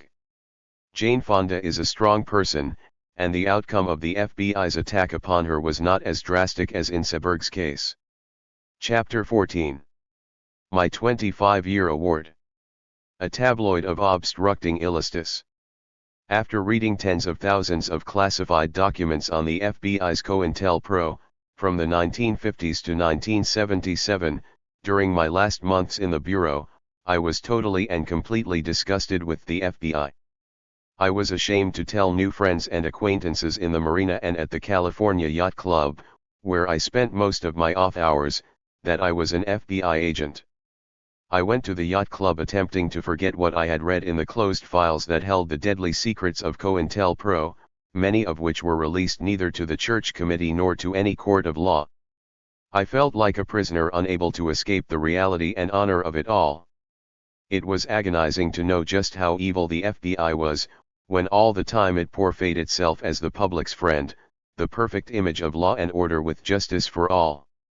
I wanted to shout the truth to the world, but I doubted anyone would believe what I had to say about Hoover's untarnished FBI and his proclaimed Immaculate Conception. The final disillusionment with the organization I once had loved and respected took place on April 11, 1977, the day I received my 25-year key. Token emblems in 24-karat gold were presented to agents at intervals of 10, 20, 25, 30, 35, and 40 years of service. They were small enough to be attached to a keychain or mounted on the face of a ring, much like a college class ring. The keys varied in style and design, but they portrayed a scale of justice and the FBI motto of fidelity, bravery, and integrity. I had received my 10-year and 20-year keys in an envelope in my J. 131 mail folder. I expected little more for my 25 years of dedicated service. Much to my surprise, I was invited to meet Special Agent in charge of the Security Division Elmer Lindbergh in his private office. I had not been invited to Lindbergh's office before, so I did not know what to expect. Lindbergh was nearing retirement, as was I, and so we had a lot in Cornman. We reminisced about the good old days under J. Edgia, Hoover, when bag jobs and co-INTELPRO were normal operations and no one dared to make scurrilous remarks about Hoover or the FBI. Lindbergh sat behind his spotlessly clean mahogany executive desk, which went well with the walnut-paneled office. I sat on the brown leather couch, which Elmer used for taking naps after lunch. We both sipped coffee served by Lindbergh's secretary. We were waiting for the photographer to arrive to take our pictures of Lindbergh shaking my hand as he handed me my 20_5_ key. The American flag stood in the corner. A large FBL plaque hung on the wall behind Lindbergh, along with photographs of F.G.L. Director Clarence Kelly, Attorney General Grilfingiel, and President Jimmy Carter. An autographed picture of J. Edgar Hoover sat on Lindbergh's desk. The room was filled with symbolic artifacts, almost to the point of nausea. Lindbergh had the haggard look of a wrong+IME bureaucrat as he reclined in his high-back leather chair. Deep wrinkles lined his face as though each year of Bureau Sol 6 had been etched with a scalpel. His voice cracked. He punctuated .6 ACH remark with deliberate OU-NT of his arms and hands as though directing an orchestra. It was easy to imagine that he had once been forceful in his younger years, but now the motions had the hollowness of a man just hanging on to the job until his mandatory retirement date of January LLG7G. Lindbergh sipped his coffee and said, "It was different when we J2DPJB_I_, Wes. You remember how everyone thought so highly of Mr. and the FBI in the 50s? We had a fine public image then, didn't we Wes, yes, sir. We did. I smiled and nodded agreeably. What I can't is why the newspapers keep publishing all these stories about us. They must think they can't sell papers without taking pot shots at the FBI. My 25-year award." Lindbergh was incensed over the daily beating the FBI had been taking in the news for the more than 2 years since the Church Committee had exposed some of the FBI wrongdoing, abuse of power, and cover-up. Hardly a day passed without another revelation about FBI corruption. He leaned forward and slammed the desk with his fist. Don't they realize that without the FBI this country would be overrun with communists? It's getting so we have to justify all of our investigations on these subversive bastards. He leaned back, frustrated by the implications of his last statement. We have to defend our image now because people are critical of everything the FBI does, everything we stand for. Pausing for a moment, he looked at the National Cemetery across the street with row after row of grave markers for the fighting men who had given their lives for their country. He turned back to me and said, "What really gets me, Wes, is that it's not fair to the thousands of agents like yourself who have given years of faithful, dedicated service to mold this great organization." "You're absolutely right, sir." Lindbergh had every reason to believe I was sympathetic to his defense of the FBI. I was, after all, a 25-year veteran with a good conduct record. I had been a loyal organization man who followed orders even when it meant breaking the law right up to the end. It was difficult for me to conceal my disgust at having to sit through Lindbergh's eulogy of Hoover and the FBI. It was annoying to sit there and listen to Lindbergh speak as though the FBI had done nothing wrong. He said, "We must never forget the devoted leadership Mr. Hoover gave us all. He offered a firm hand when it was needed. Mr. Hoover set a splendid example for us all to follow. I hope we can instill the spirit of J. Edgar Hoover in all the new agents." I wanted to stand up and shout him down. I wanted to pound his desk and shout that the FBI had violated every due process of law imaginable. I was mad as hell when no one had had the guts to call Clarence Kelly a liar when he had admitted publicly that the FBI had conducted only 238 surreptitious entries on 14 targets between 1941 and 1966. But I had decided a few weeks earlier that my 25th anniversary would be my last. I was determined not to get into an argument with Lindbergh. I wanted to retire on May 20th, 1977, the day I turned 50 and you'll become eligible Ir Lindbergh was impatient. He punched the intercom. Where is that photographer? He was upward to be here 10 minutes ago, comma. His secretary answered, he just called to say he DBZ right down, sir. Lindbergh continued his diatribe on FBI critics. You know what really bothers me? It's the Freedom of Information Act. It is going to destroy the Bureau if we have to thumb over all those files in The Chief LPRTS. Honest people already know about the weatherman bag jobs, what if they find out about the thousands we did in the 40s and 50s? I wanted to laugh and clap. I felt like dancing a jig, but I main deadpan. Yeah, we had a bag job squad or 20 fewer agents in Chicago in the 50s. I certainly want that to come out, comma. Well, said Lindbergh, with a show of upmanship, we had 35 agents on our bag job squad here in LA back then, comma. R could not argue against bag jobs with Lindbergh because he had stated during an all-agents conference in September JRR 975 IRE months after the first public disclosure or FGR break-ins, he had TTRE FBI should get back into bag jobs in the counterintelligence field. I had been able to rationalize bag jobs in the R950 esoterial RU. Young and naive, but I now believed we should not have done them at all, and I was determined not to defend them in 1977. In the midst of our mostly one-sided conversation, the telephone rang. Lindbergh answered, then paused. Hello, Angie. Ho *, comma, everything at the Bureau. Lindbergh covered the phone. Uno * here _paired, it's Andy Decker. Lindbergh and Decker continued talking. Andy Decker was the assistant director in charge of the Computer Systems Division in Washington, D.C. No problem at ALR, Andy. I was thinking that we'd better make the agents out here aware of the situation. Lindbergh frowned. They's right. The statute of limitations hasn't expired for a few of them. Those are the ones we have to yee about. He jotted some notes on a yellow lined pad. URI00VO right, Andy. The Agenker added that the grand jury in Washington, D.C. was not calling retired agents to testify. I had hoped that I would be called to testify because then I could have testified to the truth about the break-ins. But I was never given the chance to tell the grand jury what I knew. I spoke to an agent who had done bag jobs on the Weathermen with me in 1970, Wendell Stone, on July LLG 77, after he had turned from Washington.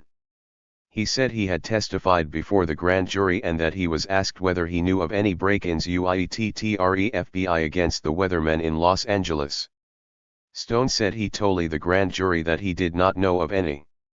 Stone laughed and said, the grand jury doesn't know the right question to ask. He laughed again and said, I didn't tell them about Willie the Pick, comma, another agent on the squad was nicknamed Willie the Pick, because of the many break-ins he allegedly had supervised. I was not privy to Willie the Pick's break-ins, so I cannot comment on his successes. However, if he had obtained any information as to the whereabouts of any of the Weatherman fugitives, I would have known immediately because the major fugitive cases had been assigned to me. Wendell Stone had not told the grand jury about the break-ins we had done together on the residence of suspected Weathermen Robert Gottlieb and Susan Suthiam, or the ones we had done jointly on Elizabeth Stanley, another suspected weatherman, with other agents. Stone confirmed what Kerr had said about the grand jury not calling retired agents. He said, if they do call you, don't admit to anything, because they can't prove it. On September 27, 1977, I submitted to the FBI a Freedom of Information Act request for my personnel files. That fall I attended a seminar on the subject of government conspiracy at the University of Southern California, Los Angeles, under the direction of Professor Donald Freed. Now that I was a private citizen, I wanted to hear Freed's thoughts on CIA and FBI conspiracies. After the series of lectures ended, I approached Freed and told him that I was a retired FBI agent. I was apprehensive about his reaction to me since it was the FBI who had attempted to have him assassinated by creating the flyer calling him a police pig and had had him fired from several jobs. Donald Fried was a gentleman, always smiling when we talked. Although he did not say so, I had the impression that he thought FBI agents are lacking mentally. When I told him I was writing a manuscript on FBI wrongdoing, he offered suggestions for my writings. We met several times, and he told me later that he had written a novel based on my life experiences. The Spinster was published in 1980. In October, Paula and I chartered a 34-foot bareboat sailboat for 3 weeks in the British Virgin Islands, which means we sailed and did our own cooking.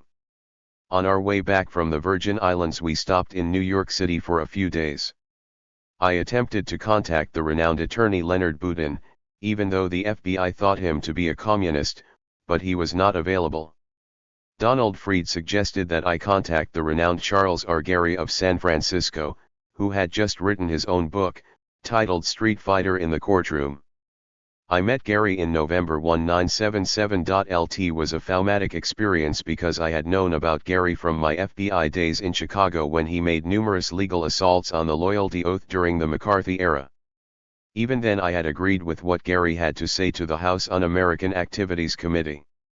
Gary had been vehemently opposed to legislation like the Broyles Bill in Illinois. Gary had represented clients whom Hoover considered dangerous and subversive. He had defended FBI COINTELPRO targets and security index subjects such as Huey Newton for the murder of an Oakland cop, and Bobby Seale for murder and kidnapping in New Haven, Connecticut. Mr. Gainey had wanted to represent Bobby Seale in 1969 on charges of conspiracy growing out of the 196G Democratic Convention riots, but he had developed a painful gallbladder condition that required surgery. Chicago's federal judge Julius Hoffman had denied Gary a 6-week postponement, even though Hoffman had granted another attorney, in another case, a 3-month delay so that the attorney and his wife could take a trip to the South Seas. Gainey told me that 6 weeks to the day after the Chicago case began, he was back to work in the San Francisco court representing other clients. Bobby Seale was later severed from the Chicago case and was sentenced to 4 years in prison for contempt for disturbing Judge Hoffman during the proceedings. As Charles said, Bobby Seale was jailed for demanding his constitutional right to an anatomy of his own choosing. Meeting the great Charles Gary for the first time was startling for me, not because of his fame and success in the courtroom, but because I had always been on the right side of the law and he was on the other side. The FBI had pegged Gary as a dangerous member of the Communist Party and tabbed him DETCOM on the security index, to be arrested in the event of a national emergency. I wanted to take the matter of FBI chicanery to IHE Attorney General of the United States. I felt that Gary, who later became my dearest friend and confidant, could best represent me to the Department of Justice. The House Select Committee on Intelligence had provided the Department of Justice with information in 1975 that FBI-OFFI.IAT were allegedly profiting from the Bureau's business transactions with its exclusive electronics equipment supplier. Attorney General Edward H. Levi had requested that FBI Director Clarence Kiley investigate these allegations. The FBI had investigated itself and submitted a report which Levi found to be incomplete and unsatisfactory. That should not have been a surprise to anyone. Anytime the FBI investigates itself, it will lie to knowing to protect its contrived image. 144. T4S. Displeased with the report, Edward Levi had directed the Office of Professional Responsibility and the Criminal Division of the Department of Justice to conduct their own independent investigation. In January 1978, the Department of Justice released a 40-page report which I hoped would disclose the FBI's wrongdoing and enable something to be done about it. Their report revealed that top FBI officials had wrongfully accepted gratuities, improperly diverted government funds for FBI public relations, and illegally received goods and services. The Department of Justice took no action against the officials. More specifically, the report showed that, 1. John P. Moore, Assistant Director in charge of the Administrative Division and the Assistant to the Director, had violated the law by accepting gratuities, using confidential fund monies for unauthorized purposes, and accepting paid hunting trips at Remington Farms, owned by an FBI arms supplier. He was not prosecuted. 2. Nicholas P. Callahan, former Assistant Director of the Administrative Division and later Associate Director, had improperly diverted thousands of dollars of the Employees' Recreation Fund, known as the FBIRA, and confidential fund monies for unauthorized FBI public relations activities. Callahan admitted receiving FBI goods and services. FBI employees had decorated his beach house and built a fence, walnut shelves, and other furniture for his residence. 3. Yvonne W. Conrad, Assistant Director of the FBI Laboratory, had taken pieces of electronic equipment for use in his own home. 4. Clarence M. Kelly, FBI Director, had received goods and services from the FBL. He was permitted to reimburse the Bureau for the services and goods he received. 5. G. Spites McMichael had been in charge of the FBI's Property Procurement and Management Section and had been in charge of the Impressed Fund. He had accepted a paid hunting trip to Remington Farms. McMichael had neglected his responsibilities in managing the Impressed Fund and had permitted violations of procurement procedures. The Department of Justice investigation also revealed that between September 1951 and June 1972, Nicholas P. Callahan had obtained $39,590 from the FBIRA designated for the Library Fund. The association's records contain no explanation or authorization for these disbursements. Mr. Callahan was the Library Fund's only recipient and maintained the only records of its expenditures. Shortly after Hoover died, Mr. Callahan and Mr. Moore discontinued the fund and destroyed its records. Neither of the two FBIRA treasurers who served during this period knew why the fund was named the Library Fund in THRE FBIRA Disbursements Journal. Only Hoover, Tolson, Callahan, Moore, and the treasurers knew about the Library Fund. Disbursements were made to the fund without the authorization of FBIRA officers, whose approval is required under the FBIRA Charter. Nicholas Callahan asserted that the disbursements were for official public relations for which appropriated funds are unavailable under law. The investigation also revealed that $55G49 of FBIRA funds had been expended illegally on receptions for the National Academy.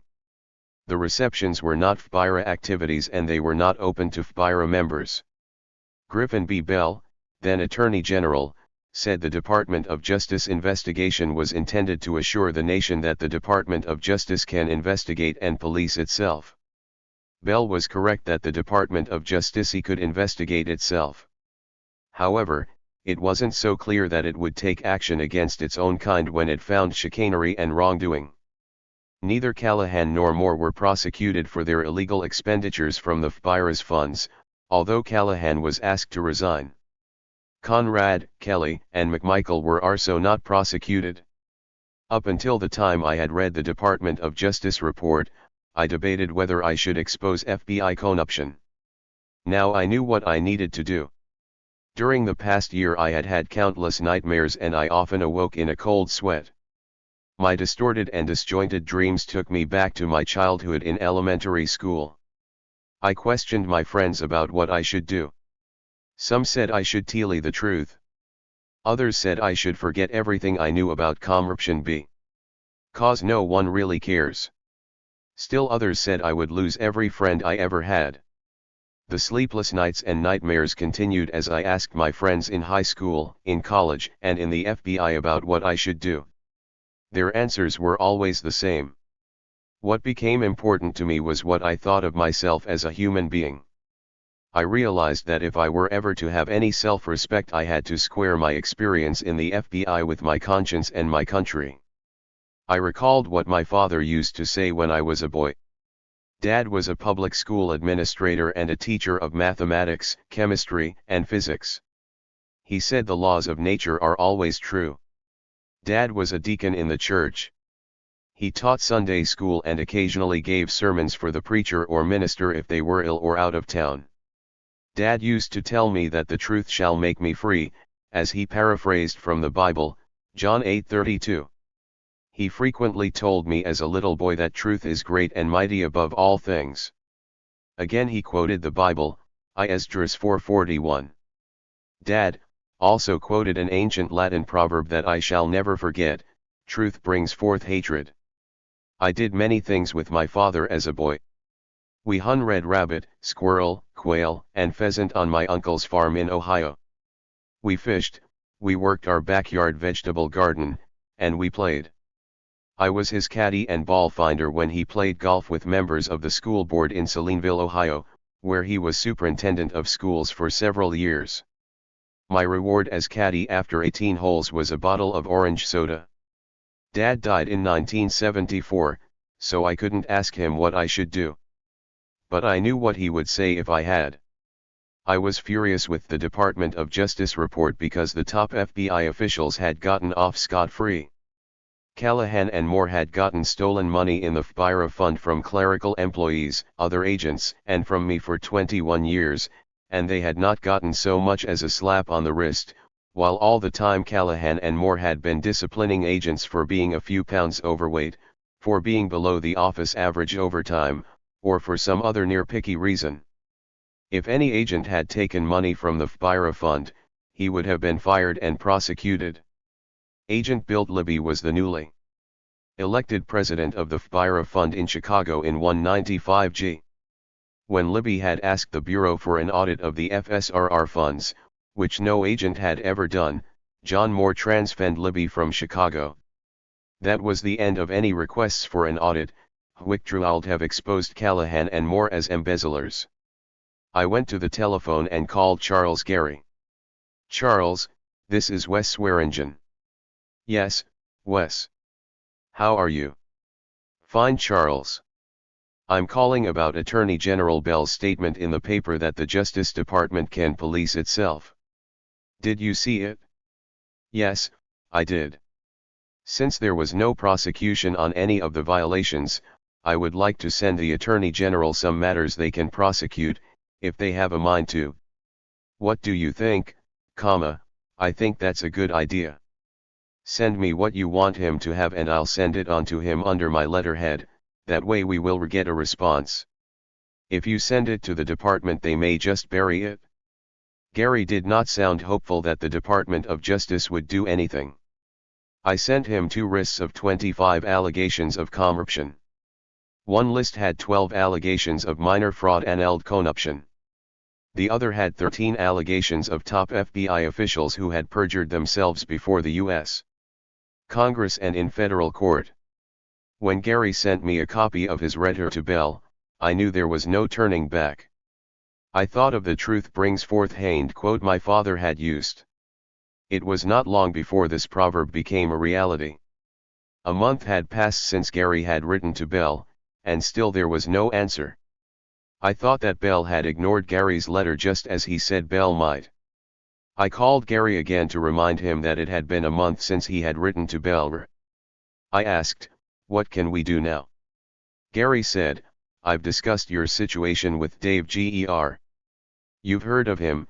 He laughed, knowing very well that every FBI agent had heard of the radical leftist who had been indicted in Chicago on charges of conspiracy growing out of the 196G Democratic Convention riots. Attorney Charles Gary's letter to Judge Griffin B. Bell. In 1968, the FBI had tabbed Dave Dellinger as a key activist on the Security Index. He had also been a target of the FBI's top-secret COINTELPRO, with orders from Director Hoover that Dellinger, a new left organizer, be neutralized. Judge Hoffman, the judge who first had heard the case of the Chicago 7, had assisted Hoover and the FBI by giving Dellinger 6 months in jail for calling him Mr. Hoffman. Hoffman subsequently had given 5 of the Chicago 7 sentences of 5 years in prison and $5,000 fines. The Ninth Circuit Court of Appeals realized that Hoffman had used the court system to carry out one of Hoover's many sadistic vendettas, and so it overturned all of Judge Hoffman's contempt charges and convictions. I wondered what kind of a stunt Gary was trying to pull by having me talk to Dave Dellinger. I wanted to talk to the Attorney General of the United States, not to some radical from the 60s. I answered, "Yes, I have heard of Dave Dellinger."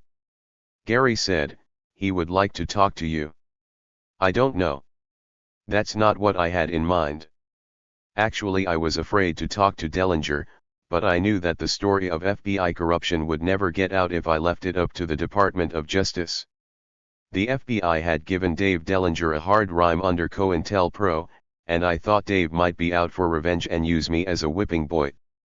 Gary said, "You don't have to decide anything right now. Just meet with him and we'll talk. If you don't like him or don't trust him, we'll drop it right there. He won't print anything you or I disagree with." That sounds fair enough. OK, buddy. I'll set up an appointment. The three of us will meet in my office. We will agree on the ground rules before you two begin to discuss anything about the FBI. That's okay. Let me know what Dave says. I met Dave Dellinger in Charles Gary's office. Gary set the ground rules and then Dellinger and I went to a secure room and began our discussion of the FBL. The following is what Dellinger wrote as an introduction to his story in the March 2, 1978, issue of 7 Days magazine. 150. St. Refighter in the courtroom. Early in March I received a long-distance call from a lawyer who said, "I have a client, a former FBI agent, who is very upset by the illegal activities of the FBI and their continued cover-up. He has had some disillusioning experiences and wants to lull the American public about them, but he's concerned about his safety. Although he has no proof, he doesn't believe that William Sullivan, former number 3 man in the Bureau, died in a hunting accident. From his 25-year experience in the FBI, he's convinced that Sullivan was murdered to prevent him from testifying before Congress, and he doesn't want to become a target for accidents himself." The caller went on to say that the agent knew me from his FBI work and would like to meet with me. "I don't know how much he will be willing to say for publication, but I think it would be worthwhile for the three of us to sit down together to see if there is a way that he can begin to get his story out without undue risk." A few days later we met. For security reasons we met not in the city in which he lives nor in New York, where I live, but in a neutral setting. I was reminded of earlier meetings I had had with fugitives from the law, blacks in the South during civil rights days, deserters and draft resistors during the Vietnam War, and more recently with my colleague Abby Hoffman of the Chicago 7. This was my first surreptitious meeting with a disillusioned FBI agent, but almost everything else was the same, including the need to take precautions against detection by the FBI. In the present instance, the former agent clearly had more to lose than I did, but as near as I could tell, I was the more suspicious. I weighed his every word and gesture against the possibilities of entrapment. Was he a double agent on a sting expedition for some obscure missing link that would help the FBI in any one of a number of nefarious schemes?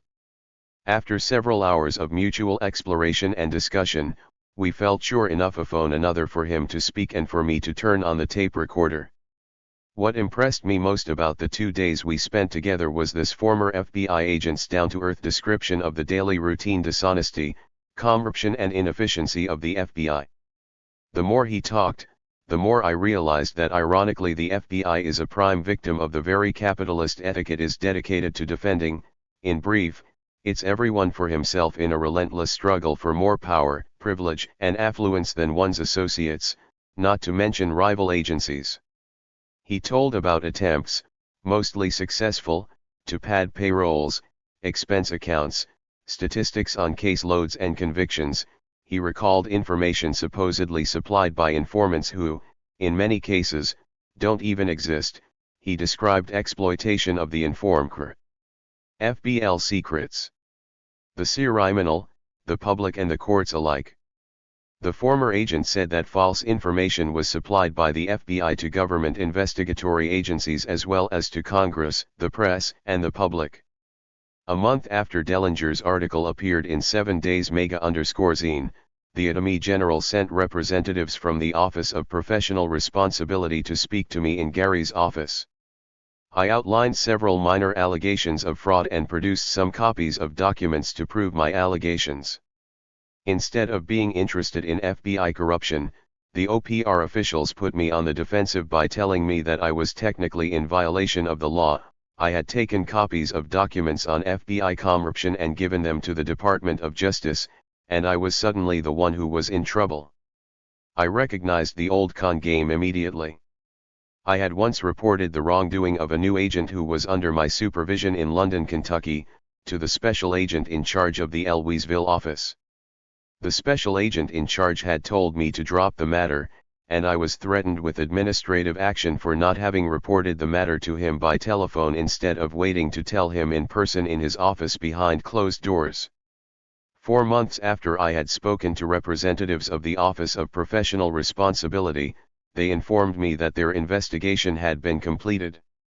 They took no action against any of the top officials in my allegations. Again, I recognized the old cover-up. I decided not to go any further with the Office of Professional Responsibility or the Department of Justice. Dellinger's 7 Days article attracted attention, and by June I had received a contract from the publisher William Morrow & Company Incorporated to do a book about my experiences in the FBI. In September, just 5 months after having spoken with Dave Dellinger, the ancient Latin proverb that Dad had told me about slapped me in the face.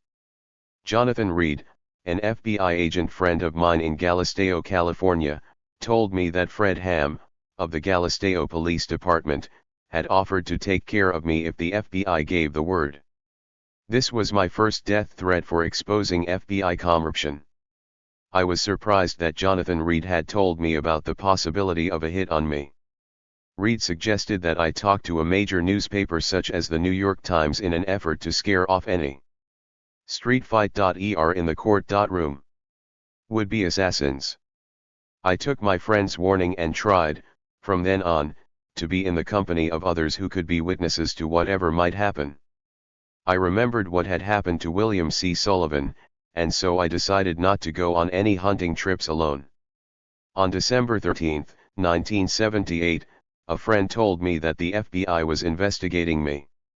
He said that they had asked him if he had ever heard me using a typewriter on the boat. My friend had responded by asking the FBI agent, "Is it a crime to have a typewriter?" I did not know what to expect, so that night I took all my notes and papers off the boat and out of a storage locker across the street and left them in a local attorney's office. I left the typewriter on board the boat along with a list of FBI informers who had testified in federal court and before the Congress of the United States.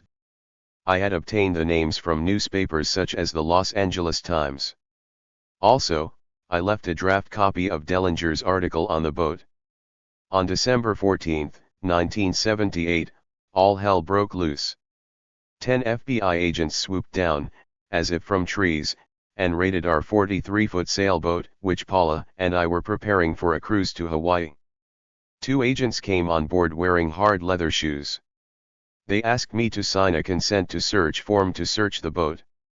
They must have thought I was dense or had taken leave of my senses. I did not sign the consent form because a consent to search cannot be attacked in court. Then one of the agents whipped out a search warrant signed by federal magistrate John R. Cronenberg. I immediately called Charles Gary in San Francisco because the FBI had said they also had a search warrant for Gary's office and that they were going to back a truck up to his office and take every damned file on his clients. When I told Gainey what the FBI had said, he responded, "They are like hell." Then 6 more FBI agents came on board the boat in leather sole shoes and proceeded to tear apart every compartment and locker. I watched one FBI agent search Paula's locker and pull out her clothes to examine each pair of panties, each brassiere, each pair of socks and shoes as if they contained KGB secrets. The agent who fondled Paula's underclothes seemed to enjoy his work. While all this was going on, 2 more obnoxious FBI agents took Paula to the Security Pacific National Bank on Admiralty Way to search our safe deposit box. The FBI goons itemized every document in the safe deposit box.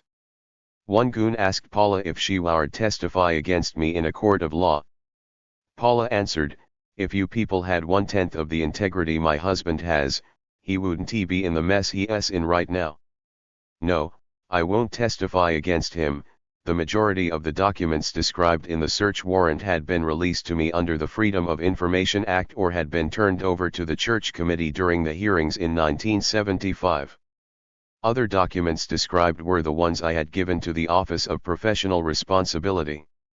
It was obvious that the FBI was on a fishing expedition.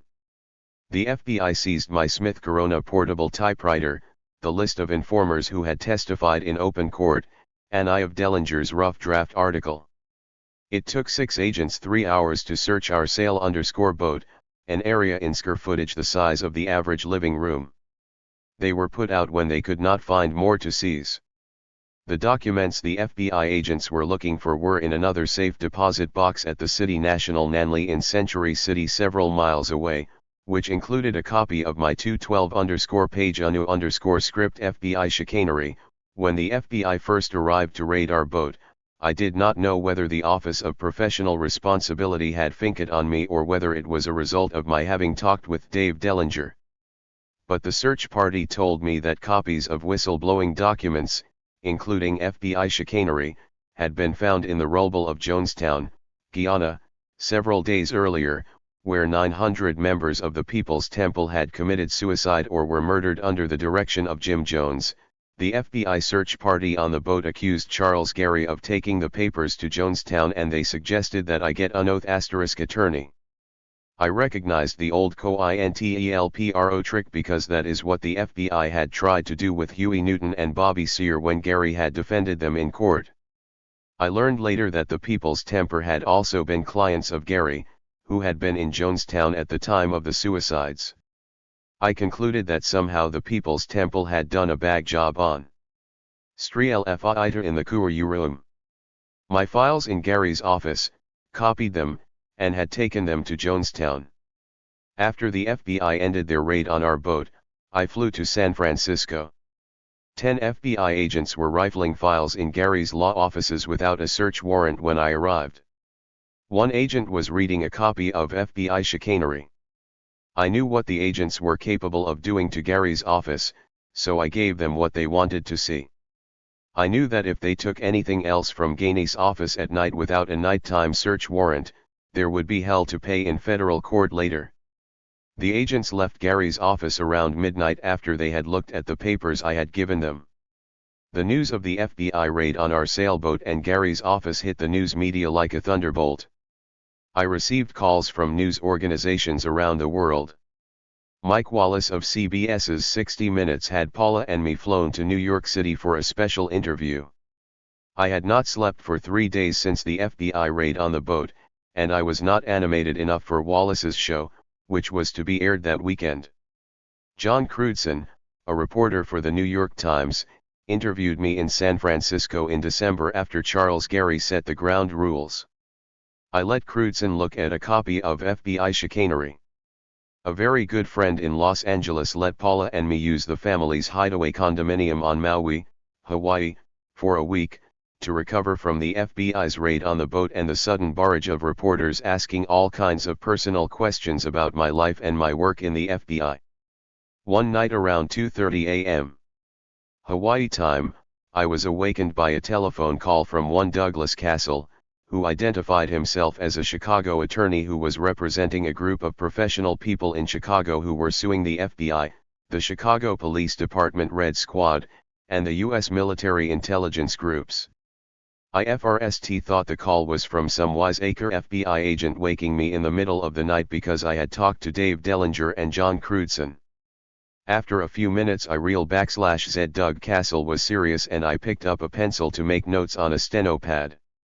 Castle wanted me to write out an affidavit of my FBI experiences, and he wanted me to deal such things as bag jobs in Chicago. The group Castle represented was named Business and Professional People for the Public Interest. There was a sense of desperation in Castle's voice. He said the BPI had filed a suit against the FBI and the Chicago Police Department 4 years ago. Although Judge Alfred Kirkland had held FBI agents in contempt of court in the past, the FBI was holding its ground in the case. Castle said he was calling me to ask if I would send him an affidavit immediately, as a last-ditch stand, before Judge Kirkland ruled in the FBI's favor. The next day I faxed an affidavit from the business offices of the Rock Resort Hotel in Kapalua to the law offices of Schiffel Harden and Waite in Chicago, and I mailed a copy of the affidavit to Castle. After I returned from Hawaii, Castle called me on our boat in Marina del Rey. He profusely praised my affidavit and thanked me for saving the BPI case against the FBI and the Chicago Police Department Red Squad. When I heard how happy Doug Castle was about my affidavit, I knew that my efforts to go public against the FBI's corruption and chicanery had not been in vain.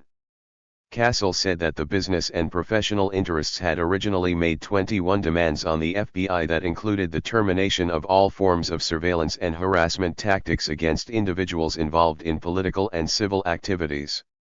The BPI had claimed that the illegal gathering of information by the FBI and the Chicago police was in violation of these citizens' First Amendment rights and that the break-ins or bag jobs were a violation of their Fourth Amendment rights. The FBI had refused to budge on any of the items. Castle said that after Judge Kirkland had reviewed my affidavit and Kirkland had had a discussion with the FBI's legal counsel as to the contents of my affidavit, the FBI had conceded to one of the BPI demands. Meanwhile, I was looking for a writer to help me with the book I had to deliver to William Morrow in about a year. One writer in San Francisco wanted to do the book, but he wanted the copyright to my life history, without having to pay me a single penny. I refused. Street fighter in the courtroom. The publisher recommended a writer in Hollywood. I gave the writer some of my material to review and I paid her $500 to write a dozen pages to see whether she could handle the project. She failed miserably. I had written a better essay in 1942 when I was a freshman in Steubenville High School and had won the American Legion essay contest for it. I was running short of time on the book contract with William Morrow. I found yet another writer who claimed he had been published. We worked out an arrangement. I paid him $3,400, and I thought the book was in good hands. Paula and I sailed off to Hawaii just a few days before the start of the July 4, 1979, Transpac yacht race from Los Angeles to Honolulu, a distance of 2,225 miles. We had not been out to sea before, but both of us together had had some 50 years of sailing and racing experience. We had a sister ship to the sailboat that had won first in class in the 1969 Transpac race. We were confident that we could handle the crossing to Hawaii as long as the sailboats in the Transpac race were behind us in case we needed help. We made it safely to Honolulu before some of the racing yachts arrived. We did almost as well as some of the hot racers, and we were just two senior citizens cruising the Pacific.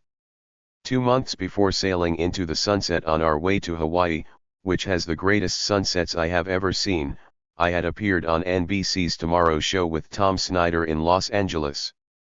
Snyder and I had discussed briefly the corruption in the FBL. Among other charges of wrongdoing, I had accused James B. Adams, then Deputy Associate Director of the FBI, of lying to the Church Committee in 1975. During the period of 1978 to 1982 I helped several prominent individuals to decipher the FBI documents they had received through the Freedom of Information Act. Bert Schneider, a movie producer, hired me to explain the meaning of the FBI's investigation of him for supporting African Americans in the Los Angeles community. Attorneys for Jane Fonda hired me to review her FBI file. Meanwhile, Gary was attempting to make sense out of his own FBI file. Of particular interest to Charles was the FBI's surveillance of him during the trial of Bobby Seale in New Haven, Connecticut. Was the charismatic leader of the Los Angeles Black Panther Party. The FBI had denied that Julius Carl Butler, who had testified against Pratt, was an FBI informer, that Pratt was the target of COINTELPRO, and that wiretaps existed which proved Pratt was innocent. Stuart Hanlon had become Pratt's attorney sometime after Pratt had been convicted, and Hanlon was attempting to gain a release or a new trial for Pratt. The FBI stonewalled Hanlon and his assistant, Brian Glick, who later wrote a book titled War at Home, just as they had stonewalled Johnny L. Cochran, Jr. during Pratt's trial. Hanlon and Glick had problems, understandably, with deciphering the FBI's heavily excised documents and with understanding the file codes and the FBI's secret code words for groups and classes of cases. FBI Director William H. Webster announced in May 1980 that the FBI had conducted an exhaustive review of the Pratt case without interviewing any of the FBI agents involved who had tried to disrupt the Black Panther Party in the late 1960s and early 1970s. I wrote a letter dated May 30, 1980, to Webster. I stated in part, if it is true that the exhaustive investigation did not include interviewing any of the FBI agents who tried to disrupt the Panthers in the late 1960s and early 1970s, then your credibility has fallen to new depths even beyond the imagination of Jules Verne. I ended my letter by writing, Mr. Webster, you are either a fake or you are being deceived by your associates, if you think there has been an exhaustive internal investigation into the Pratt case. Or could it be that you believe, as some others from Squad 2 believe, that because a man is black he deserves to be in jail? Soon after my letter landed on Webster's desk, 2 FBI inspectors from Washington, D.C. landed at the Honolulu International Airport to interview me about Geronimo Pratt.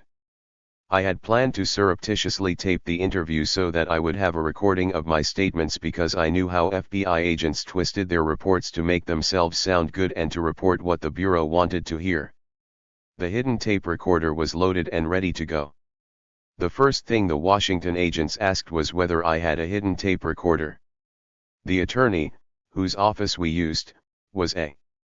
Gary suspected that his office space and his hotel room had been bugged and that his telephones had been tapped during the trial, which is totally illegal and would have resulted in a mistrial had the judge known about the surreptitious FBI bugs and wiretaps.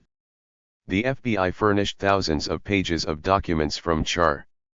19, Gun LR file dating back to when he had been RHE attorney for the West Coast labor leader Harry Bridges. The file also had information on Gary's defense of Japanese American citizens who had been corralled like cattle into concentration camps in the United States during World War II, just because they were of Japanese descent. After looking at the first batch of FOIA files from New Haven, I said to Charles, "This is FBI poppycock." I told him to ask the Department of Justice for specific documents, by name. I knew that if a person does not name a document, the FBI will deny that it exists. Of course, anyone not having been in the FBI will not know the name of a particular document, and so the FBI will deny they have it. During one FOIA file review in Los Angeles, at the request of attorney William Kunstler, Kunstler had asked for all information from FBI surveillances. The agents under my supervision for the FOIA review interpreted surveillance as meaning to be physically followed around town. I explained to the agents the dictionary meaning of surveillance, which I am sure was what Kunstler had had in mind. Kunstler was furnished everything the Los Angeles office had on him. After repeated FOIA requests and several reviews by me of Gary's file, the Department of Justice finally sent Charles Gary FBI documents revealing that Gary in fact had been illegally bugged and wiretapped during the whole period of the Bobby Seale trial in New Haven. The FBI had previously denied any wiretaps of Bobby Seale's defense camp. After I had gone public in 1978 about FBI corruption, Stuart Hanlon, a San Francisco attorney, had contacted Gary to see if I would or could help Hanlon's client, Elmer Geronimo Pratt, who had been framed for murder by the FBI and the Los Angeles Police Department and who was still in jail. I knew from my experience on the Los Angeles Racial Squad and the review of COINTELPRO documents in 1977 that Elmer Pratt had been set up by the FBI because he, friend of Charles Gary. He put the kibosh on my recording of the interview by telling the FBI agents that I had a battery-operated tape recorder in my briefcase. I felt like hitting Gary's friend alongside the head with a belaying pin. I started the interview by saying that Pratt had been framed. The FBI agents denied it. I said Butler had been an informant and they denied that too. I told them that I had seen Butler's informant file when I was on the Racial Squad in Los Angeles. I also told them that the file had been closed during the trial and reopened after the trial. They nearly dropped their badges on the floor. One goon asked, "You saw Butler's informant file?" I told the interviewing agents that Fred Hampton and Mark Clark had been set up for assassination by FBI agents in Chicago. They denied it and added that they were interested only in Geronimo Pratt.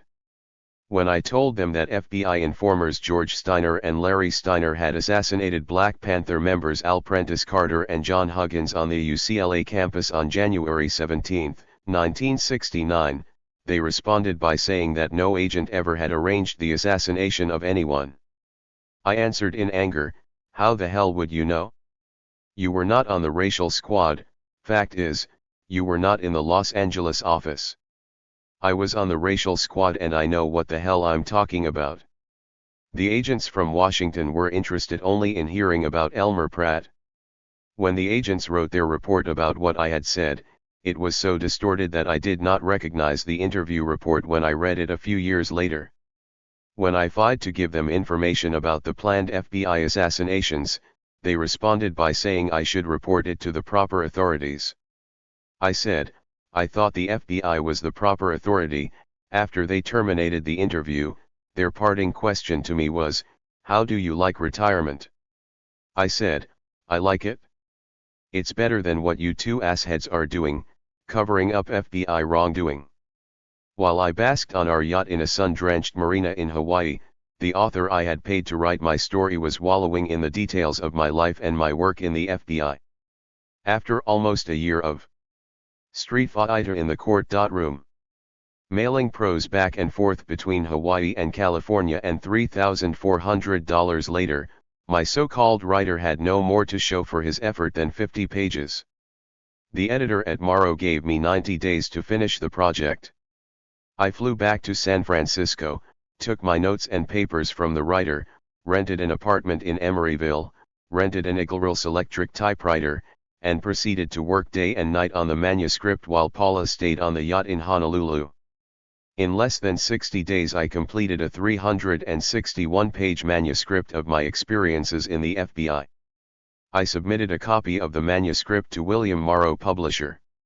I also sent a copy to FBI Director William Webster because, after William Turner had published his book Hoover's FBI, we in the FBI had to send to the FBI anything we intended to have published so that they could review it for 30 days and censor anything that violated national security or was embarrassing to the FBI. For reasons unknown to me, William Morrow turned down the manuscript after having paid me $7,500 to do the book. Morrow claimed the book was refused for business reasons. I suspect that the FBI got to someone at Morrow with the extortion tactics we in the FBI often use to squelch a book or a news story unfavorable to Hoover or the FBI. They had done this with William Turner's book, which Hoover had kept from publication for 10 years, and had also driven the Open City newspaper out of business. William Morrow had previously published books that were favorable to the FBI. Morrow had never published an Expo 6 on Hoover or the FBI's wrongdoing. So I am not surprised that they reneged on their book contract. But as it turned out, my manuscript stirred up quite a hornet's nest, anyway. 161. Chapter 16. The Sweet Smell of Success. Charles Gary wanted me to testify in a court of law about FBI corruption, but I had no idea how I would get into court as a witness. I knew that if I did make it to a courtroom, no attorney could possibly ask the proper questions and I would not be able to volunteer information about corruption without an objection from some U.S. attorney. The FBI would certainly claim national security on nearly every issue.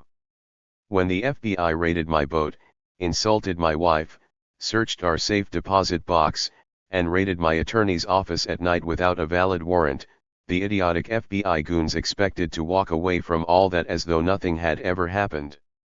Well, something did happen. The FBI's stupidity on that day gave me a chance to go public and expose the FBI's corruption and wrongdoing in a manner that might not have been possible without the FBI's help. Reporters from across the United States and from around the world wanted details about FBI corruption. Reporters from the New York Rearns, RHE Los Angeles Times, the Los Angeles Herald Examiner, the San Francisco Chronicle, the Chicago Sun-Times, the Freedom News, and the Associated Press International, to mention just a few, interviewed me and wrote articles on FBI corruption and the COINTELPRO. Perhaps the most ironic developments that resulted from the FBI's stupid raids on my boat and Gary's office are the ones surrounding the lawsuits brought against the FBI and the Department of Justice by the business and professional people for the public interest in Chicago, the family members of Fred Hampton and Mark Clark in Chicago, and the Socialist Workers' Party in New York City. In each case, the publicity that the raid gave me and my revelations of FBI misconduct led to information that I had provided being used in court against the Bureau. The Socialist Workers' Party had filed a $40 million lawsuit against the FBI alleging that the FBI had used illegal tactics in the investigation of the Parfait. The FBI stonewalled the SWP at every turn and even blew smoke screens in the face of federal Judge Thomas P. Griesa, who was hearing the case. Stan Hunlast, a master of developing fictitious informants, sent Communique 6S to the Bureau claiming informant privilege. He wrote in one Communique 6 that exposure of informants in the SWP case would devastate the informant program. The Bureau lied to Judge Griesa when Associate Director James Adams claimed that the FBI pledged confidentiality to informants. The Manual of Instructions, which sets forth investigative procedures for the various classifications of cases, makes no reference to a pledge of confidentiality. On the contrary, the manual states that informants are considered available for interview by departmental attorneys and are available for testimony if needed. The real reason the exposure of informers in the SWP case would be devastating to the FBI is because the FBI had thousands of paper informers so that agents could meet the quota of 5 each. The FBI could not afford to expose this magnitude of fraud. FBI chicanery contained page after page of exposure of FBI fraud and corruption. I wrote how the FBI was trying to confuse Judge Griesa by telling him that the exposure of informants would be devastating. When Judge Griesa heard about the documents and my manuscript FBI chicanery having been recovered from the rubble in Jonestown, he ordered the FBI to give him the documents and the manuscript. FBI chicanery was now legally before a judge in a court of law, exactly what Charles Gary had wanted. When federal Judge Alfred Kirkland, who was hearing the lawsuit of the business and professional people for the public interest in Chicago, heard of the raid on Charles Gary's office, he was also interested in getting the information I'd revealed. He ordered the FBI to turn over a copy of everything taken from Gary's office, copies of documents that I had given to the Department of Justice, and a copy of FBI chicanery. The FBI told Judge Kirkland that the sweet smell of success. They did not have a copy of FBI chicanery, because they had given it to Judge Griesa in New York. The FBI told Kirkland that it would be a violation of my copyright for them to make a copy and give it to Judge Kirkland.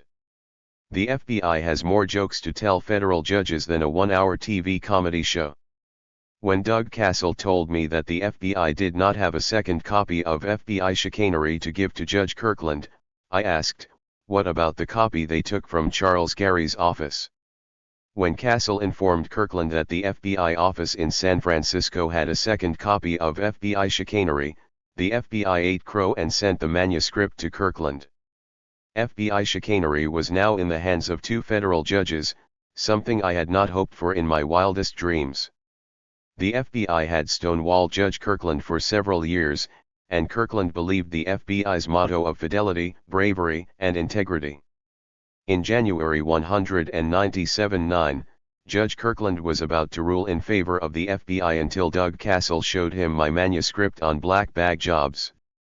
The FBI had told Congress and Kirkland that only 238 black bag jobs had been conducted nationwide between the years 1942 to 1966 on 14 targets. In FBI chicanery, I had documented at least 500 bag jobs against more than 50 targets in Chicago alone between the years of 1952 and 1957. By the time Judge Kirkland had read FBI chicanery, he decided against the FBI on all 21 demands made by the business and professional people for the public interest. The FBI admitted in 1981 that there had been at least 500 black bag jobs in the Chicago area directed against approximately 50 targets. The FBI also acknowledged that if the bag jobs were done today, they would be illegal. When the BPI won their lawsuit against the FBI, Doug Castle, the general counsel, made a statement to the media. Castle said, "Without Wes Swearingen, we never would have won the case." There were several judges who handled the BPI case from its inception to the final consent decree, ruling against the FBI's illegal activities. It was Federal District Judge Susan Getzendener's ruling that made it illegal for the FBI to do bag jobs in Chicago. X illegal. R64. *. The Chicago FBI office is prohibited from files on. Searches always have been a violation of the Constitution, but now it is a violation of a federal court order, which gives some teeth to the penalties. An illegal search in violation of the Constitution means only that the evidence collected from the illegal search or bag job cannot be used in court. Judge Getzendener's ruling is of major importance to any FBI agent in Chicago who has a mind set to do a black bag job in the Chicago area, because it means instant prison if he or she is caught. However, the rest of the United States is not covered by Judge Getzendener's ruling, and so citizens should be alert for surreptitious entries by the FBI if they are political activists or environmentalists hoping to protect the country. Federal Judge John F. Grady heard the case in Chicago brought against the FBI and the Chicago police by the relatives of Black Panther Party members Fred Hampton and Mark Clark, who had been gunned down by the Chicago police on December 4, 1969. "I was scheduled to be a witness for the Panthers' relatives in a second trial, the first having ended in a hung jury. The FBI did not want me on the witness stand, and they could not afford to let a copy of FBI chicanery and bag job appear before another federal judge. The FBI said that the case would cause hardship to the survivors and that another trial would be expensive to the taxpayers. The FBI was not worried about the expense to taxpayers, and they were not concerned with the feelings of the survivors of the Panthers.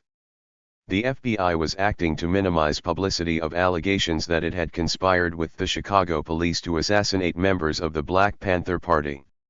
In November 1982, Judge Grady nevertheless determined that there was sufficient evidence of a conspiracy between the FBI and the Chicago police to deprive Fred Hampton and Mark Clark of their civil rights to award the plaintiffs $1.8 million in damages. 4 years later, Judge Grieza decided in favor of the Socialist Workers' Party. The SWP was awarded damages in the amount of individuals if THGY are targets of illegal surveillance, which effectively covers citizens living within the entire territory covered by the Chicago office, not just within the city limits. The sweet smell of success. $42,000 relating to disruption activities, $96,500 for the surreptitious entries or bag jobs, and $125,000 for the use of informants, for a total of $246,000.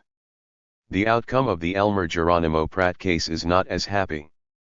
The attorneys for Geronimo Pratt had won a hearing before Federal Magistrate Cronenberg in Los Angeles in January 1985.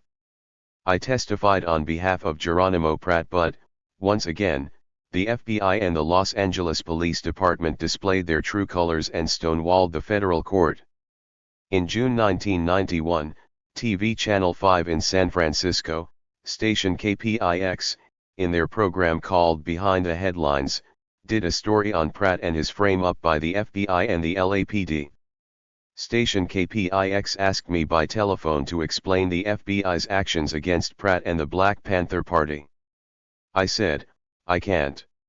How do you explain an organization like the FBI putting an innocent man in jail for 20 years or plotting assassinations of people just because they are black or they happen to be charismatic leaders in an organization that you own?" FBI didn't end up being any better than the Gestapo. The only thing they had on us were numbers.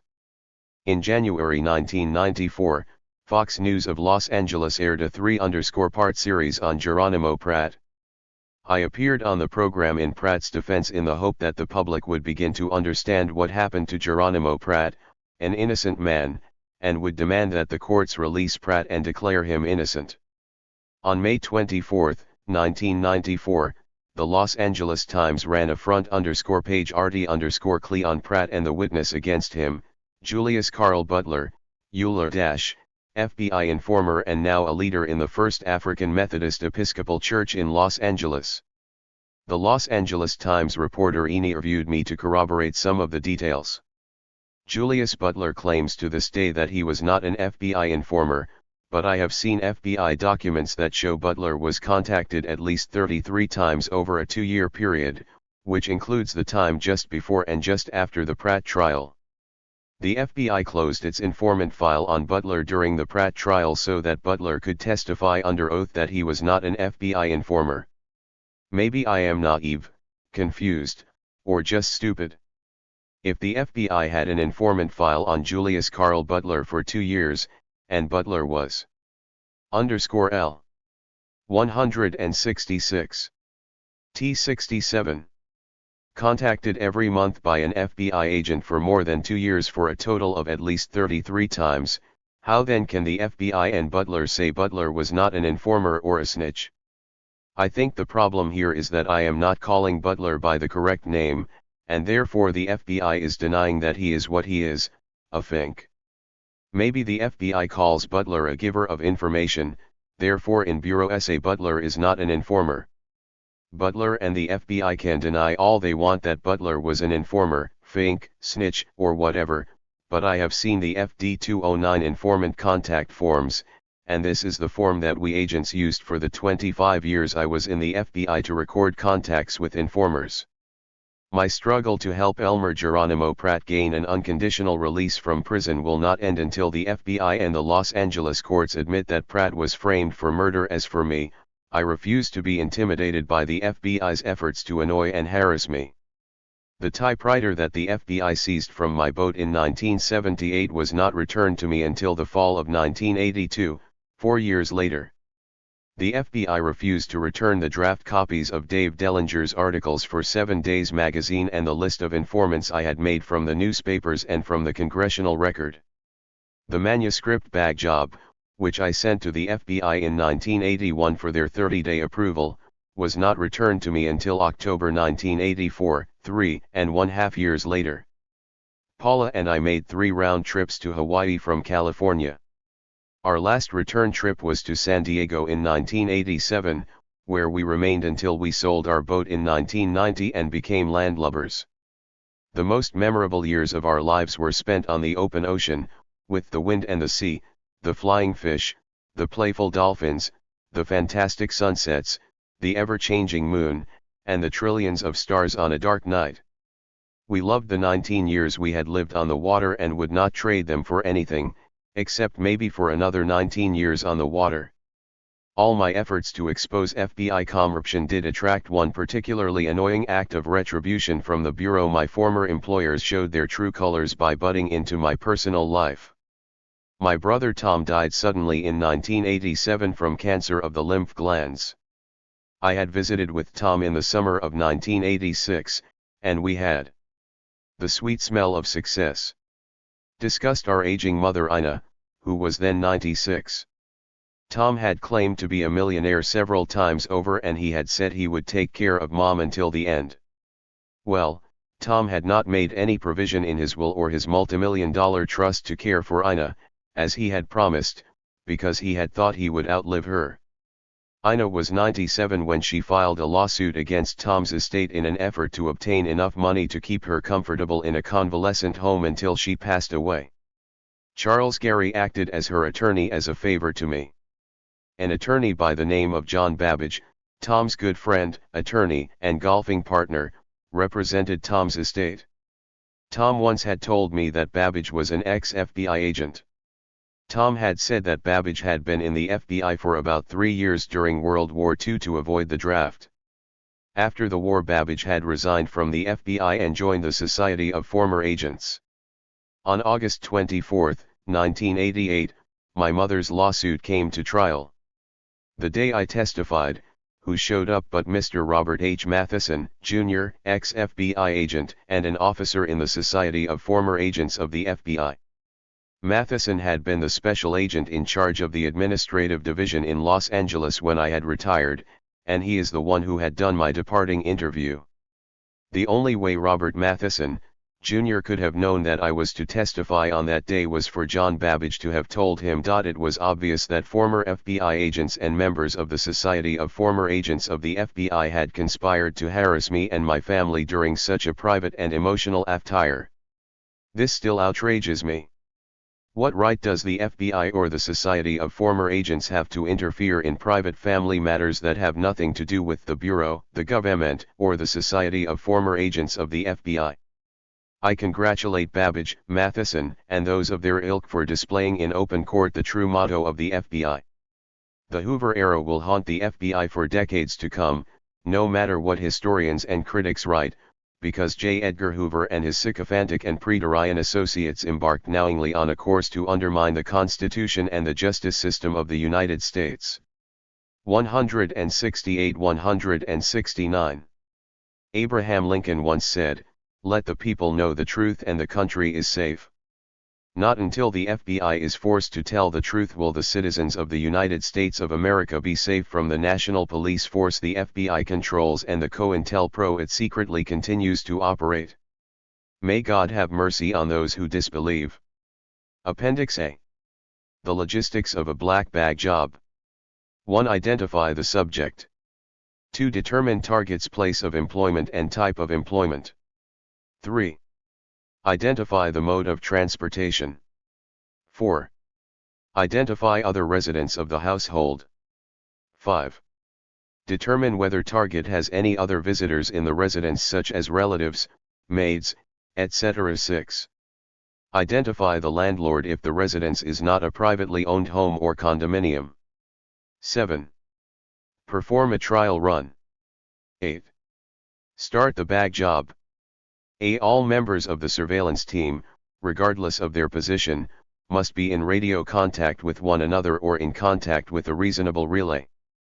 No bag job should start or continue if any member of the team is out of radio contact. A hostile force, such as another member of the organization under investigation, local police, or a thief, may have neutralized one of your teammates and may monitor your movements by radio. Everyone involved must be physically and mentally alert, aware of their surroundings, attentive and aggressive, and a team player. The successful execution of a bag job depends upon everyone doing their job correctly. There is no room for error, bad judgment, or heroes. A successfully planned and executed bag job will never give you any surprises that you cannot handle. A bag job is a tremendous strain on the nerves. Emotions can run high in these tense situations, and each member of the team must be able to control himself mentally, physically, and emotionally, and have confidence that the others can do likewise. B. The surveillance team will follow the subject and any members of the residence. Depending upon the persons to be followed, no less than 2 surveillance agents should be used per person, unless school children are involved, in which case 1 agent per child will suffice.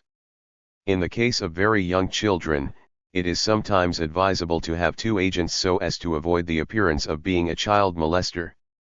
C. Once all members of the residence have been surveilled away from the residence or accounted for in another location, and there are no apparent obstacles, then the plan is ready for a trial run.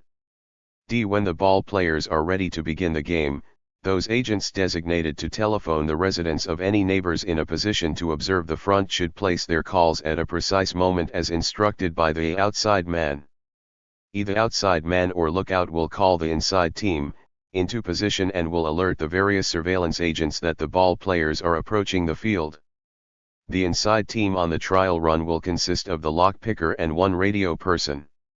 Radio transmissions can be received by anyone with the proper equipment, such as a 200-channel scanning radio, or other similar portable equipment with a retail price of around $300, so communications must be innocuous.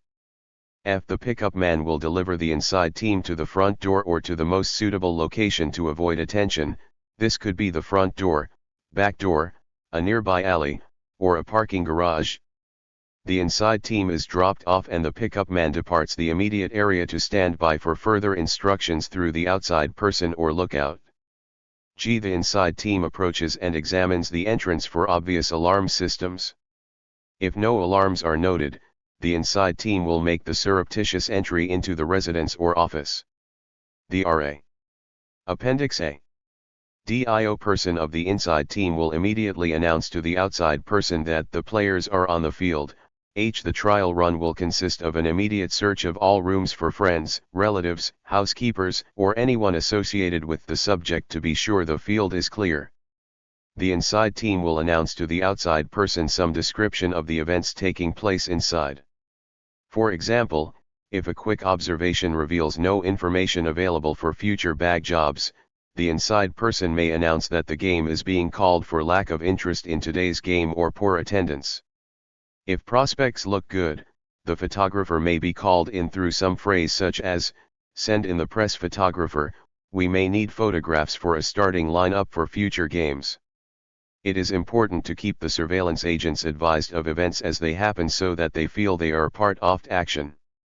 If the surveillance team does not find out what happened until the end of the day or the next day, morale will suffer and future bag jobs may be compromised because the surveillance team will feel they are not qualified to be kept informed of current events.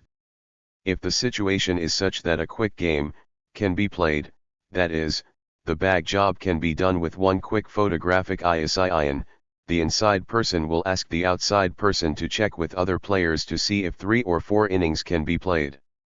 If the surveillance team has everyone under control, the outside person will announce something like, "Weather permitting, the relief pitchers can go a full 9 innings."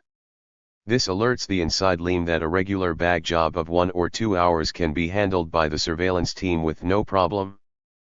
Photographs may be needed to rearrange articles after completion of the bag job depending upon the inside condition and the number of records to be examined. A Polaroid camera is ideal for this purpose. Once an examination of the inside layout is clearly in mind and notes have been taken on placement of various articles on the desk, in file cabinets, etc., the ball game can be played. A progress report from the inside should be given to the out_side person every few minutes. When the inside team is through, they will announce the completion by saying something like, "The 173 game is in the bottom of the 9th with 2 men out and the count is 2-2, have the pickup man ready to transport the players back home."